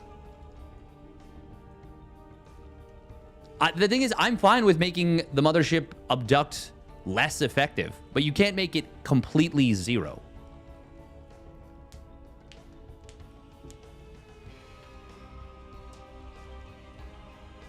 I don't know who even wanted the mothership change. Apparently everyone on Reddit. Apparently all of the Protoss players on Reddit. Or I don't know that any of them played the game. Apparently all of the individuals on Reddit.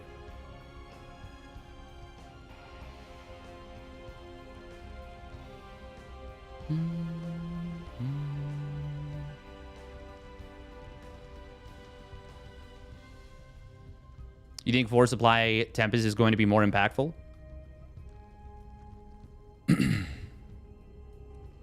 What if Mama was unabductable only while Shield was active? Like Guardian Shield? Or like while the shields are up? No, that's still way too strong. The problem is you just can't... You can't, like, engage the army. You can't. Not unless the Protoss makes a big mistake. And it's... Yeah. Like, it encourages deathballing, which you shouldn't. It's always been bad for the game. It's a super powered unit. And they also made it a fighting unit now. For some reason, they made it a fighting unit. Legitimately, if they had increased the cost from 300 to 800, changed no other stats, and made it just unabductable and 15 supply, it would have still been an improvement in PvP. Or sorry, in PvZ. It would have still been an improvement for Protoss versus Zerg. Protoss is a deathball race. Doesn't have to be, though. It doesn't have to be, and it shouldn't be. It is now moving back towards being a deathball race. You have Zealot run-bys that are insanely strong. You have Warp Prisms. You have Storm Drops. Like, there are so many things that make Protoss not need to be. It 100% should be? No, the fuck it shouldn't. No, it should not. Nothing should be a deathball race in SC2. No. No. No, it should not. Every other race has to do more than one thing at once. That is so wrong to say that it should be a deathball race. So wrong. I don't have a problem with saying you should get a power fantasy of getting up to a strong army, but that does not mean that you can make it okay.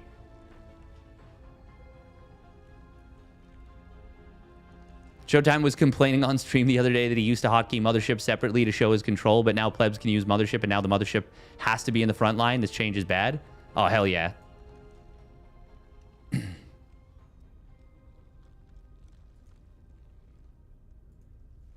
Sure, the design can be that way, but that doesn't mean that you should encourage one army that you build up to throughout the entire game, and then you just A-move your opponent.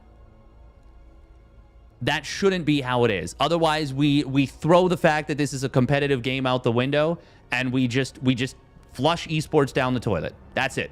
We just do that. And if that's the case, we can do that. But it means this doesn't happen. This streaming does not happen. You can play the game. You can do whatever you want. but you have to throw the goddamn game away as an esport. 100%. You'd literally throw it in the garbage. Well, the design is that way, then how else are you meant to play a race with slow, expensive units? Are you really telling me that Protoss has slow, expensive units and that's the only units that they have? Are you serious right now? You know how fast the charge lot is? You know how fast Blink Stalkers are? You know how fast Phoenixes are? Protoss is not a slow race. If anything, Terran is probably, with at least tanks, they're a slow race. Obviously, Stimmed Bio is very quick. Those are deliberately weakened because of Warpgate, but not weak. Zerg, if anything, is actually probably the slowest in terms of having actual powerful units. The Broodlord.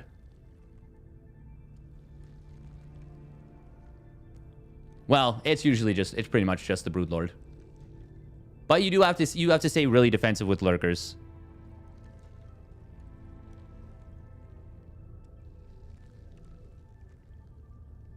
No one's saying you have to hold a Roach Ravager max out with just gateway units. Zealots fast, Broodlord slow. But the thing is, we're talking about... Yeah, exactly. That's the thing, is you can't just say one race is fast and one is slow when every race has fast and slow units. That's what I'm trying to draw attention to. Also, the Tempest is quite fast now. Quite fast.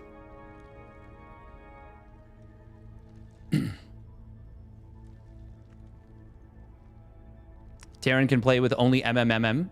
And I don't think that they should be able to. I think that that's not a good design philosophy.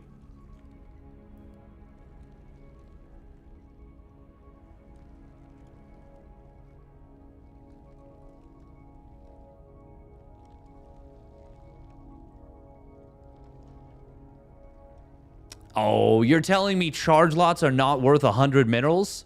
Oh my goodness. Are you kidding me? Are you kidding me? Zealots are so good. 100 minerals for the Zealot. Zealots are so good, my guy.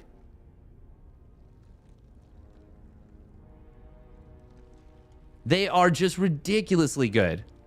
Charge lots are only good at low leagues. Tell that to Max Packs.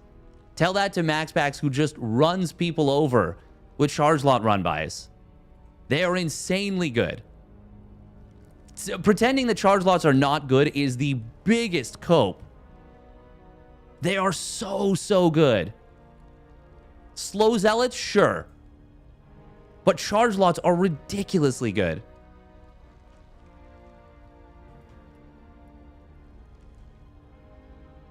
Implying that charge lots are not, like, please play some Terran and tell me that charge lot run bys are not incredibly strong.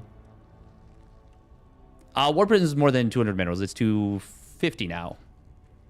250. Let me confirm that. Nearly certain. Yes, 250. Used to be 200. But it is a gasless unit. It warps in a crap ton of stuff.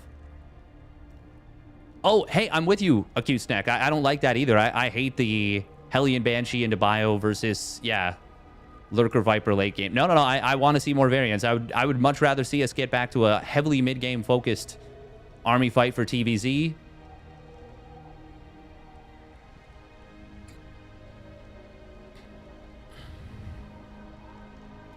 I'm using this conversation as an opportunity once again to shill buffing DTs.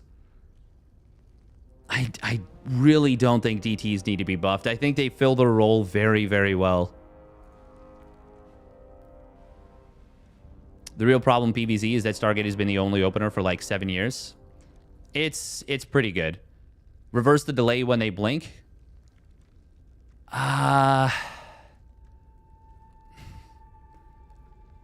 It's not that they would be necessarily overpowered. It's that they would feel super busted to play against. super busted to play against. I think they should just get rid of Warp Gate and Blanket buff gateway units. I mean, that's been the prevailing like thing for so long. It's just not going to happen. But I do agree. Yeah. I agree. For me, this is funny. This is going to turn into something I didn't mean it to. But for me, the craziest thing is that Stormgate decided to take all of the worst aspects of Protoss that most people feel should have been removed from the race design-wise. And they were like, let's make the race this. And that is bonkers to me. Absolutely bonkers. It's just crazy to me that was the direction they went. And I think we all know what has happened. DT blink delay feels awful. Yeah, but DTs are already... They're already units that are really strong.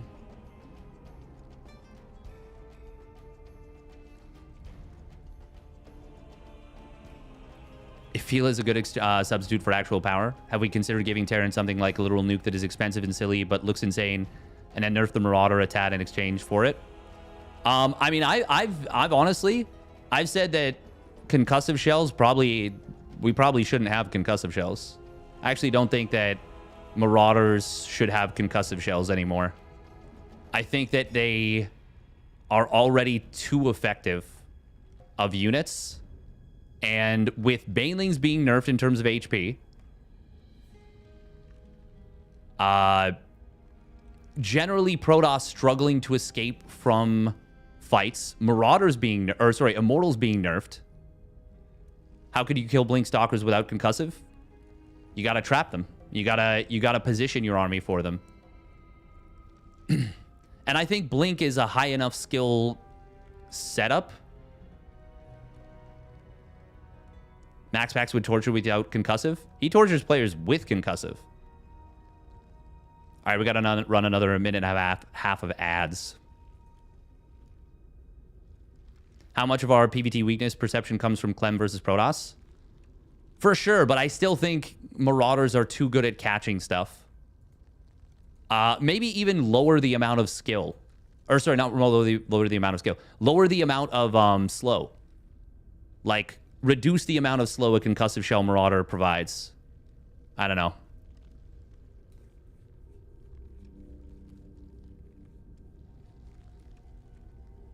A lot of it. Yeah, for sure. For sure. But I mean, it still just is... Like, concussive shells is just really, really powerful. And it makes committing to engagements as Protoss, like, very, very committed. I don't know. I feel like for 50 minerals, 50 gas, and like 60 seconds. No, it's not even 60 seconds. For what is it? That was before.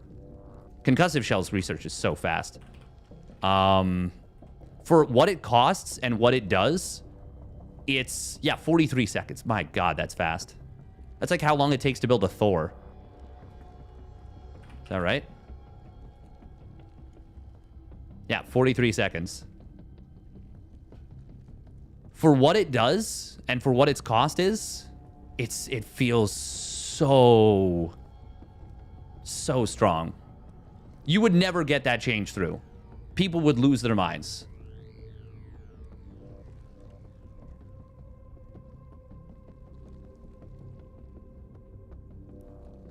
I don't know when Clem and Max Packs are both juggling 7 units out of 1.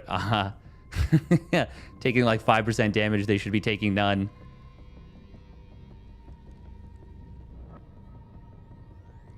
You don't have to watch just Clem versus Protoss to see Protoss is weak.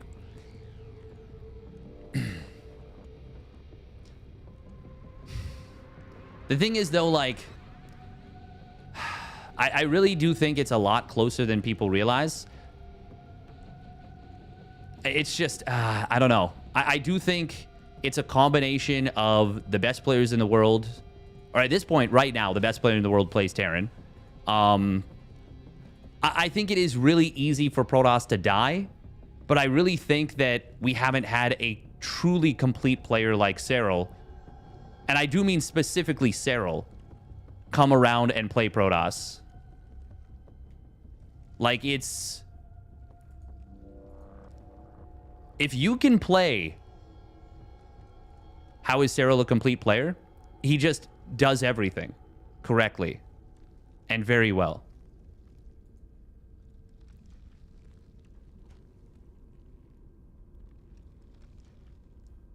No. What? Kubles. Kubles.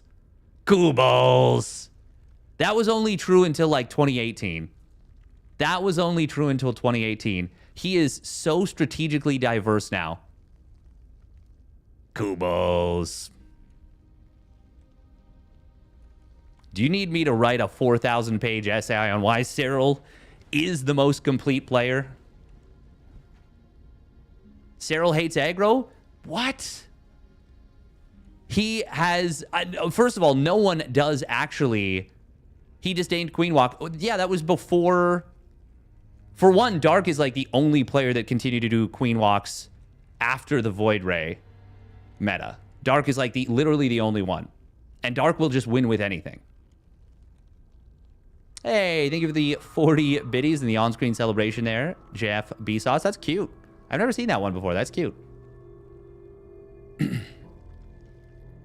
He is absolutely the most complete player. Absolutely, Serral is the most complete player that has ever touched the game. And it's not close. Serral does have cheese. Okay, okay. You're going to make me do it. You're going to make me come out with the evidence. And this is a series that he lost. I casted it. One of the most iconic series. But people don't talk about this build very much.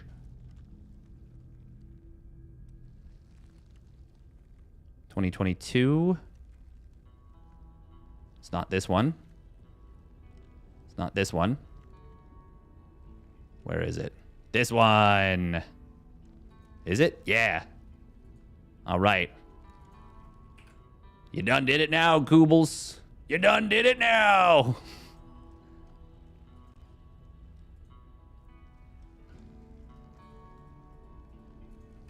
By the way, I'm sure most of you know this, but did you know that if you press the middle mouse button on a tab in Google Chrome, probably in any browser, but if you press the middle mouse button, oh my God, my mouse thing is holding it down right here. Press the scroll wheel in. That will close the tab.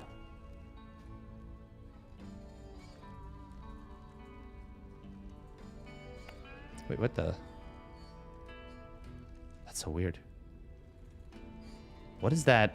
Oh, I don't even know what that is doing.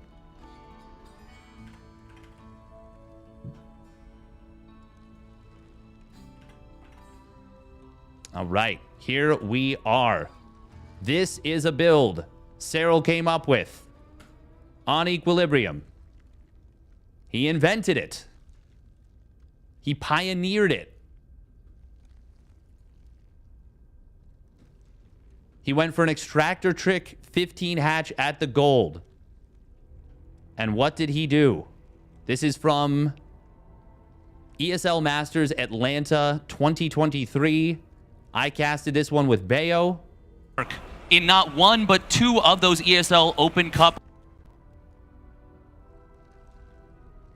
We're not going to listen to me because it makes me cringe and feel cringe. I'm getting all... Yeah. But he transfers a bunch of drones to the gold. Builds a quick Roach Warren.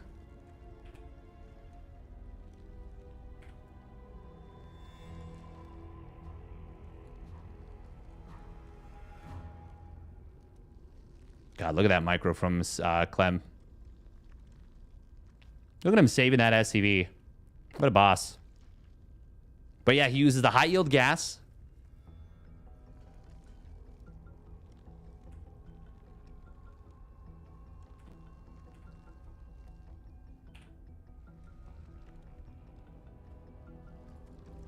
Could name a million games Cyril all-in his opponent. The multi-queen drop versus Clem on Neo Humanity. Yep. He has hit Roach timings. He has come up with 44 drone Roach speed timings that he's killed Maru with on Neo Humanity. He has absolutely... Hey, thank you, Vamos. It's just... yeah, I appreciate that. That's very kind. It's just one of those things like... I don't know. I'm just... I don't know why. I don't know why. I'm just weird. I'm just being dumb. But yeah, look at this. Tell me this isn't a cheese. It is. It's a hugely aggressive play. Honestly, the fact that Clem even held it was insane to me.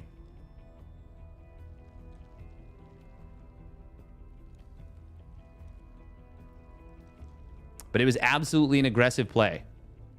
Now, I'm not saying he couldn't be better with cheese.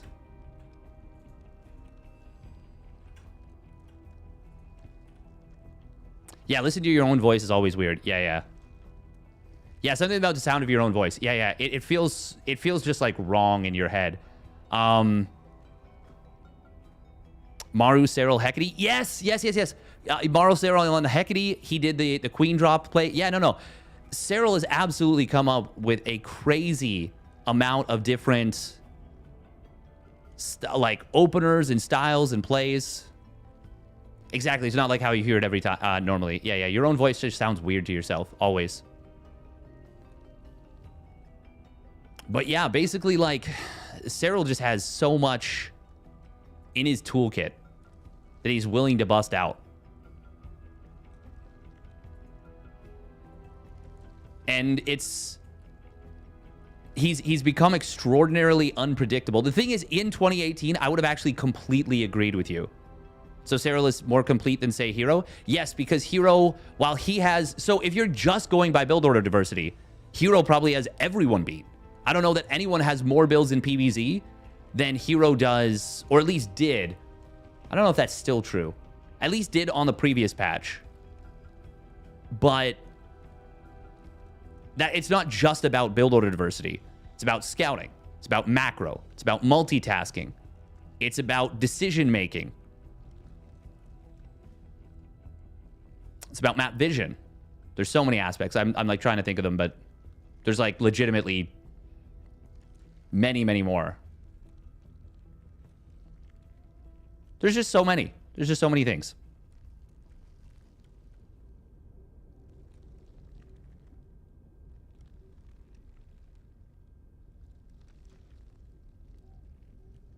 The thing is, if you strongly prefer being...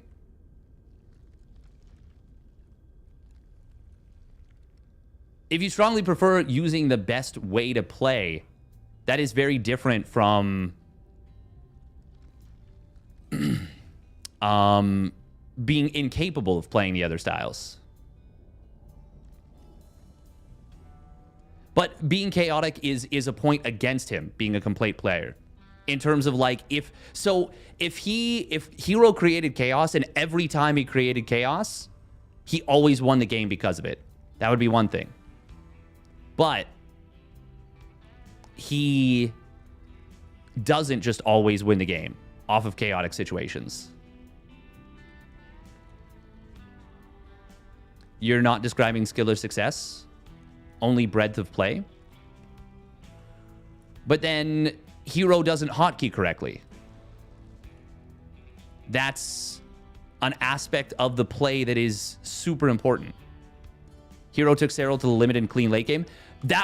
Okay, yes, that is a very, very impressive thing that he did. That is new, though. That was the first time he's ever done that. That is the first time he's ever done that. That was a huge evolution. And that did, I will agree with you, that stepped him much further along on the path of becoming a complete player. Much, much further along. That was a huge growth moment for Hero. He also lost. Cyril still beat him. Same with Shin being complete. I would say Shin is probably the least complete, very successful player at this stage. Before, it would have probably been Su. But Shin just cannot play late game. Oh, yeah, we didn't look it up.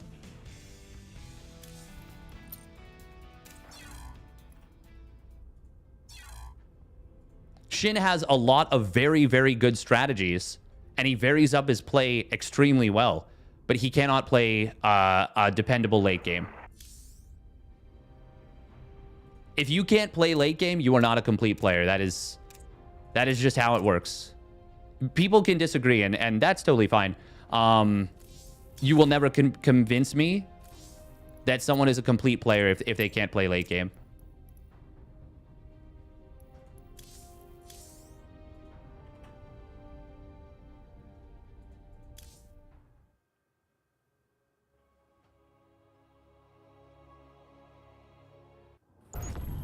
Hey, I get what you're saying, Acute Snack. I do want the game to be great, you know? Like, I want it to be...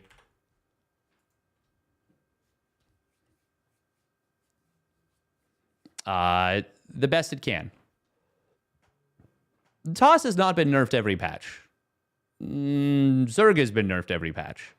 For the last, like, 6 patches. There have been some patch decisions that I strongly disagree with, but I think it's unfair to say that Toss has been nerfed every patch. What unit got buffed for Toss? The Mothership. The Mothership. Hugely. Templar, because of energy overcharge. The Oracle, because of energy overcharge. Sentries, because of energy overcharge. Scouting, because of energy overcharge. The Stalker, yes, builds 3 seconds faster. No, this is... I'm not saying Protoss got off great in this patch, but to say that they only got nerfed would be very disingenuous. And to be fair, Zerg didn't only get nerfed, but they came out not great. Specifically, the Mothership being unabductable turns, like, it's I really don't think people understand how big of a change it is.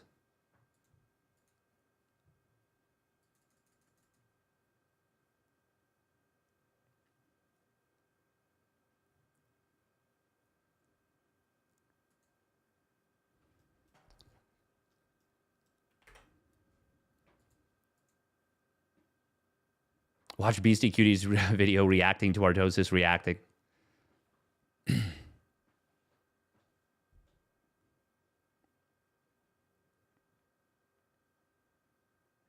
I am curious to hear what Beastie Cutie's opinion is on the game.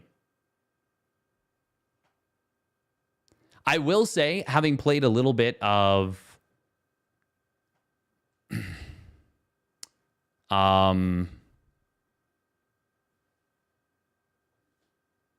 having played a little bit of Age of Empires 4, the first bit of the game is very, very slow. Like, you don't actually do much to start off, but you do, because your macro is much more involved in Age of Empires, what you do is kind of more... It does have an impact on the game. Can we just sort out the ghost? The thing is, I really think that the Mothership change has created a new problem. BC says 9-worker start. I mean, I've been saying 9-worker start too. I've been saying 12 is too high.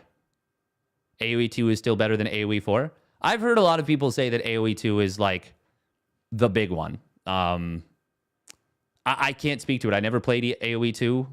I've only played a little bit of Age of Empires 4. It is not the critic who counts. That credit goes to the man who is actually in the casting booth. Teddy Roosevelt. Nice.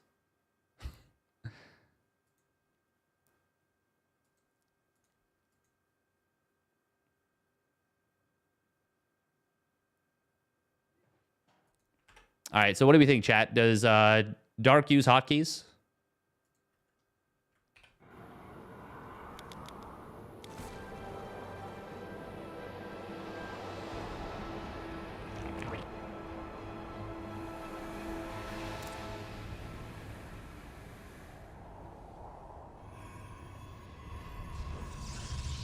I can't tell.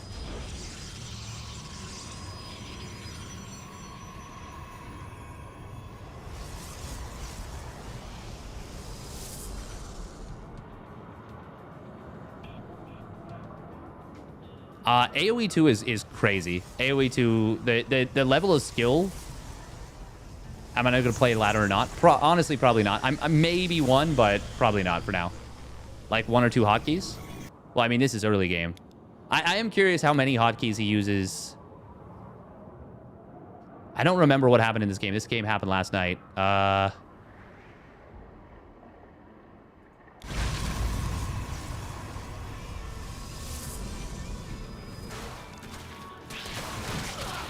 Oh, I think this is one of the ones where he got blasted.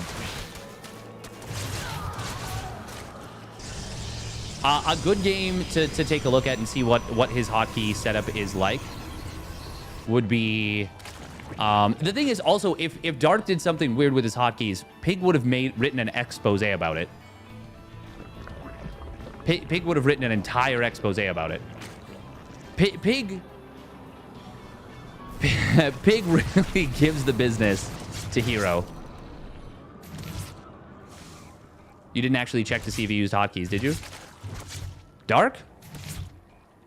No, well, I'm curious to see what hotkeys he used, because I've never looked at that, for example. Is this a game where he goes Hydra Dash? What happened this game? I think the more interesting thing is, like, when does he use, what hotkeys does he use for, like, late game armies?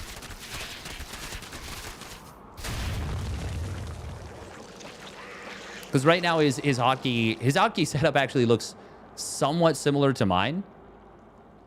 And I don't use a ton. Like, I should use more hotkeys. But whenever I use late game units, like, I use a lot more hotkeys, for sure.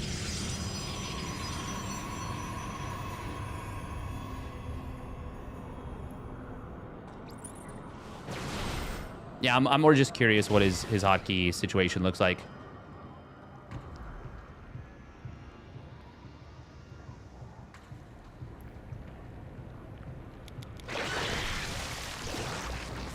Yeah, MaxPax has actually dumpstered Maru before.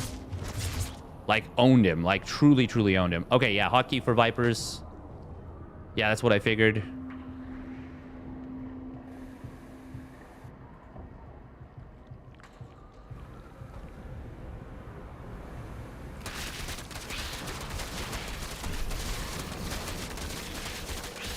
I am curious how he uses his lurkers, for example.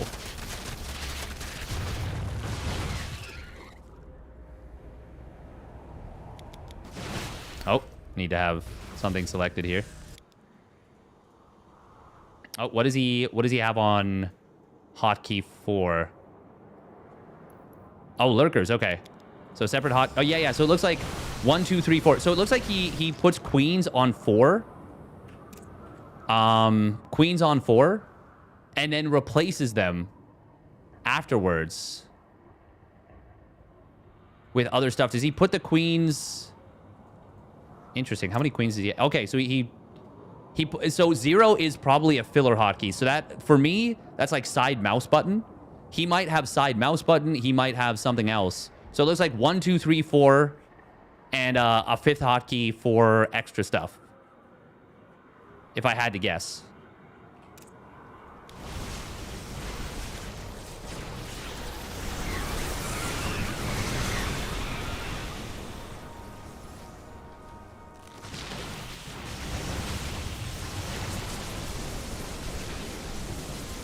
I keep changing what I'm selecting.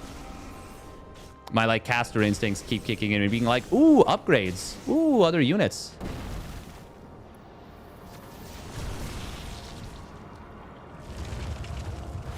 Hero has 2 army hotkeys.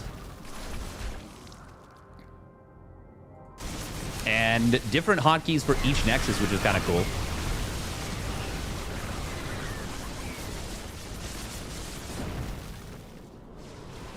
Obviously, right now, he's not using his number 2 hotkey.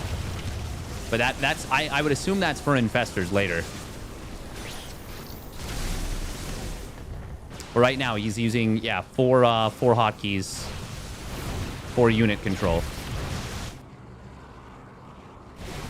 God, I keep wanting to, like, observe the game.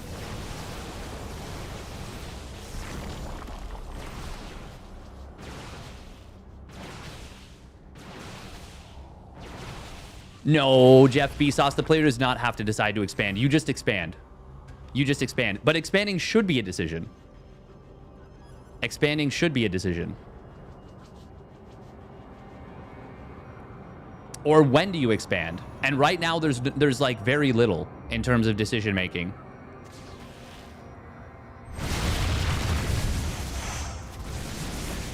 Dark was really fast with the Hydra Dash. He's been learning. He's been learning how to do this. I need to get used to holding down shift to be able to see the command card. God, I'm so dumb that I don't do that. I've known for a while that that's all you need to do.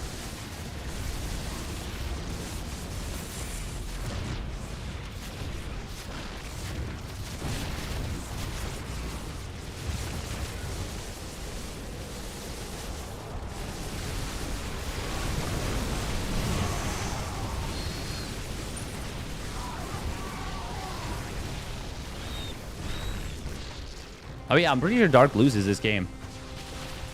But I think he was really behind from the early game. Yeah, he definitely was. Yeah, Hero uses a lot of F2. He hotkeys like a couple things and then uses F2 to cover.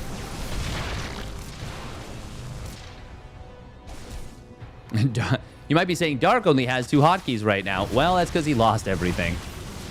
Everything died.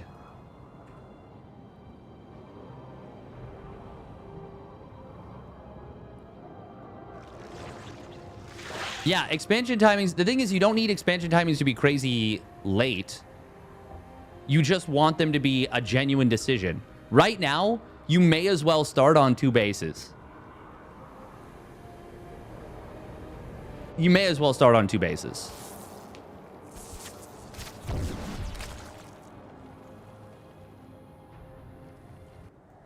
I'm really curious how many hotkeys Dark was using earlier.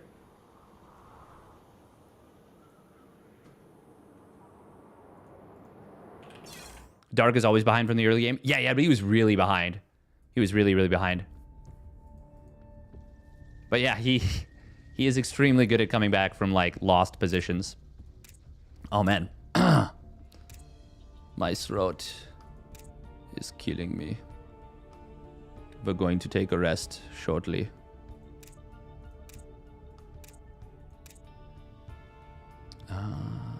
Where is the game? Wait, was it played on... Oh, it might have been played on NA server, actually. I think it was. Yeah. Because Korean server was down.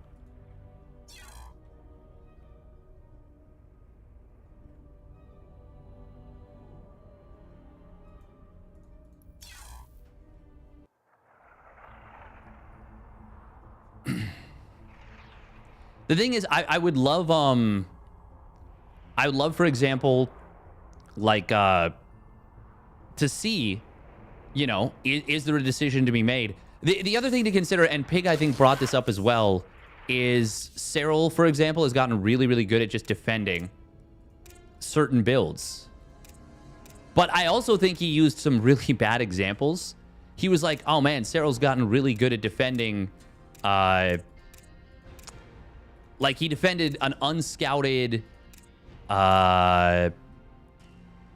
like charge lot all in from Creator.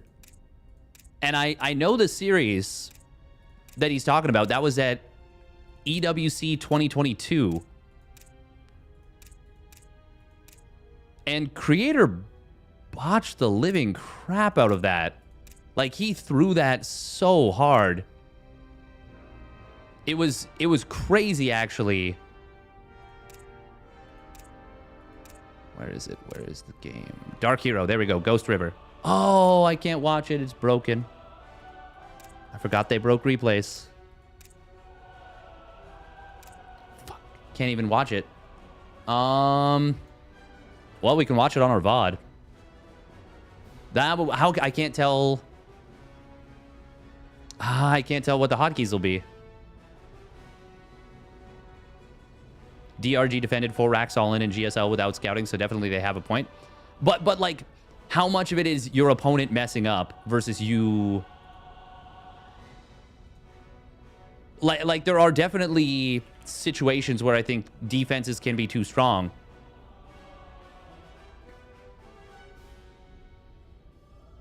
Bum, bum, bum, bum, bum.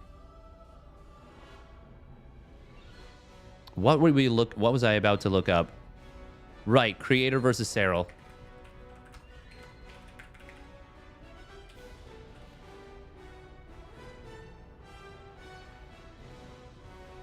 Like, that was just, it was such a giant throw. Such a giant throw. Oh, look at that, me. I casted that one from Kung Fu Cup. Like, you can't talk about strategy and how Serral can make a bunch of mistakes misreading a build when Creator... And like, you just can't kill opponents. When Creator just, like, absolutely, you know... Gee, just punts it. Like, what are you...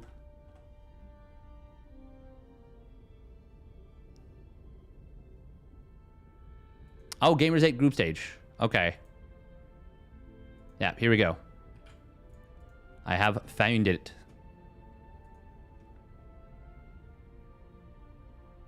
SE2 has just gotten faster with more macro openers. Yeah. But yeah, for example, like even Pig, who is very, very good at analyzing stuff, like he was wrong. He was just wrong about this, in my opinion. And I was like, Creator could have just, like, A-moved this. Like, he had this game won.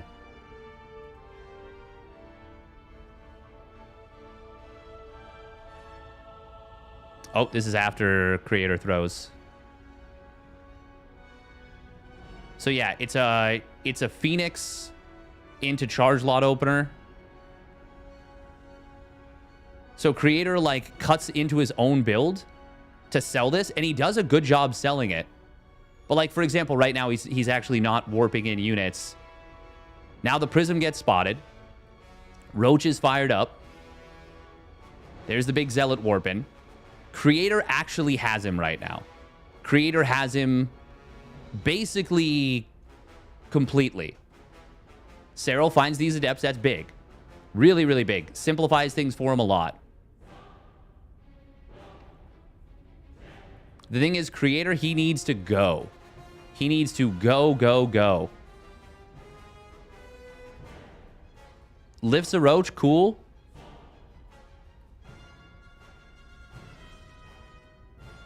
Good defense right there from Serral. Bad execution from Creator. Doesn't put this... Okay, let's go back over this a little bit. Doesn't put the Zealots on hold position. Doesn't run Zealots into the main base. Doesn't target the Roach Warren.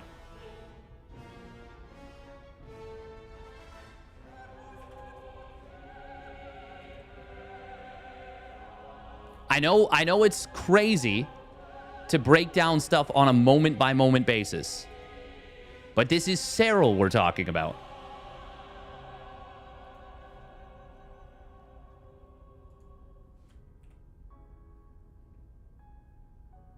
Zealots are derping out. He gets the Queen. Could split into the main base. Could go after the units here with the Queens. Prism can go to the high ground or the low ground to warp in. Either or. Gentleman's choice. Actually, when was the last warp in of Zealots? Warps in at 5:43, so they're going to be ready to warp in momentarily. Once again. Good kiting from Serral. Creator still able to get a good wraparound on the Queens. Trying to draw his opponent out.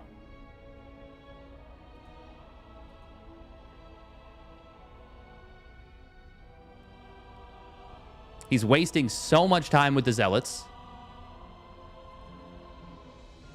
Flies the Phoenix into the Spore. Even now, this game is still very much in hand for Creator. Very much. Imagine at some point, at any point, look at what the Roach Warren's health is. You can barely see it, but you can see that it's red. It's like 100 HP. If the Roach Warren has gone down at any point, Cyril is dead. Dead. He will not be able to match his opponent's production. Zerglings are not going to cut it. The Roach count is not high enough. There's so much that Creator can be doing better here. Just about everything. He also lets his Zealots get body blocked. Doesn't need to fight here. Can also send Zealots, grab them, send them around. They will win this fight if you micro a little bit.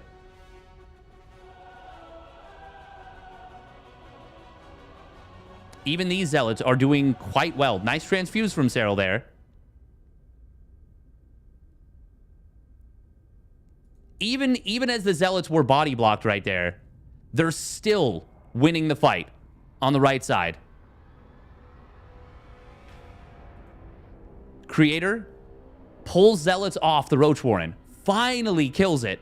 But Cyril got... So Creator could have killed this Roach Warren.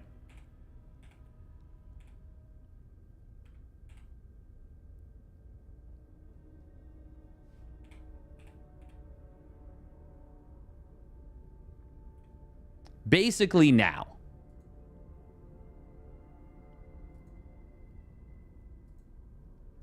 What I would have loved to have seen right here, actually, out of Creator, he picks up the Queen. As Cyril runs away with the units, redrop the Queen. Kill it with like 5 Zealots. Rest of the Zealots go after the Roach Warren. Or maybe you split Zealots into the main mineral line.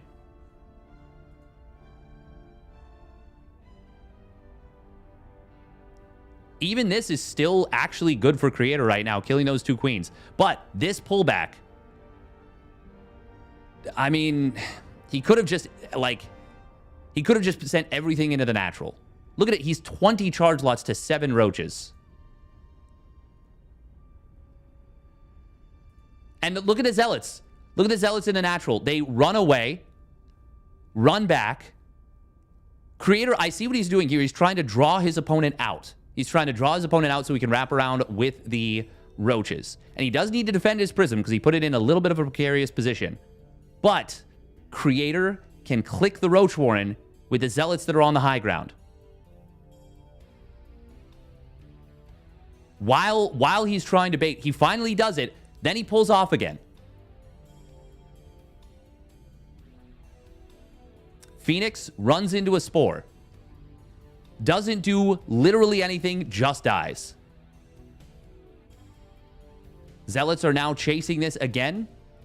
1 Zealot on this Roach Warren and he'll kill it.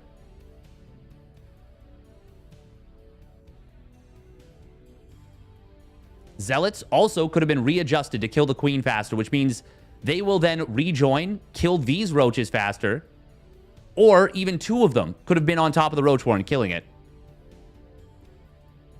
These Zealots at the top side also could be killing the Roach Warren. Cyril had just started up 6 roaches. These should never have gotten to start.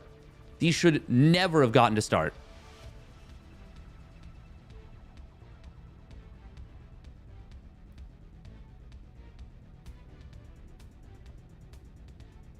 Even now, Prism warped in a terrible position. Still, almost has enough to win the fight. Why did he only warp in 4 Zealots there?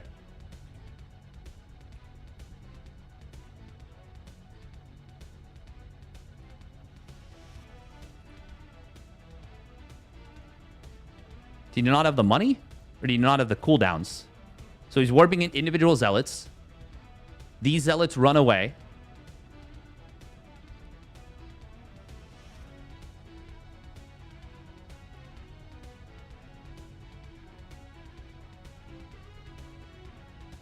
Even now, after everything, he's in the main mineral line. He's killing drones. He's doing more work. All he needs to do is put this Prism here. He can still rapid fire warp in Zealots. When you're just about to beat Cyril and the nerves get the best of you, understandable. 100%. 100%. But this is not a case of the build not working. This is not a case of the build not working. And this is not a case... This is just... I'm not trashing Creator. I'm saying things he could have done better. that would have won in this game, because this was a one game. 100%. This strategy worked. And it's not a bad example from Pig. It's a bad example from Artosis, which then Pig also uses. Like, I can't believe that he didn't just say, like, no, like, this is wrong. This is just wrong. Because this is wrong. This was execution. And it's... So, okay, there's different types of execution. There's execution where if both players do it correctly... Or, sorry, if one player does it correctly, it's irrelevant what the other player does. They can do well and try and salvage the fight as best as possible, but they're going to lose. That is the situation this is. There are other situations where if both players execute, then the defender will win. And that is many, many situations. And of course, there are varying degrees. But this is an exact situation of one player. If both had executed perfectly, Cyril came very, very close to executing the defense as perfectly as possible. He really made it difficult for Creator and created a win condition for himself. So plugging the gap in the natural mineral line with a Roach to delay the Zealots there. Building a Spine Crawler at the third. Kiting back and forth, distracting the Zealots, buying himself crazy amounts of time. But to pretend that it wasn't Creator's significant set of mistakes, it doesn't matter if it's nerves that caused them, it doesn't matter what it is. To pretend that his mistakes aren't what caused this otherwise strategic victory to fail is extremely disingenuous. Extremely disingenuous. And you cannot say that cheeses don't work or that builds don't work when... No, this wasn't Pig casting this. This was Pig analyzing Artosis' video.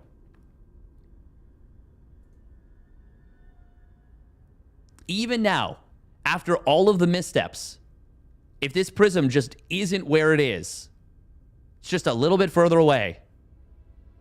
Even the warp-in could have been right here. And then I don't know that Cyril's going to step the queen. Well, actually, no, Cyril has to all-in this.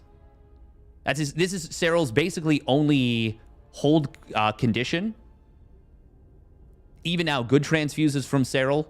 Spore Crawler actually body blocking the Zealots a little bit. Good micro back. Really good micro back on the Queens. Jesus. This should not have been allowed to happen. Absolutely should not have been allowed to happen. Who was casting it originally? Oh, I have no idea. It really doesn't matter. But this was... And the thing is, like, while you're casting it originally, it's easy to miss. Like, okay, and that's what makes Roddy such a freaking good caster.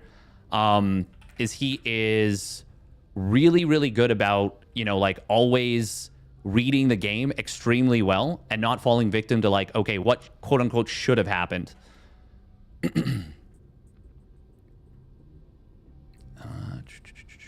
Cyril Creator. Round one. Okay, who casted that? Loco Wardy. I could have just unmuted it. Wow, I'm really smart. Yeah.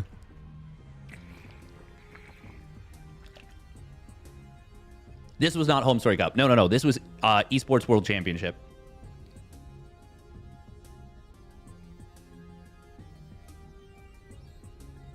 The thing is, I agree with the 8 workers, or like 8 or 9 worker start. It's just I don't agree that it's impossible to kill an opponent. I just think it is very, very difficult. The funny thing is, this is like... this is like a really good example of don't pick a bad example.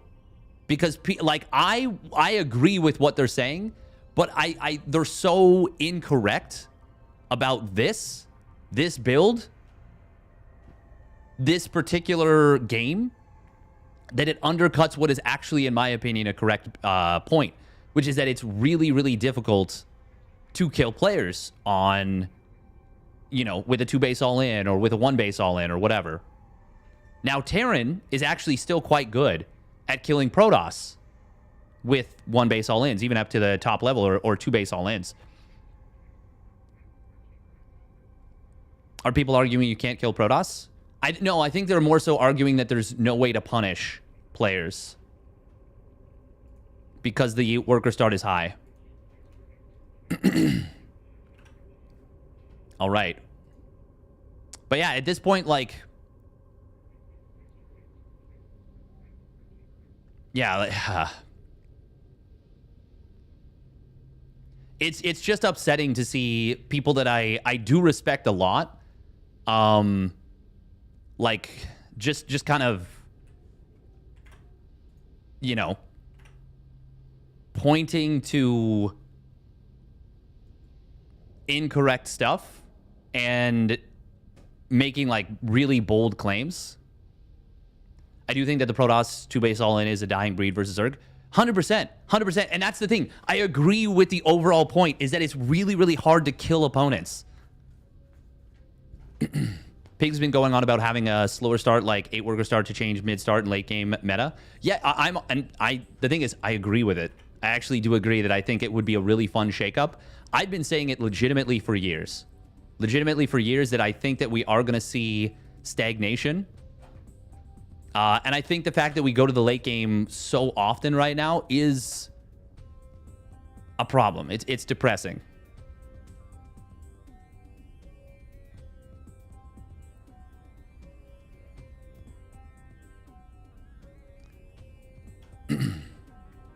But yeah, this was massively an execution issue. And that's the thing. I would actually argue that this is an example of how the game should function in theory, is that even if you make a slight miscall, because he did overbuild drones, he did start unit production late, but he got bamboozled. The thing is, this is actually a really good example of a lot of great things about StarCraft 2. A lot of great things about StarCraft 2. The fact that even 12 years into its existence, 6 years into Legacy of the Void, you still have players coming up with new and unique ways to bamboozle. The fact that you have... oh, pardon me. The fact that you have a player that is constantly scouting being rewarded, i.e. Serral. He finds the Adepts. He finds the Prism. He's very active. He's checking on the third base. The Phoenix being sold as like a tool of like, oh, I'm going macro. I would never open Phoenix if I wasn't gonna, you know, just macro. Like, I'm gonna go Phoenix Oracle, and I just want to kill your Overlord first. But then the fact that with Serral, with the level of execution he was able to bring on the defense, he was able to create a position where he could have his opponent make enough mistakes to win that one. And that is what happened. Creator made enough mistakes that Serral's immaculate defense was able to just barely hold. And like really, truly emphasis on just barely. Like, Creator could have very nearly just A-moved, and it might have actually gone better. It would have been close to better if he had just A-moved the Zealots. Obviously, the best case scenario would have been he micros the Zealots correctly all the way through.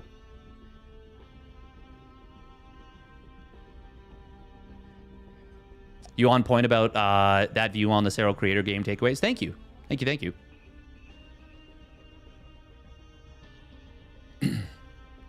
But yeah, the one thing that actually made me the most excited about playing Stormgate was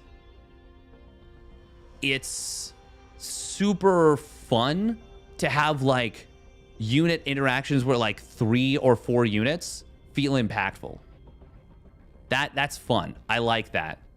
And to be fair, in StarCraft 2, it doesn't really feel impactful. Now, granted, a lot of that is oh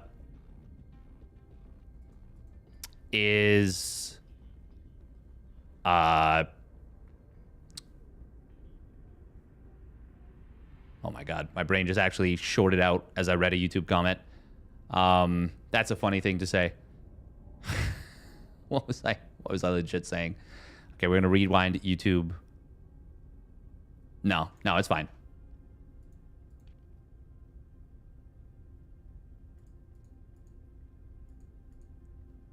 Sorry, someone on YouTube saying, honestly, Harsum is a better predictor than Roddy. Harsum is a pro player.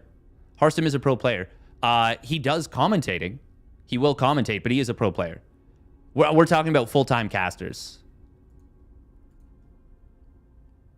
Train has left the station. Yeah, completely gone. 3 units being impactful. Yeah. No, I that was probably the most fun thing about Stormgate. Now, I'm not saying you should be able to end the game with the first 3 units, but it would be nice to be able to, you know, overwhelm an opponent in the middle of the map with, you know, you out micro 3 units versus 3 units. And then that lets you get in and kill a worker. Now, granted, I do think Terran, for example, can do that. I think Protoss can do that, especially in the early game. But it doesn't really feel like Zerg really has any options to get on the map. Like, you can obviously do Ling run-bys, but you're relying on your opponent either not having a Hellion at home or Hellions at home, not having a wall, Oracle energy not being there, which is now not an option with energy overcharge. Should have a more structured version of this conversation and post it as a podcast. Be pretty fun. I do need to create more structure for myself. I think it'd be beneficial, to say the very least. I definitely think it'd be beneficial.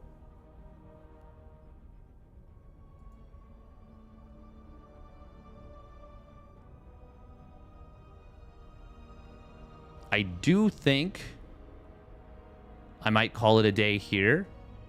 We have been yapping for quite a while.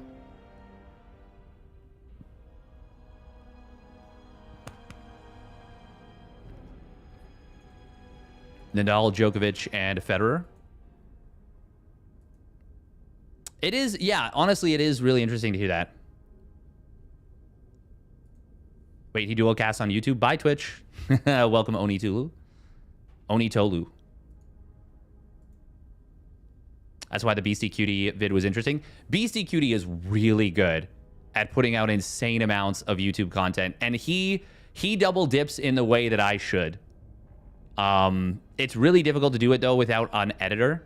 But maybe it's time for me to just bite the bullet, pay an editor, and get someone to, you know, farm the VODs, make the content, do the stuff, do the thumbnails, and go from there. But yeah, Beastie Cutie is really, really good at basically, while Twitch streaming, making YouTube VODs. Yeah. Or making YouTube videos while he Twitch streams. And then I think he just hands the keys for his VODs to his editor.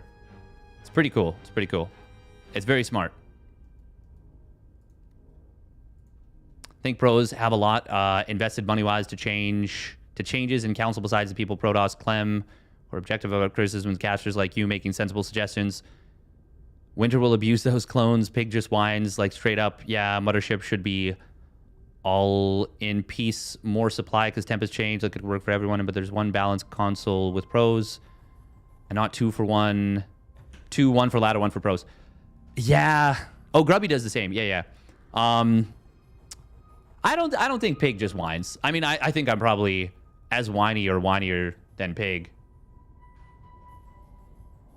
Check on the derpy. I think I'm definitely like super whiny in terms of like how you would characterize it in terms of complaining. What's derpy, Cam? That's derpy. That's derpy, the little big doggo. He's been pretty whiny lately. Like saying Protoss isn't strong enough, or saying what? Because I don't know. I don't like really have time to watch this stuff. Really? Farming the SE2 Reddit? I mean, you got to do what works for the algo and all that jazz. I don't like that though. That's not me. That's not me. But it doesn't mean that yeah. You should podcast, bro. I think yeah, yeah. I really should, honestly. I really should. Maybe I'll see if I can get somebody to take a look at this VOD and comb through it, so to speak. But yeah, we're gonna that's gonna do it for me for the day for now. I will be back tomorrow with Masters Coliseum Global Qualifier. That one's gonna be starting at 7 a.m. EST once again, 1 p.m. CEST. Or is that in Korea? Like 10 p.m. Is it something like that? Hey, thanks for hanging out. A little bit dicey.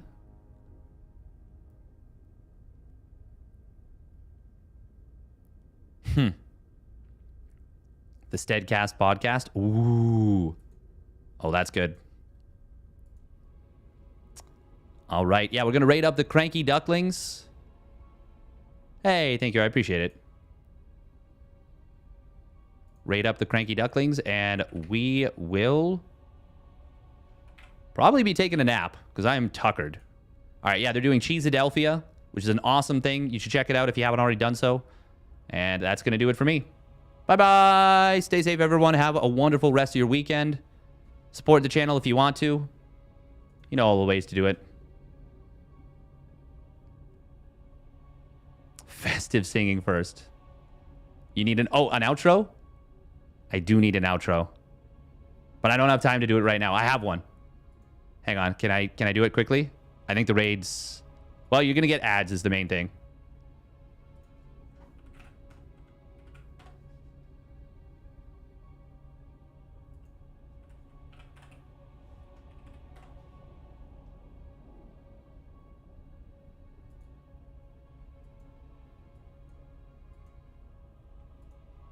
This is my favorite outro. It's a banger.